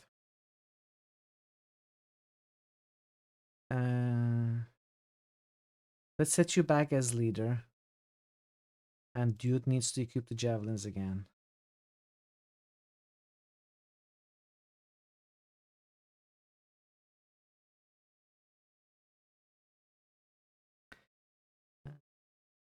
You have javelin equipped, right? You do too. Okay. Ask a saint for aid in avoiding them. Oh, we can ask Saint Gregory. Why are we trying to go to the offices? I don't want to do that. Leave via side streets. Are those the blue and green bars? Yeah, I think so. I think strength is your main hit point. Stamina is... endurance is your stamina in fights. Something like that. Dude takes some damage. Needs to rest. But I feel like maybe we can get another fight tonight. Maybe we should just go and sleep. Alt S doesn't work. I don't know why it doesn't.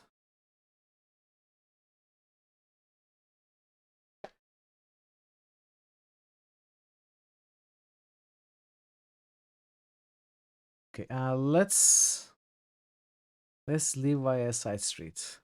You carefully sneak out the altar corn marked, but as you round the corner to the street, a dog in the courtyard begins barking. Oh no. The night watch spreads out, trying to surround you while their leader steps forward, demanding, "Who violates the curfew of Regensburg?" You?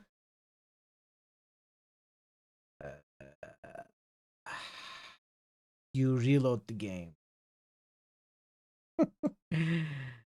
5 Croatian, 8 Phoenix. We can try to run away.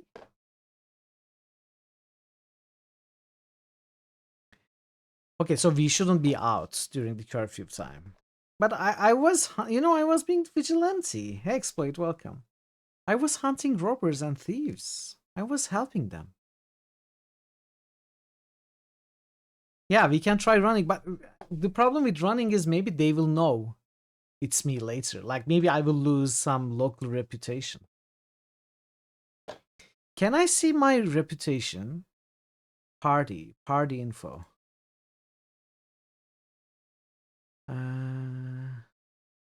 We are respected here. Okay, we are respected here. Let's see. Runaway. Runaway down the side street, hoping to lose them in the night.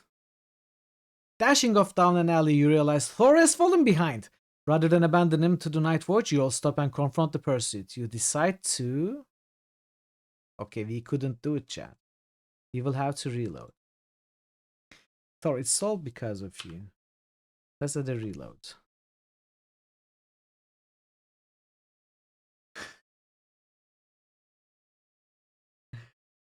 Let's try again. Is the same gonna happen? I'm just curious. Yeah, the same themes seems to happen. Let's see if the same is gonna happen if we run away. Oh, streetwise changed now. Thor is here! Dashing down narrow lanes and alleys, you outdistance Nightwatch. Panting, you realize that this is an unfamiliar part of town. It will take a while to find your way back to familiar territory. That's okay. So let's see if we lost any... Oh, we lost 1 point by running away.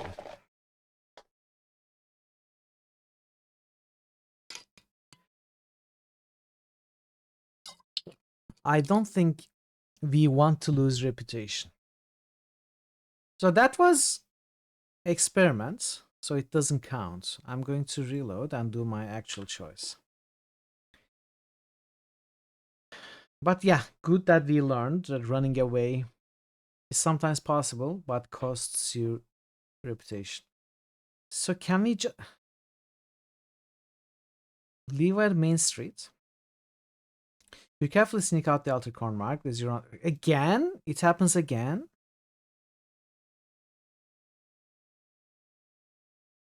It now keeps happening. Oh. So is there no way to get out of this without getting caught? Interesting. Will the dogs always bark? Sneak up and I don't want to attack them, obviously. Sneak past the guards and sweeper to the opposite now. Bribe is just too expensive. Okay, let's try again. Oh, okay. This time the dog didn't bark, so it doesn't always happen. I don't know if it's meh. I don't know what kind of point range the reputation is. We are at 15 though. So I imagine maybe the dog barking was kind of seeded, but it's not. It didn't bark this time. The thing is, I probably want to get some rest anyway. Cross district and let's say I kind of want to do another fight too if I can. Let's risk it. Let's risk it.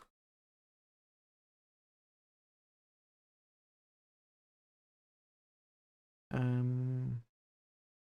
am going to do something stupid and risky. Yeah, I will. Navigating through the narrow streets you seek. Emmeramsplatz, a dangerous slum. The Emmeramsplatz of Regensburg is full of paupers, drifters, thieves, and harlots living in old, decaying buildings. Honest citizens avoid the area. You wander around listening to the rumors.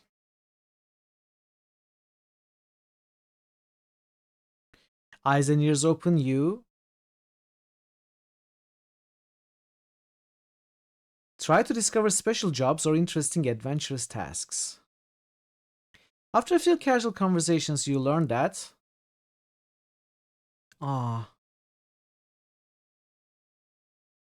Okay, we cannot click on this. There's nothing more to hear.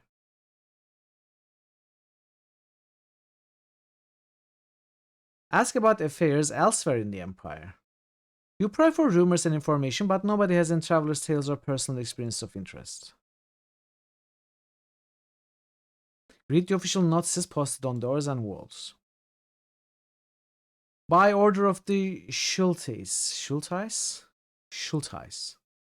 The citizens of Regensburg are hereby prohibited from traveling about the streets in darkness after the hour of compline, unless unavoidably required by their occupation or by an emergency.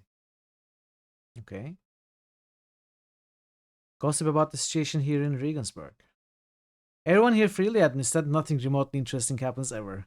The biggest excitement in the last year was half Pfennig per ton change in grain prices. We have learned what we can. Find an abandoned room or shanty where you can live very cheap. Let's do that. Let's spend the night. Thank you, Nix. Thank you. And no worries at all. I appreciate it. You find a decrepit half-ruined townhouse occupied by beggars, dim-witted paupers, and a crazy old man. You settle into an upstairs room with a broken ceiling, boil some vegetable into a soup for dinner, and curl up for a good sleep. Nobody says anything, but you'll realize that such living won't improve your reputation at all. Oh, do we lose reputation doing so? Let's see. No, well, maybe after sleeping it will. Okay, Meow can regain strength. Thor can regain strength. Veru. Dude doesn't have any alchemy materials, so probably regains strength. Veru is not hurt at all, so how does alchemy work for him? Use this formula. Alraz is flea dust. But do you have the materials? You don't. Let's see. We don't have materials, but what's gonna happen? Apparently you did, yeah. Veru's formula of making 0 batches. I mean, yeah, 0% success, obviously, because we don't have any materials. How do I cancel? Do something else. I mean, just relax. Spend the day doing the above.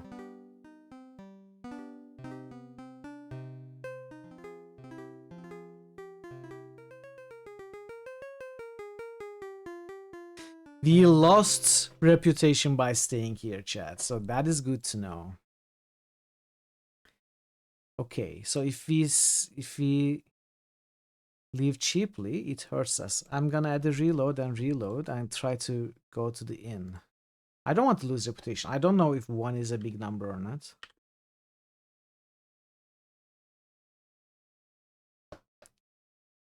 But we have a total of 15, so Neue Waage and Invent Stables. Mellow lanterns and a warm fire makes the Neue. How was it pronounced? Neue Waage? Waga. 1 is the loneliest number you could ever lose. True. At least for the next month. You look around and decide to. What does it mean at least for the next month? Relax with good meal and get 8 hours of sleep. Take up residence to work, pray, study, experiments. Oh, we can store items as well. Catch up on local news and rumors. Try to discover special jobs. Same thing.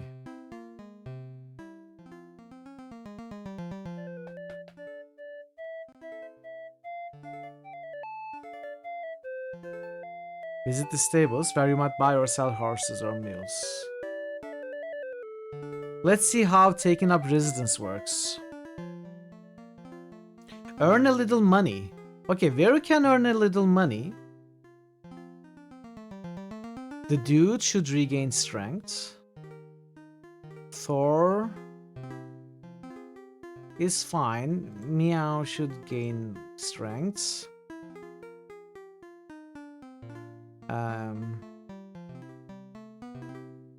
Well, you regain strength as well. Spend the day doing the above. So this costs 1 groschen for Finnick. And Vero earns 5 Finnick. So that's 11 Finnick spent. Watching this makes me appreciate the spoiler. Okay, I'm not reading. I'm not reading.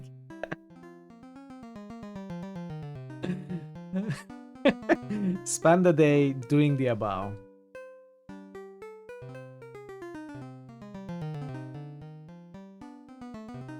We can rest some more. Why is Vero working as a blacksmith? Is it because we haven't really discovered better jobs for him? It should be day. Yeah, 1 strength is pretty small. Pretty low. Thanks, Dizzy. Thanks for the nice warning.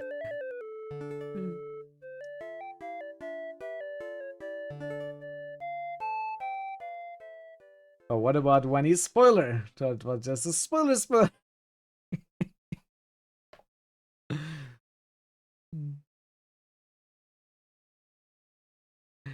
By the way, just as a reminder, I know we are joking around, but if you really want to discuss something that's spoiler, I have a spoiler chat in Discord. You could talk there.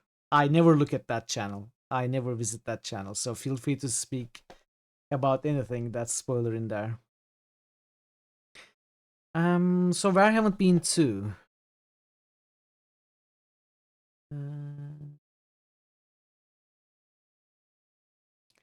Craft guilds.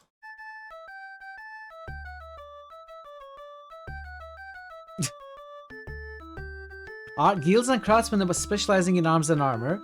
Guilds and crafts who specialize in less violent pursuits. Mostly car talk. Let's go to the specializing in arms and armor. Where? What are you talking about? He finally went. This is the 2nd game in day. Chill. Come on. Allow me to figure it out first.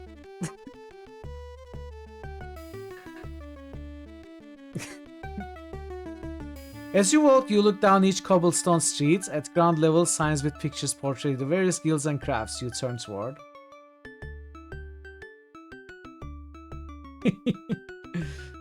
Armorer's Way, Swordsmith's Lane. The Square of Bowyers and Gunsmiths, Street to other crafts and guilds. Let's visit the Armorer's Way. Oh, they sell armor. Nice. We do have stuff to sell.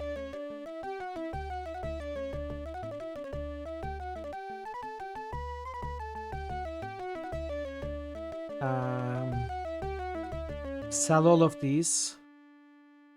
All of these. Oh, they're not buying the clothing. Club maybe will sell to the weapon guild.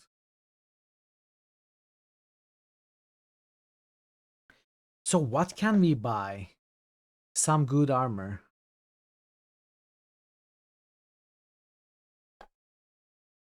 They are selling plates.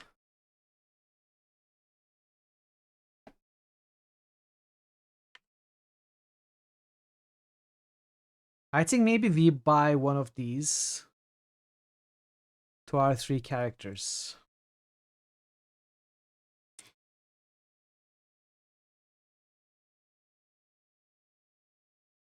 Oh, you already have it? Upper. And you have a better one.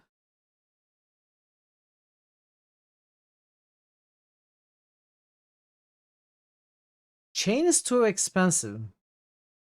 But I can buy 2 of these for Vero and Dude. And we could buy padded as well. Or even better, leather maybe.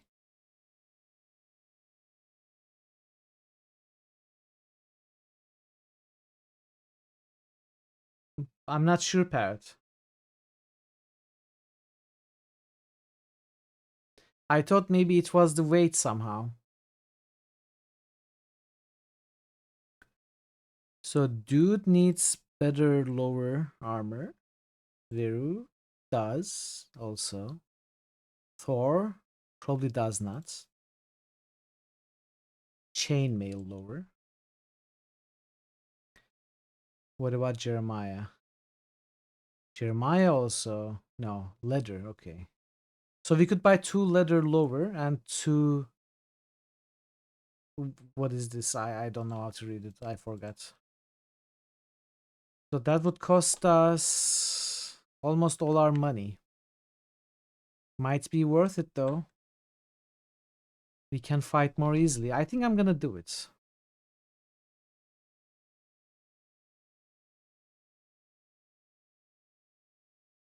So for Veru, we buy that. I bought the wrong thing.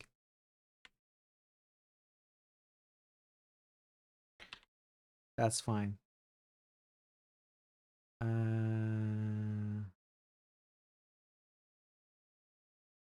No, I didn't buy it. I pressed the wrong. Okay. So purchase is P, not B. So this is meow. I don't want that. Veru. Veru. Buy that. And that. And dude. Buy that. No, please buy that. Oh, buy this. Oh no, I cannot buy leather now.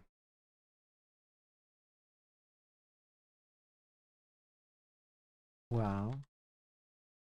I think I can actually sell this.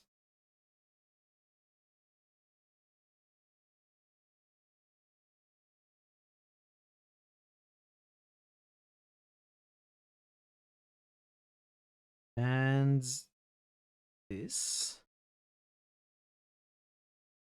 Now we can buy it, I think. Barter.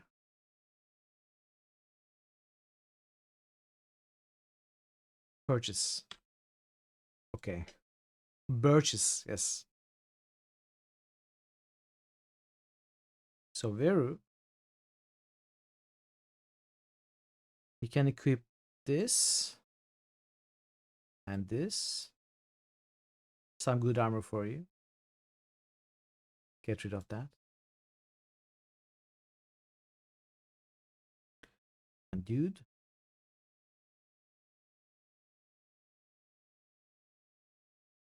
Put on this and put on this. Get rid of that. We have 2 javelins. This is so slow. Give one of that to dude. Okay, Thor. You have 1 javelin. Do I want you to have a javelin? I suppose, yeah. Maybe 1.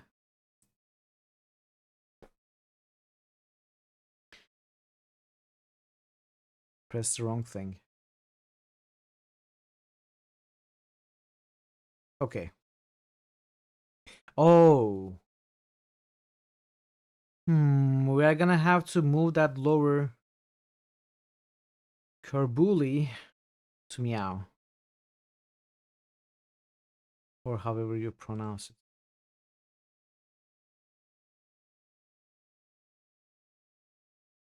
So that goes, the leather lower goes to Veru.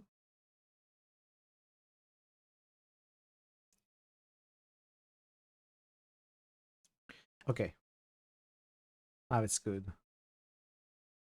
Save. What was I at? I don't remember. Was I at 6 or 7? Let's say 7. What does it say? Did I guess I overwrote. Anyway, doesn't matter. Let's check the swordsmith lane. 2-hand sword. We could buy better weapons, but now we don't have any money. We got the better armor. Mace isn't too expensive, but we just have no money. We have 1 groschen left. We need to either take some jobs or we need to hunt rovers.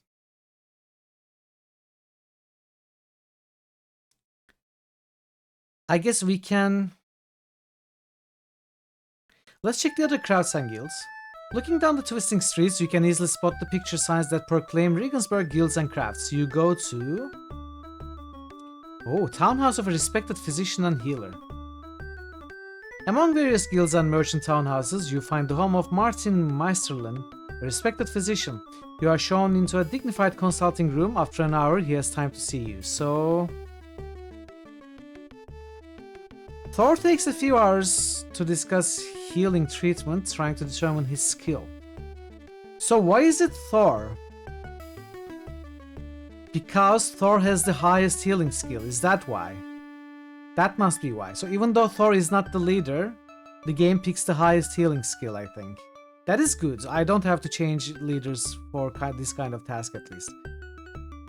Let's try this. Thor takes a few hours to discuss healing treatments, trying to determine his skill. After an hour of interesting and stimulating discussions about the merits of bleeding patients, use of various potions, etc., Thor decides that Merlin Meisterlin has modest skill. You beg him to allow you to be his students to improve your healing skills. Should we beg him? Meow tries to interest him in buying and selling alchemical components.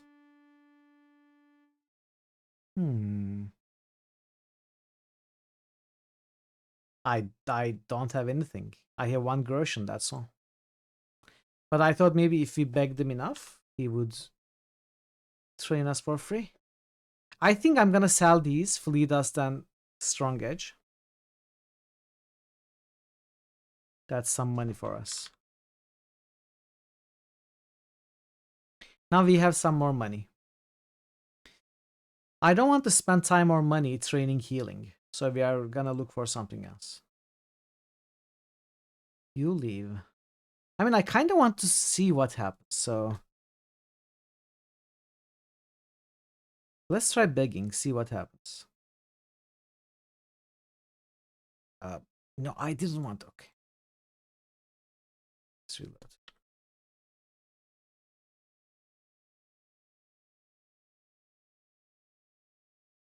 Beg him. Considering your request carefully, the physician replies, "Normally I accept no students, especially temporary ones.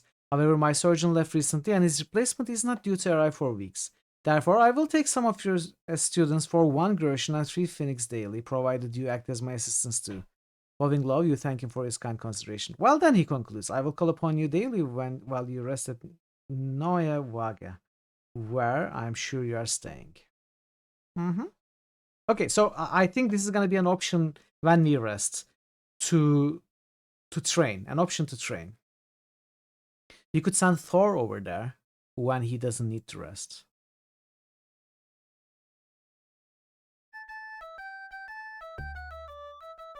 Astrologist's Lane, where the signs have alchemical symbols. Strolling past townhouses displaying various arcane symbols, the experienced eye of the dude easily spots the best alchemist in Regensburg, Leopold of Werle. Inside, you are very polite, as alchemists are famous for their arrogance. You ask about buying a better philosopher's stone for 1 florin, 1 groschen. That's really expensive. Purchasing alchemical knowledge and formulas. Trading alchemical knowledge and formulas. Let's try that. After some careful discussion, Leopold of Werle ultimately shakes his hand. "I'm sorry, but none of your formulas interest me sufficiently to offer an exchange." Still trying to be polite, you continue to inquire about receiving additional instruction in alchemy. Swayed by your flattery and charming manner, and convinced that at least a few of you already understand and appreciate the noble science of alchemy, Leopold of Werle makes a generous offer. "I'm prepared to offer some tutoring in matters alchemical. Take up residence at the inn, the Neue Waage. Each day I will make instruction available for the very reasonable price of 2 groschen, 2 phoenix per person." Leopold of Werle expects you to thank him profusely for this boon, and you do so quite assiduously. Okay, we are finding some trainers. Let's see how purchasing alchemical knowledge and formulas work. After some discussion, you discover that the following formulas can be purchased. Richard S. Flea Dust for 5 florins. Oh, they are so expensive. 5 florins?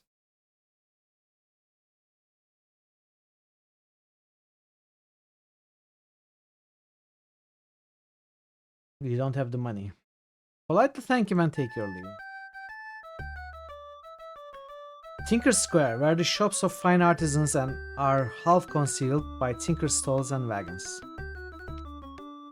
The tinker wagons around the square partly conceal the more dignified shops and established artisans and craftsmen. You visit the wagons and shops to buy and sell goods. Request a meeting with the guild's masters. A master artisan receives you, saying, "Ah, worthy friends, our guild extends the hand of friendship by offering one of our journeymen as a private tutor in the art of artifice for only 10 groschen and 3 pfennigs per day. I assume you still reside at the inn. She will visit you once a day to offer her services." 10 groschen for what? Artifice skill? That's very expensive. Let's check the shop. Visit the wagons and shops to buy and sell goods. Oh, they have giant cudgels and pikes and quarterstaffs. So the quarterstaff, military hammer.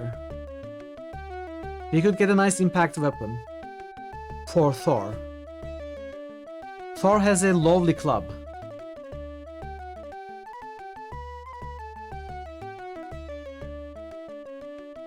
I think it would make sense to buy a good hammer for Thor. Military hammer. Let's do that. Archer for Thor. Purchase the hammer. Sell the club.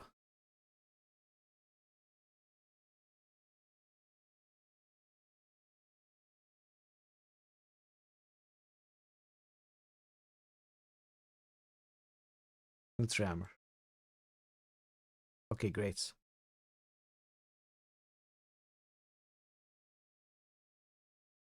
Leave.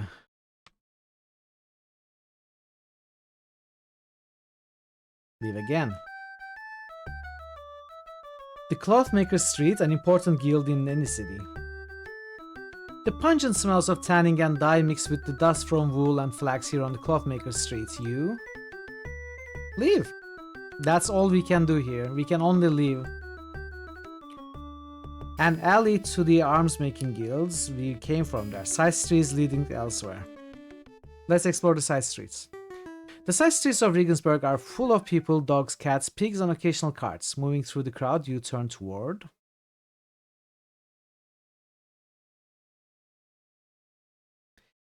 I'd like to find a job. Where could we find a job? We couldn't find a job at the commercial hub or the crafts district or the churches. Well, we haven't really visited all the churches. Let's go back to the churches district. We visited the Dom. Let's visit the Niedermünster Kirche, well-known church. You come to the Kirche, the Church of Regensburg. A beggar sits outside asking for alms. Within the chapel, you hear a priest intoning mass. You decide to virtuously give 8 pfennigs from your purse in hopes of gaining divine favor and possibly improving your virtue. Let's do that. Accepting your donation gracefully, the priest states, "It's clear that your hearts are in the right place." Oh, it's dark again. It's dark. The priests seem to have gone to bed, but the altar boy is still pottering around. You decide to talk to the altar boy. The altar boy only knows that the next mass will be held at Compline. Meanwhile, all the priests are resting or asleep. He suggests you return during the daytime if you wish to make a confession or offer a tithe. I decide to leave the church. Moving amid the long shadows to await the night watch, you move toward. Let's see if we can find some trouble.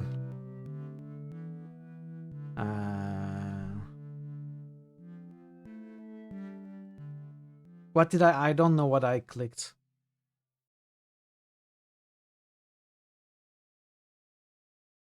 Silently fade down a side street. B. Okay, suddenly Nightwatch steps out. Like, I'm gonna reload anyway. Maybe we see how strong the Nightwatch is. Let's see. I'm gonna reload anyway.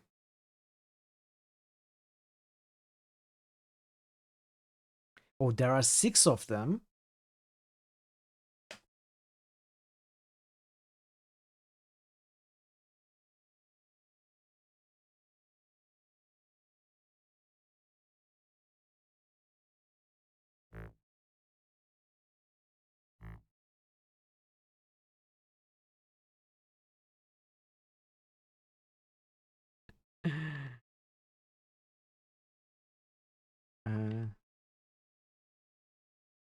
Why can I not?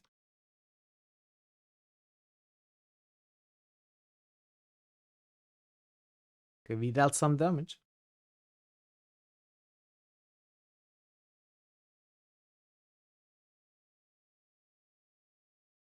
No, missile. Very missile.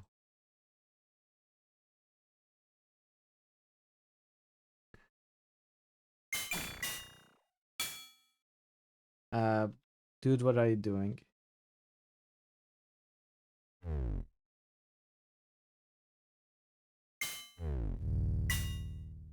Oh, we drew blood. Oh, we killed one. What happens if I just let them fight on their own? How bad is it gonna go? Honestly, it's not going too bad at all.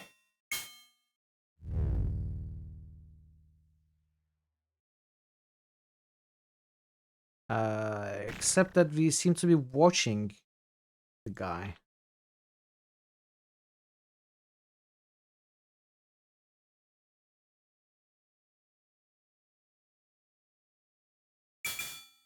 Wow, we just killed the Nightwatch. We just killed 6 guards. I'm still gonna reload. The dude is getting beat up badly. Get out of there, dude. Get out of there. It's not worth it. He doesn't listen to my commands.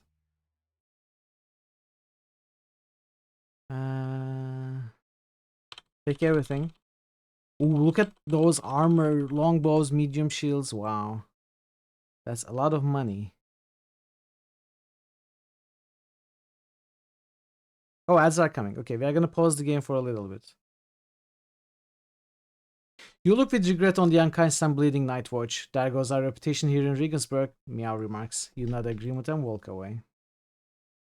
Impressive haul, if you value such things. -8. Okay, we are gonna reload that. Let's do the reload. In the meanwhile, I'm gonna run the ads. We are gonna continue up to the ads in 3 minutes, chat. I appreciate your patience. Stop the timer. I'll see you very soon.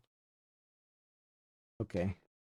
So it's kind of weird from a player's perspective that obviously it's very logical and realistic that there's a curfew at night, curfew in effect at night, and we can always get caught by the guards, but that's also the only way we find some enemies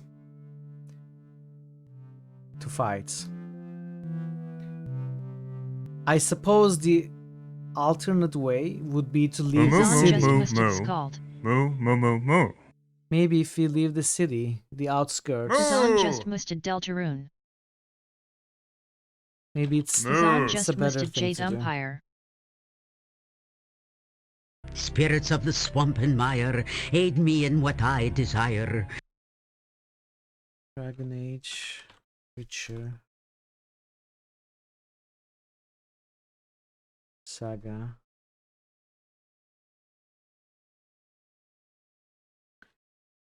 Dragonfall, Saga, Deadfire, Scald, Deltarune. And Jade Empire. Thanks for the boosts, Tazen, Thor, and Proc. Would you like any tips regarding how to find fights? Regarding what, Vero?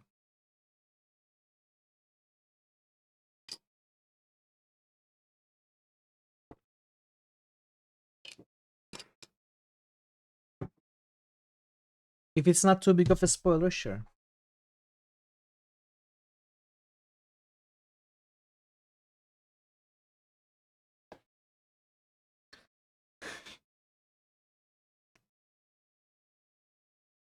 Got social media.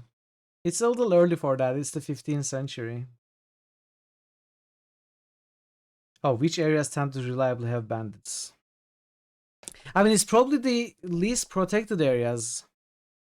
The more shady areas where the guard doesn't visit that much. Taverns? I don't think we can actually fight in taverns in this game. But you know, for example, in this example right before the ad break, I was simply trying to leave the church and I got caught. Yeah, we need to go to side streets. We need to travel via side streets. And we need to go to unsavory areas of the city rather than the main districts, the traders district, the church district, etc. It's most unsavory. It's even sort of, not really, but sort of unfair that, for example, so uncivilized.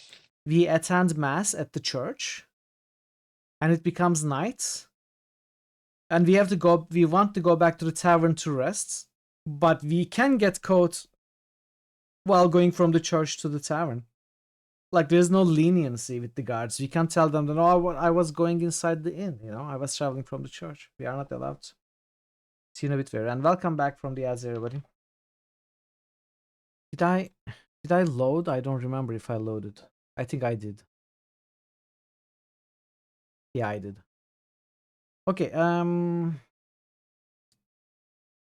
dark side street to another district in the city.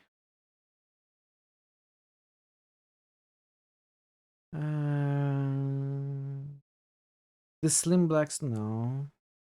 The empty blackness of the docks at night, no. A dark grove of trees where you can wait unnoticed.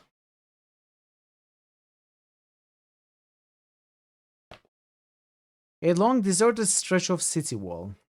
Other locations you remember. You stumble into frequently moving through the back alleys and more than one wrong turn slows your progress. Okay, I think we found the fight. Oh, do they have different weapons? Enemy. They have falchions. Okay.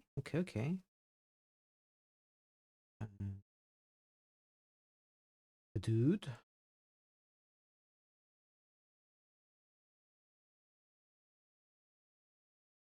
Thor.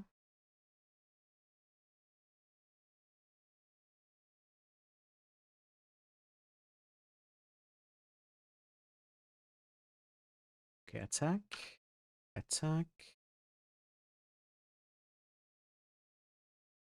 Actually, change my mind. Move you here. Attack.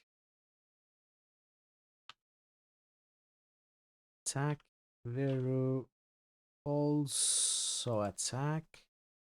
You'd also attack.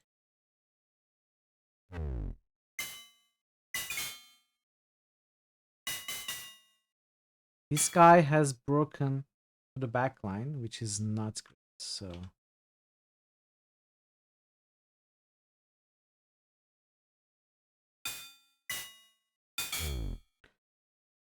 we probably want you to parry. Thor to help out.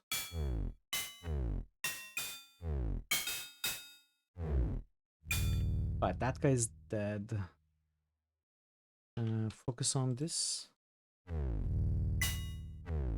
They cannot really change their targets mid-fight, even if I tell them to attack to someone else. Okay, that was pretty good. That's pretty good. Falchion. 5 quality. I wonder if it's better than the short sword even at low quality.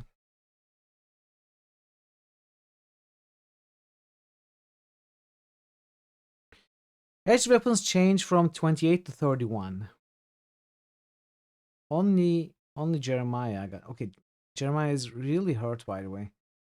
As you stand back from the new motionless bodies, windows open and people cheer your victory. An old dignified woman comes up to you. Our thanks, stranger, for stopping these scum. We are finally free of their robberies and beatings. Trudging along the backlines and alleys, you head for... First, I head for the party info, see how much... Only 1 reputation per fight. That's not much. Another side street to more important places. I'll go get some rests.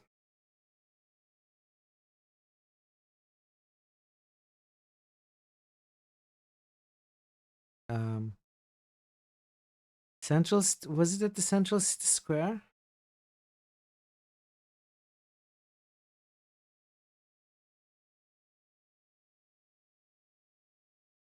The tavern? I accidentally clicked Main Street. And we are in a fight. Okay, that's fine. In fact, it's more than fine. I don't like their starting positions. Can I not change it?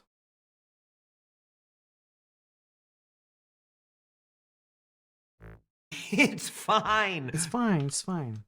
You're good.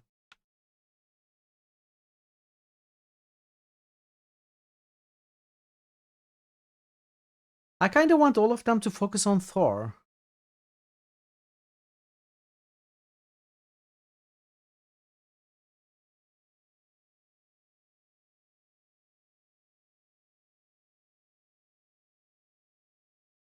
No, Thor will be fine. That's why I want them to focus on him.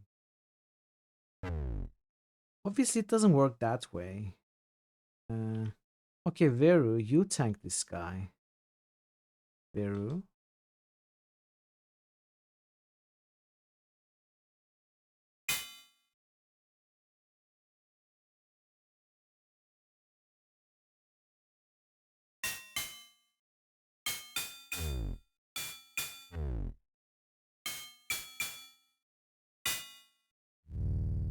Okay.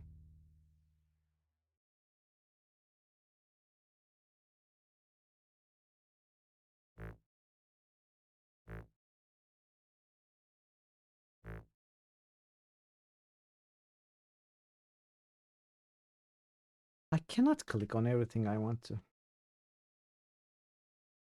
If you're talking about the ones that you mentioned before. Oh, travel as group, travel as single file. There's stuff there.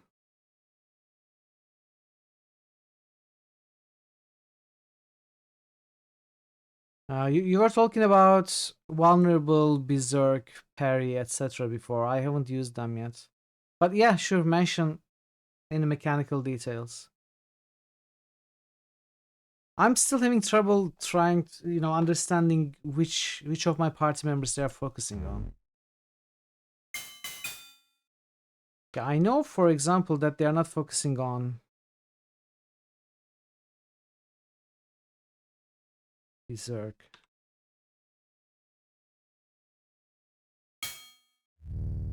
Oh, okay. So I want my characters to focus on one character. Yeah, I already do that anyway when I can.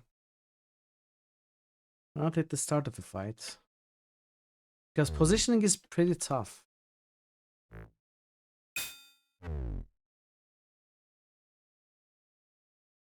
Missile. Okay.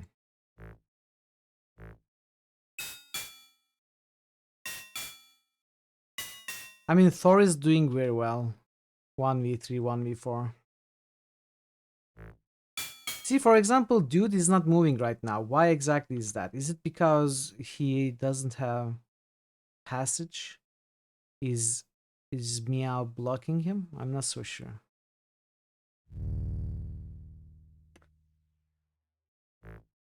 He just refuses to move. I don't know why that is happening.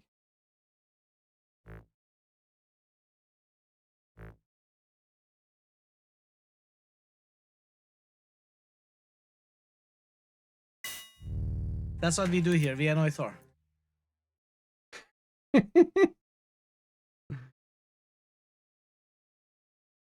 Okay. We won again. You're doing well. Edge weapons change from 31 to 33. You probably want a shield for Thor. Bless you, noble travelers, says an old porter. These thugs were terrorizing our neighborhood. Okay, let's rest.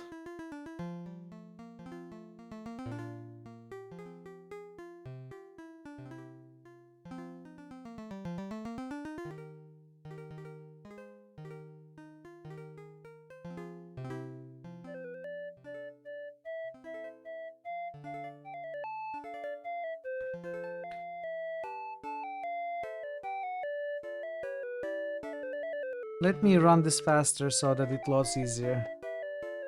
Exit to Main Street. So from what I have seen, and I haven't paid too much attention, but I think it doesn't matter where we sell stuff to. Any vendor pays the same for any type of item, it looks like. I think. Hold shift to move, okay. So let's put that to the theory. For example, this guy buys the short sword for 61 pfennig.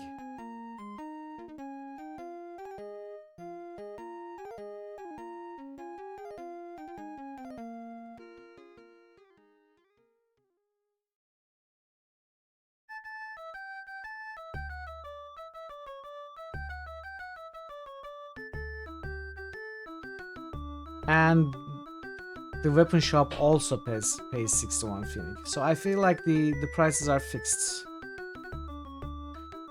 Okay, what can we sell? We have...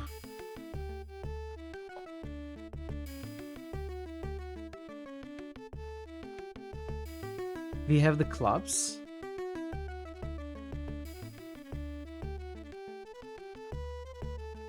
We have the falchions.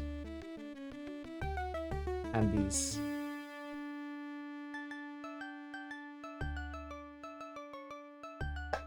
$351.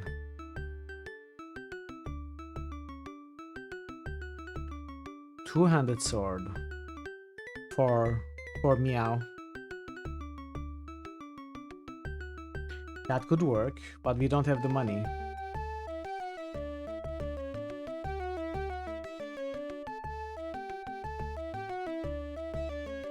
So we cannot find work or trainers in these guilds. In these three.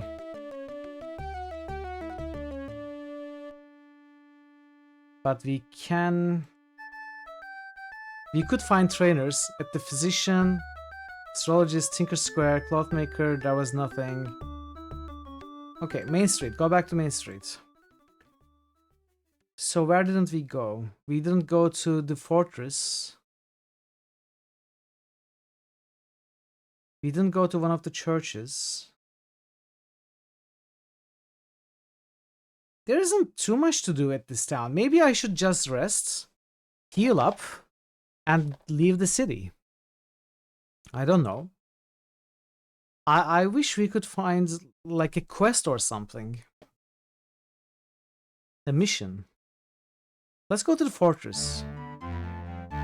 Alright, Jer. Thanks for being someone in my party. Thanks for joining the party, and thanks for being here today. I'll see you next time. Looming overhead are the great battlements of the Herzog. What? Herzog? What? Hergosov. Herzogsov. I don't know how to read that. I'm gonna have to learn German to play this game. The Fortress of Regensburg. The sergeant of the entrance guard directs you to a clerk inside, where you... We cannot request an audience with the Schultheiss. Ask to see a clerk about services desired by the Schultheiss. We cannot even ask to see a clerk. Herzogshof. Herzogshof. Thank you. There is nothing to do. Move away.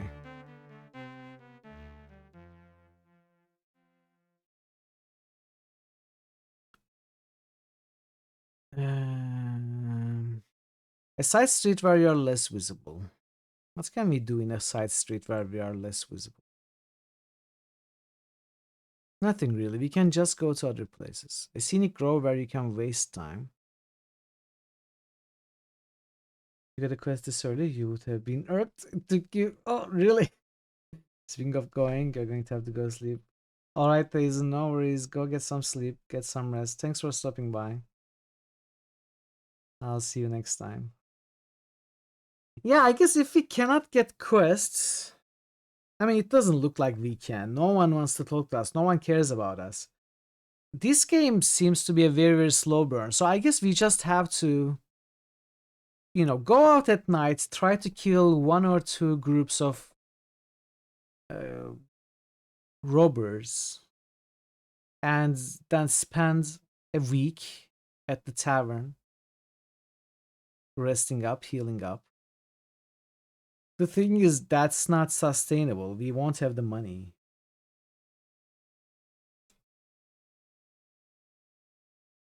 When we were looking over the characters, there were other tools. I couldn't find any jobs though.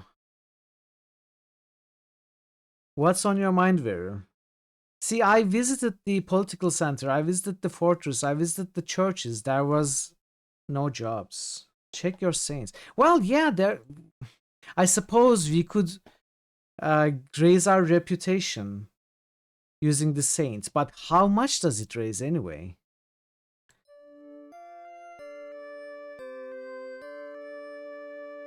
This one enhances local reputation.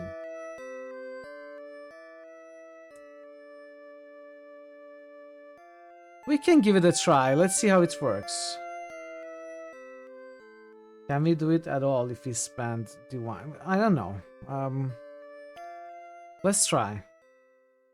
I don't know.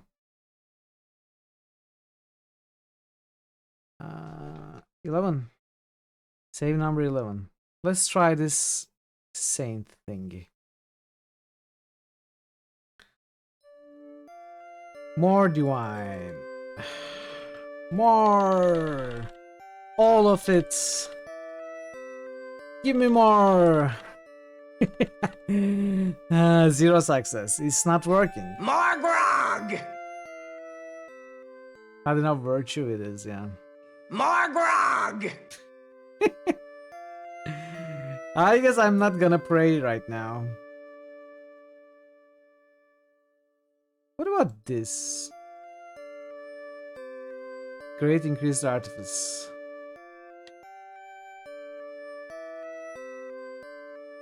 Don't pray right now. So we need to raise virtue as well.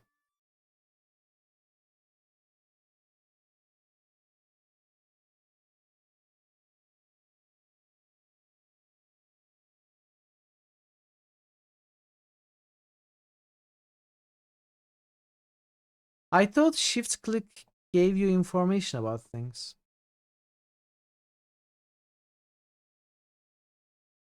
Okay, we are 20 now. Our reputation is 20 now. It's not one per fight. It's sometimes one, sometimes more.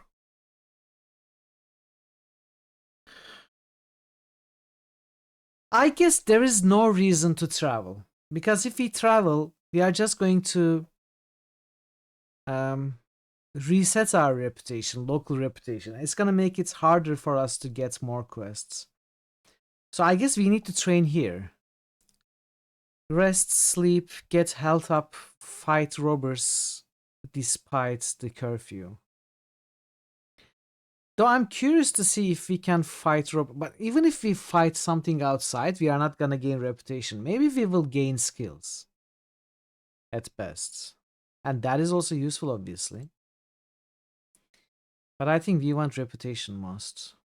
So where haven't we been yet? We haven't been to one of the churches here. Visit the Regirang Saint Amaram, where monks study church law and administration. An elderly clear-eyed monk bows and asks your business. You explain that you wish to study about saints in their library. The old monk promises to inquire and bids you wait for an answer. You take seats on a wooden bench and wait. As you're escorted into the library, your guide whispers, "A gift of 1 groschen to help maintain the library would be appreciated." The old librarian nods and talks happily about the documents they have concerning various saints. You discuss your preferences and discover that today you only have time to study one saint, and only one person can see the sources at a time. You decide to donate 1 groschen, select the saint you will study and the person who will benefit. So Veru, though I don't know what, should I? I'm not supposed to have knowledge beforehand, right? So looking at the clue book would be cheating to see which one is more useful. We are literally walking into a library to learn about these saints. We just gotta pick one. 1 groschen is not too expensive. We can do this in 4 days. Let's randomly choose Lastislaus. The tall spires of a Gothic church arrow into the sky above you. Impressed, you look around and... And what? What happened? Did we learn about Lastislaus? Saints. Saint Lastislaus. A king of Hungary known for his zealous defense of that country and for his piety and prowess. He provides a small increase to strength and agility, a modest increase to speak common, and a good increase to riding and all weapon skills. More importantly, can we get anything?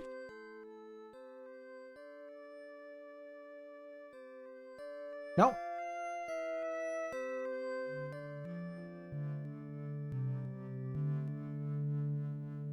We didn't get virtue. I feel like there may be more to do there. Seek aid in healing your wounds. The old monk promises to inquire. Soon a monk introduces you to the abbess of an associated convent. Come with me, commands the abbess. Some burly servant assists you to unused rooms in the convent. Nuns, young and old, come to dress your wounds and pray for your souls. All are quiet.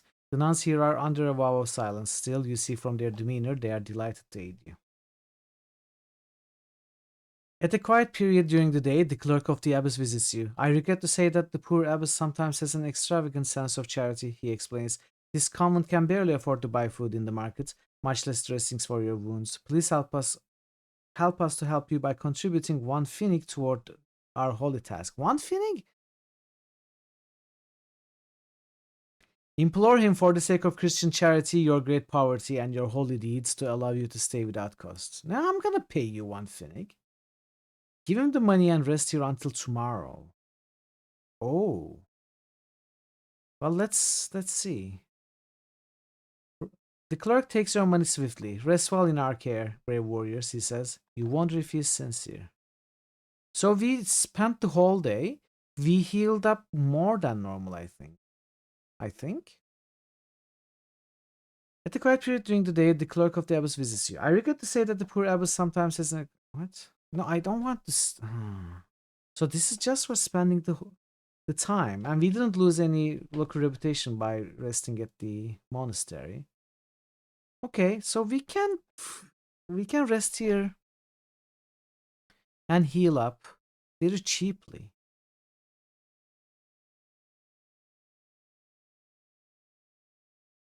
Right? 1638, 29, 24. 1638, 30, 26. So Jeremiah did not heal. Vera and Dude did. Let's try once more. It's kind of random who heals up. Thor healed this time. Maybe they are, maybe they are looking after 2 people at one time. But this is a very cheap option to rest and heal up.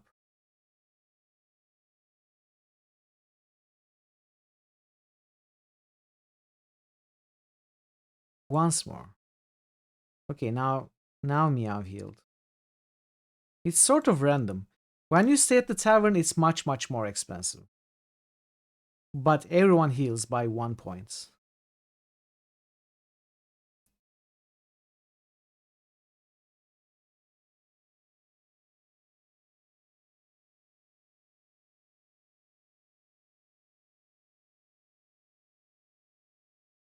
Okay, let's rest a bunch more times. At least I want 2 people to be maxed health-wise. Okay, 2 people are maxed. Now last attempt to see if these 2 will heal up. Yeah. So I think they look after 2 people. And they sometimes heal for 1, sometimes for 2. Oh, Vero didn't heal up at all this time. Okay, we spent enough time here. Experimenting. And we are healed up. It's good that we have cheap options that do not cost us reputation. Now we need to find some sort of fights. Live by a side street. This is one of those text-based games. You're listening, you are the blueprints, too many beers, there's no brainwaves. No, it's not really text-based. I wouldn't say it's text-based. I mean, depends on what you mean by text-based. A lot of the information is conveyed through text. There's just background images for menus. But you don't text inputs what you want to do, like some text parser adventure games. And the fights themselves are not text-based at all. It's real-time with pause where you issue commands.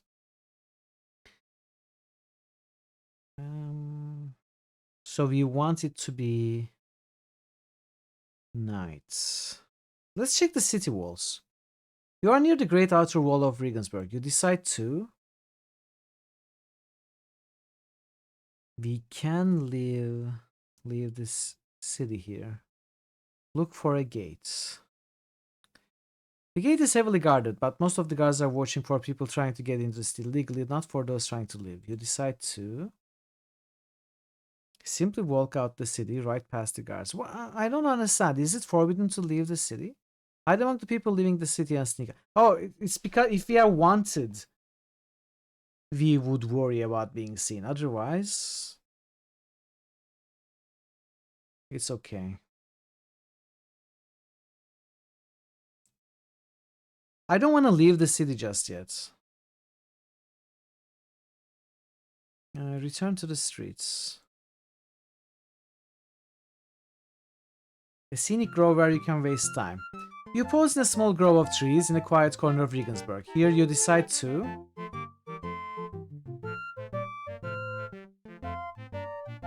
We can waste time. It's not good for anything else. We can wait until nightfall.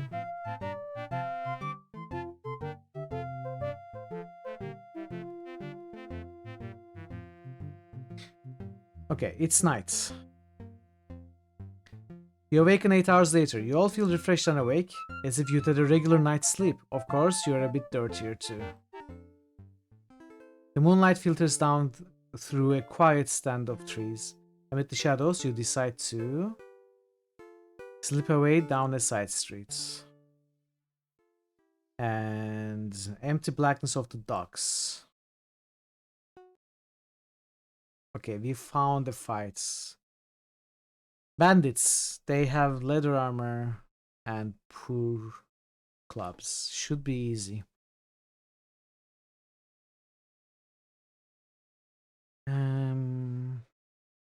Let's throw some javelins.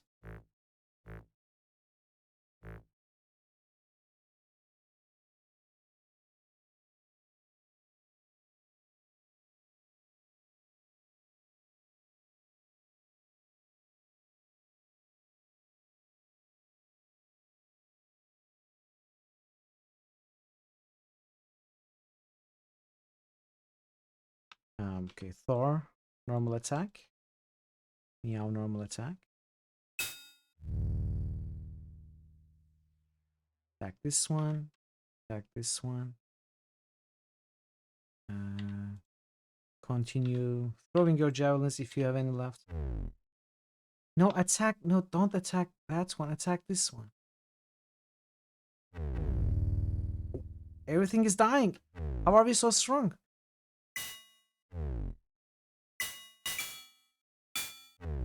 Okay, we won.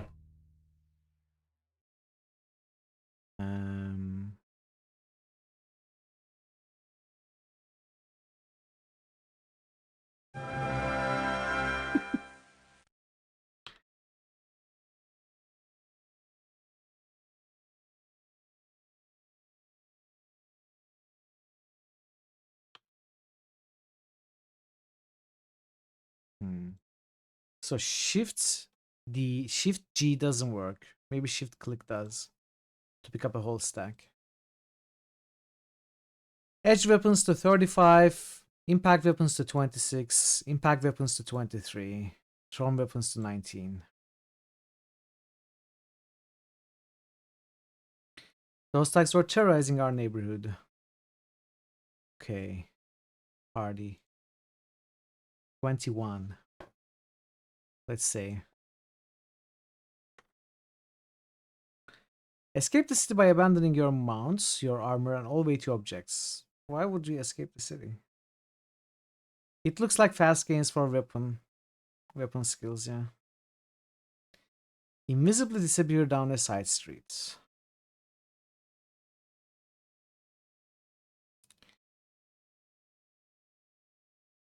Go back to the docks. Hope to get another. Oh no! Who violates the curfew of Regensburg? You run away. I will probably reload. Because I just lost the reputation I gained. This kinda sucks. Kinda sucks. Oh, and amazing! It's it's not ordered correctly. And I have two 12s. Two number 12s. Perfect. Curfew is a problem because that's our only way of gaining reputation and money. Or only good way of gaining reputation of money. Finding robbers at nights. And then half the time we also get caught and have to reload. I mean, I have no problems with saves coming. I will reload until I don't get caught. It's a bit annoying though. Invisibly disappear. Let's not go to the docks. Let's go to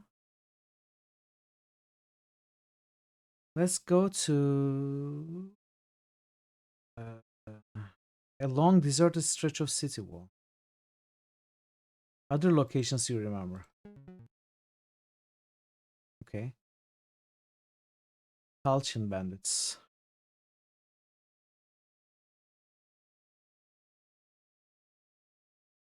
Missile. I want you to throw. Oh, you don't have a javelin, do you?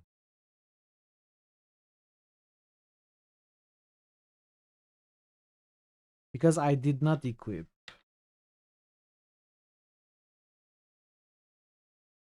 It does, yeah. I expect the game will start going much faster as we get, you know, as we go through the problems kind of specific to the early game, as we raise our reputation a little bit and raise our skills a little bit. You know, we have to go through this grind, but then I think it's gonna be going much faster.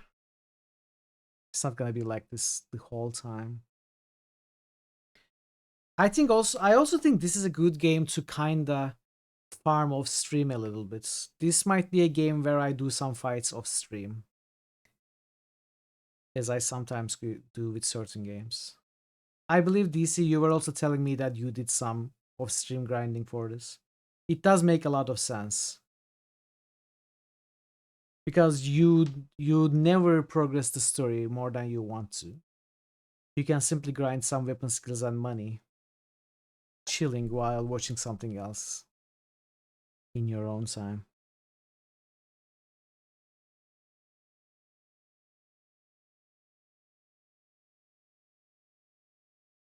Build the character with 60 virtue 45 feeling. You should have been willing to make your rolled. Really? It's more offline grinding than you ever looked at. But you did tell me it was around 20 hours. Maybe that was an understatement. Who knows?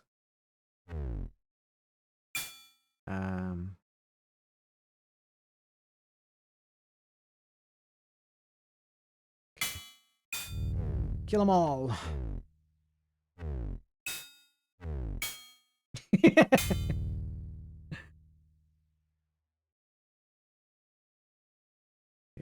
you attack him. Attack him.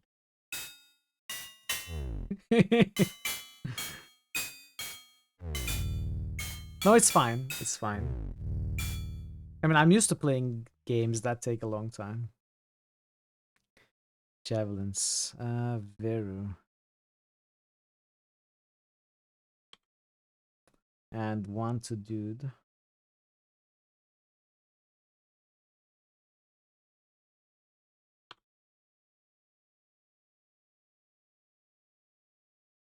Okay. Shift doesn't work.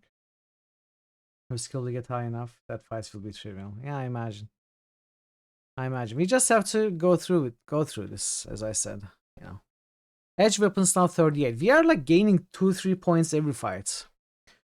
For Jeremiah. Thor doesn't seem to get much skill points. I don't know why. Every other character gets a lot. Maybe it's because Thor is already high. Like it's like Veru threw 1 javelin and gained 4 skill points. Thor fought the whole fight and didn't get any skill points.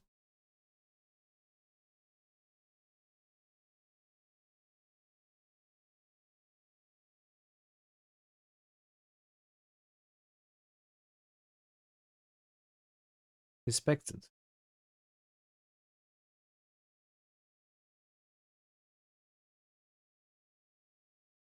Okay.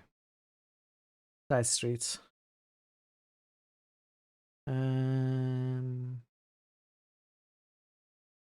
Church. No, let's try marketplace. I shouldn't have gone to the marketplace.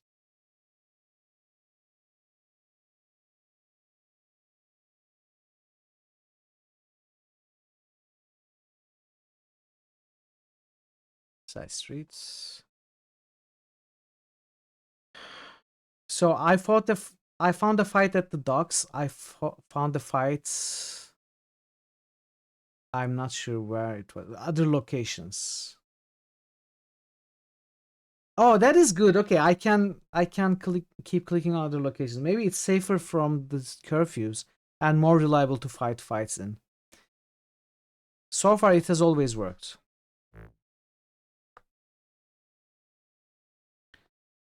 People who love all cat games get more skill points in Darklands. That explains how much DC enjoyed this game. And you too.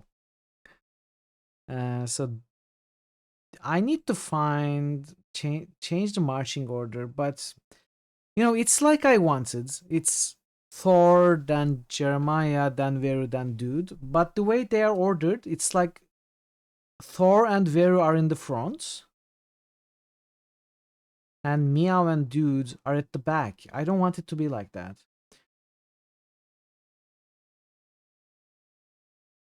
Did I do it wrong?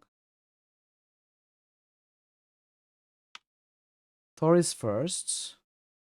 Meow is second. Veru is third. Dude is fourth.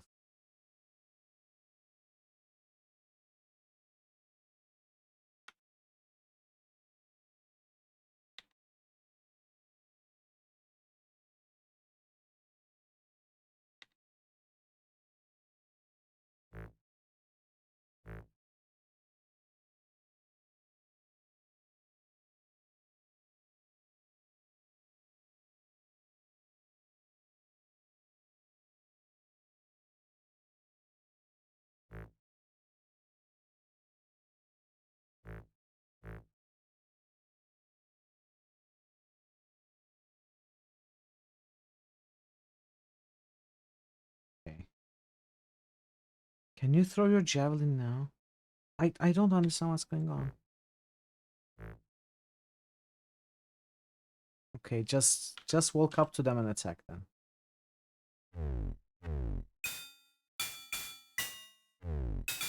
Okay, Meow is tanking too much. Harry?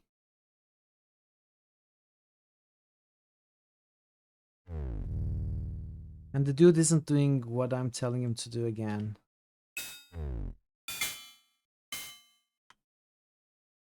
I don't know if I'm doing something wrong, if it's the game.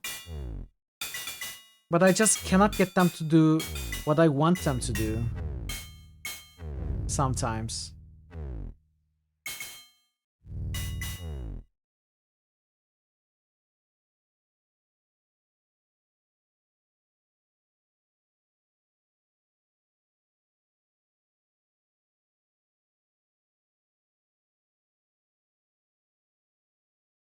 Okay, impact changed from 26 to 28 for Thor.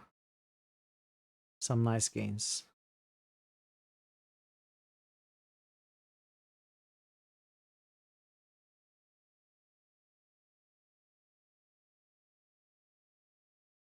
$26 respected. We got 4 points from that fight. Let's try again. Let's see if we can reliably get another fight. Other locations you remember. Okay, it worked again. I love it. Oh, now, okay, Meow is in the correct place where I wanted her to be.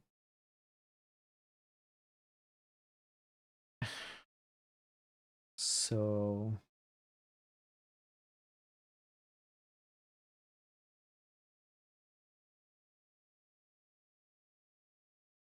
it would be nice if I could tell the whole party to do the same thing, like choose all of them. Or shoot 1, 2, 3, 4. It doesn't work though. I'm just gonna tell them to rush ahead and all attack the same enemy. Let's see how it works so far. Like that. How's the game so far? We are still learning. I'm still experimenting. We got the basics down. It's working out. We are making progress. Very slow progress. Figuring stuff out still. It's enjoyable though. See, dude isn't doing anything again.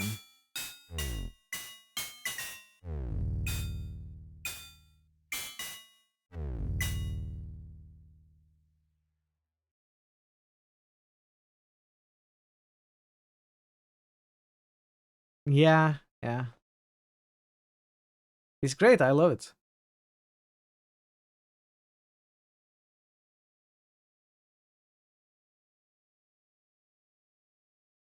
$29.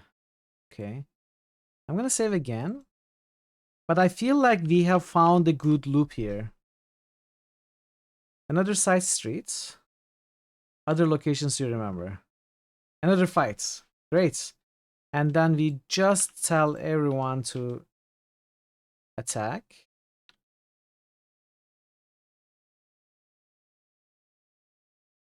And the fight isn't too difficult.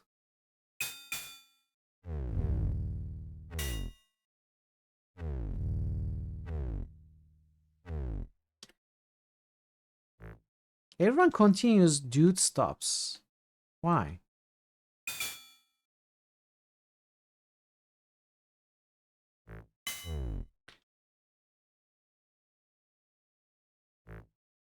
I don't know why he doesn't listen.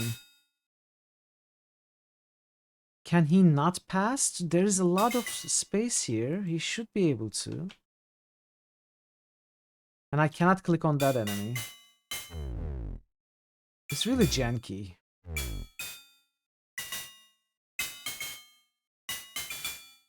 Let's see.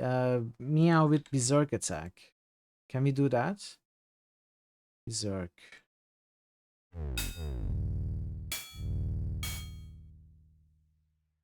I don't know if it worked or not. V1. Edge weapons to 44. Impact weapons to 32. Yeah, we are getting gains reliably. Respect reliably, and money. We are at 31 now. Local reputation. I wonder how much it goes up to. Is it like the stats where it goes up to 99? If it's 99, then we are almost a third of the way. It's probably more than that. Let's make another save. Let's try this again. Same loop. Oh, he didn't find a fight. Wait, is it day? Looks like it's maybe day now.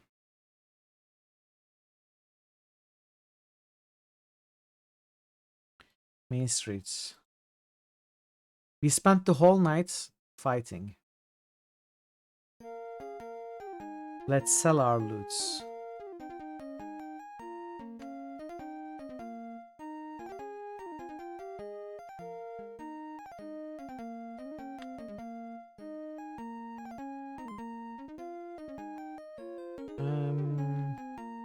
Sell.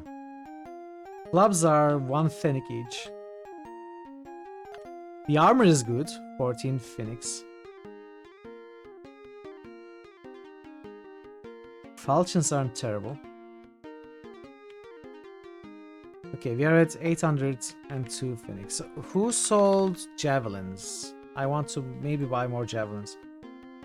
Foreign traders.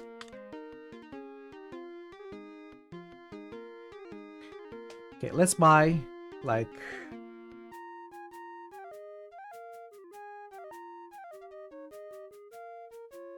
I'm pressing the wrong buttons.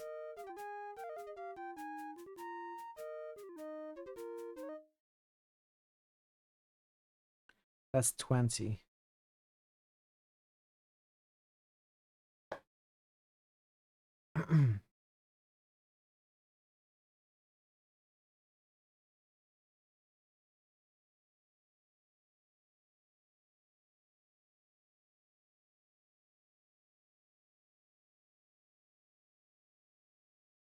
So you have 24. You have 4.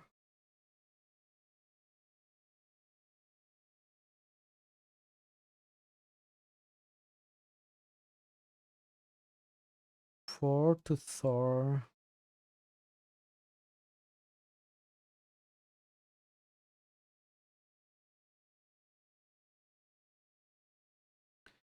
Six to Meow. And then 9 to Veru and Dude.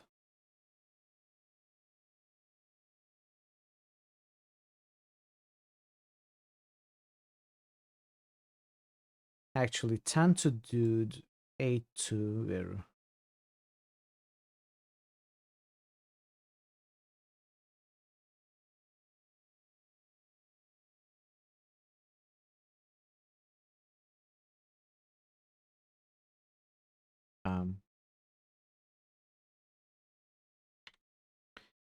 Okay, now maybe we get some healing. Actually, we don't really, well. Pharmacy stalls. Never mind, they don't heal. Main streets. Craft guilds.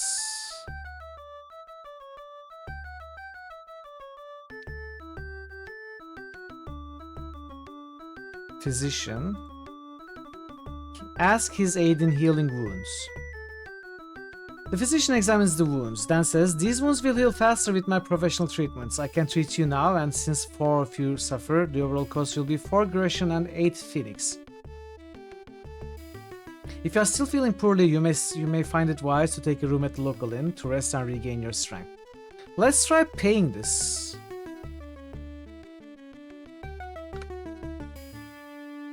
Let's see how much difference it makes.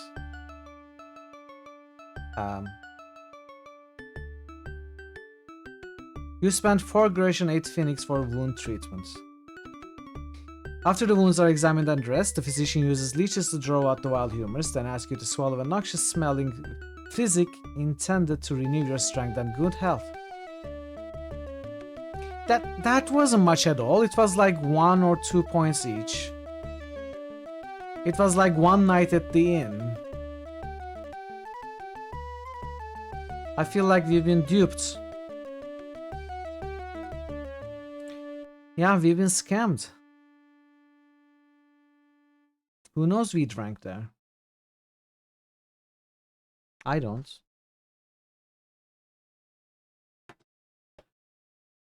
Okay.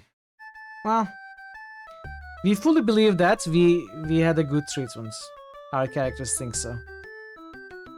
How much money do we have? Where's my money? Where can I see my money? Money, money. Leave.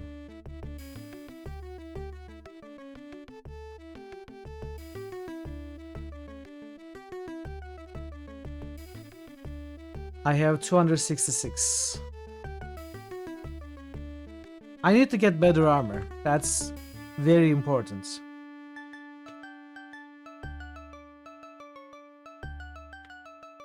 I think we start with, if we can save up the money somehow, we start with a chainmail for Jeremiah. And then lower Kerbulis for Veru and Dude.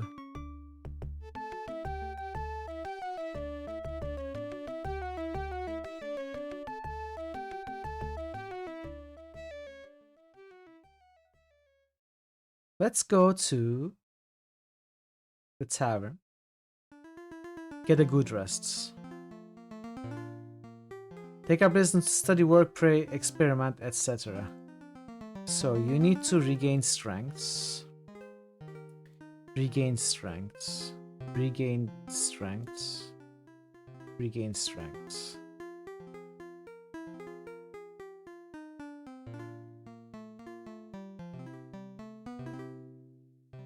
We can do this a few more times, but Thor can now work alchemists. Little bit of money, you know.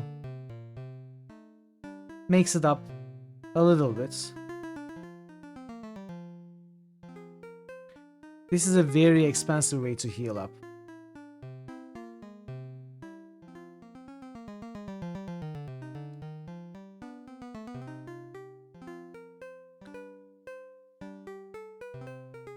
The monastery is way better, I think.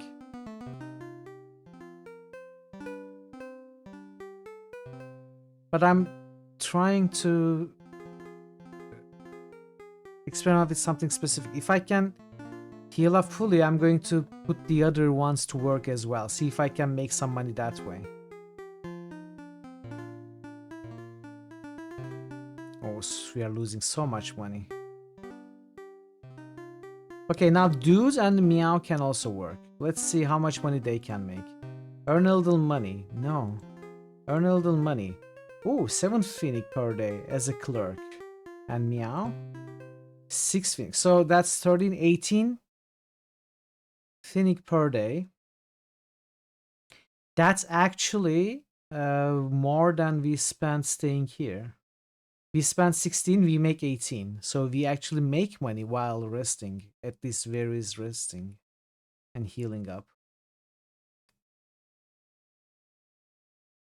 But we don't get any skills, etc. like that. He's kinda healing up for free.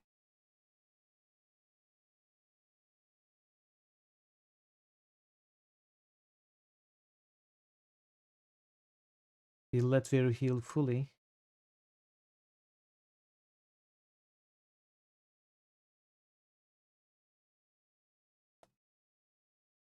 I'm also curious to see how much money Veru would make. Okay. Let's see. Earn a little money. 5 as blacksmith? Really? Not much at all. But this way we can make 7 Phoenix per day. That is little over 1 groschen per day. No, per 2 days. Not much at all. This is not a good way to make money. Maybe if we had higher skills, higher stats, you could make more money. Anyway, I'm gonna call it here. I may or may not farm off stream before tomorrow. I haven't decided yet. But regardless, it looks like our early gameplay is gonna be hunting at night for some robbers. And then resting for a few days. Until we have much better stats.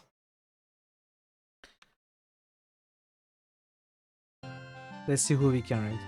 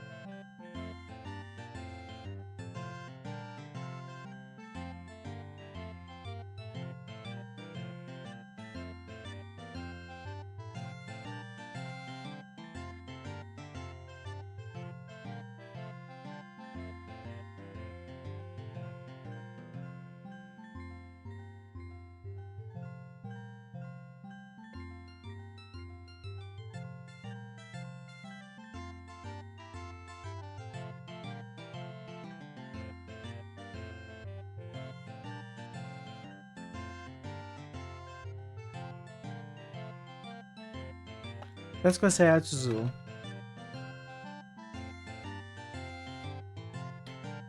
Alright. Thanks for being here, everybody. DC, thank you so much for the resub. Joe, thank you so much for the raid. Thanks for the couple of follows. And thank you everyone for spending some of your time with me here.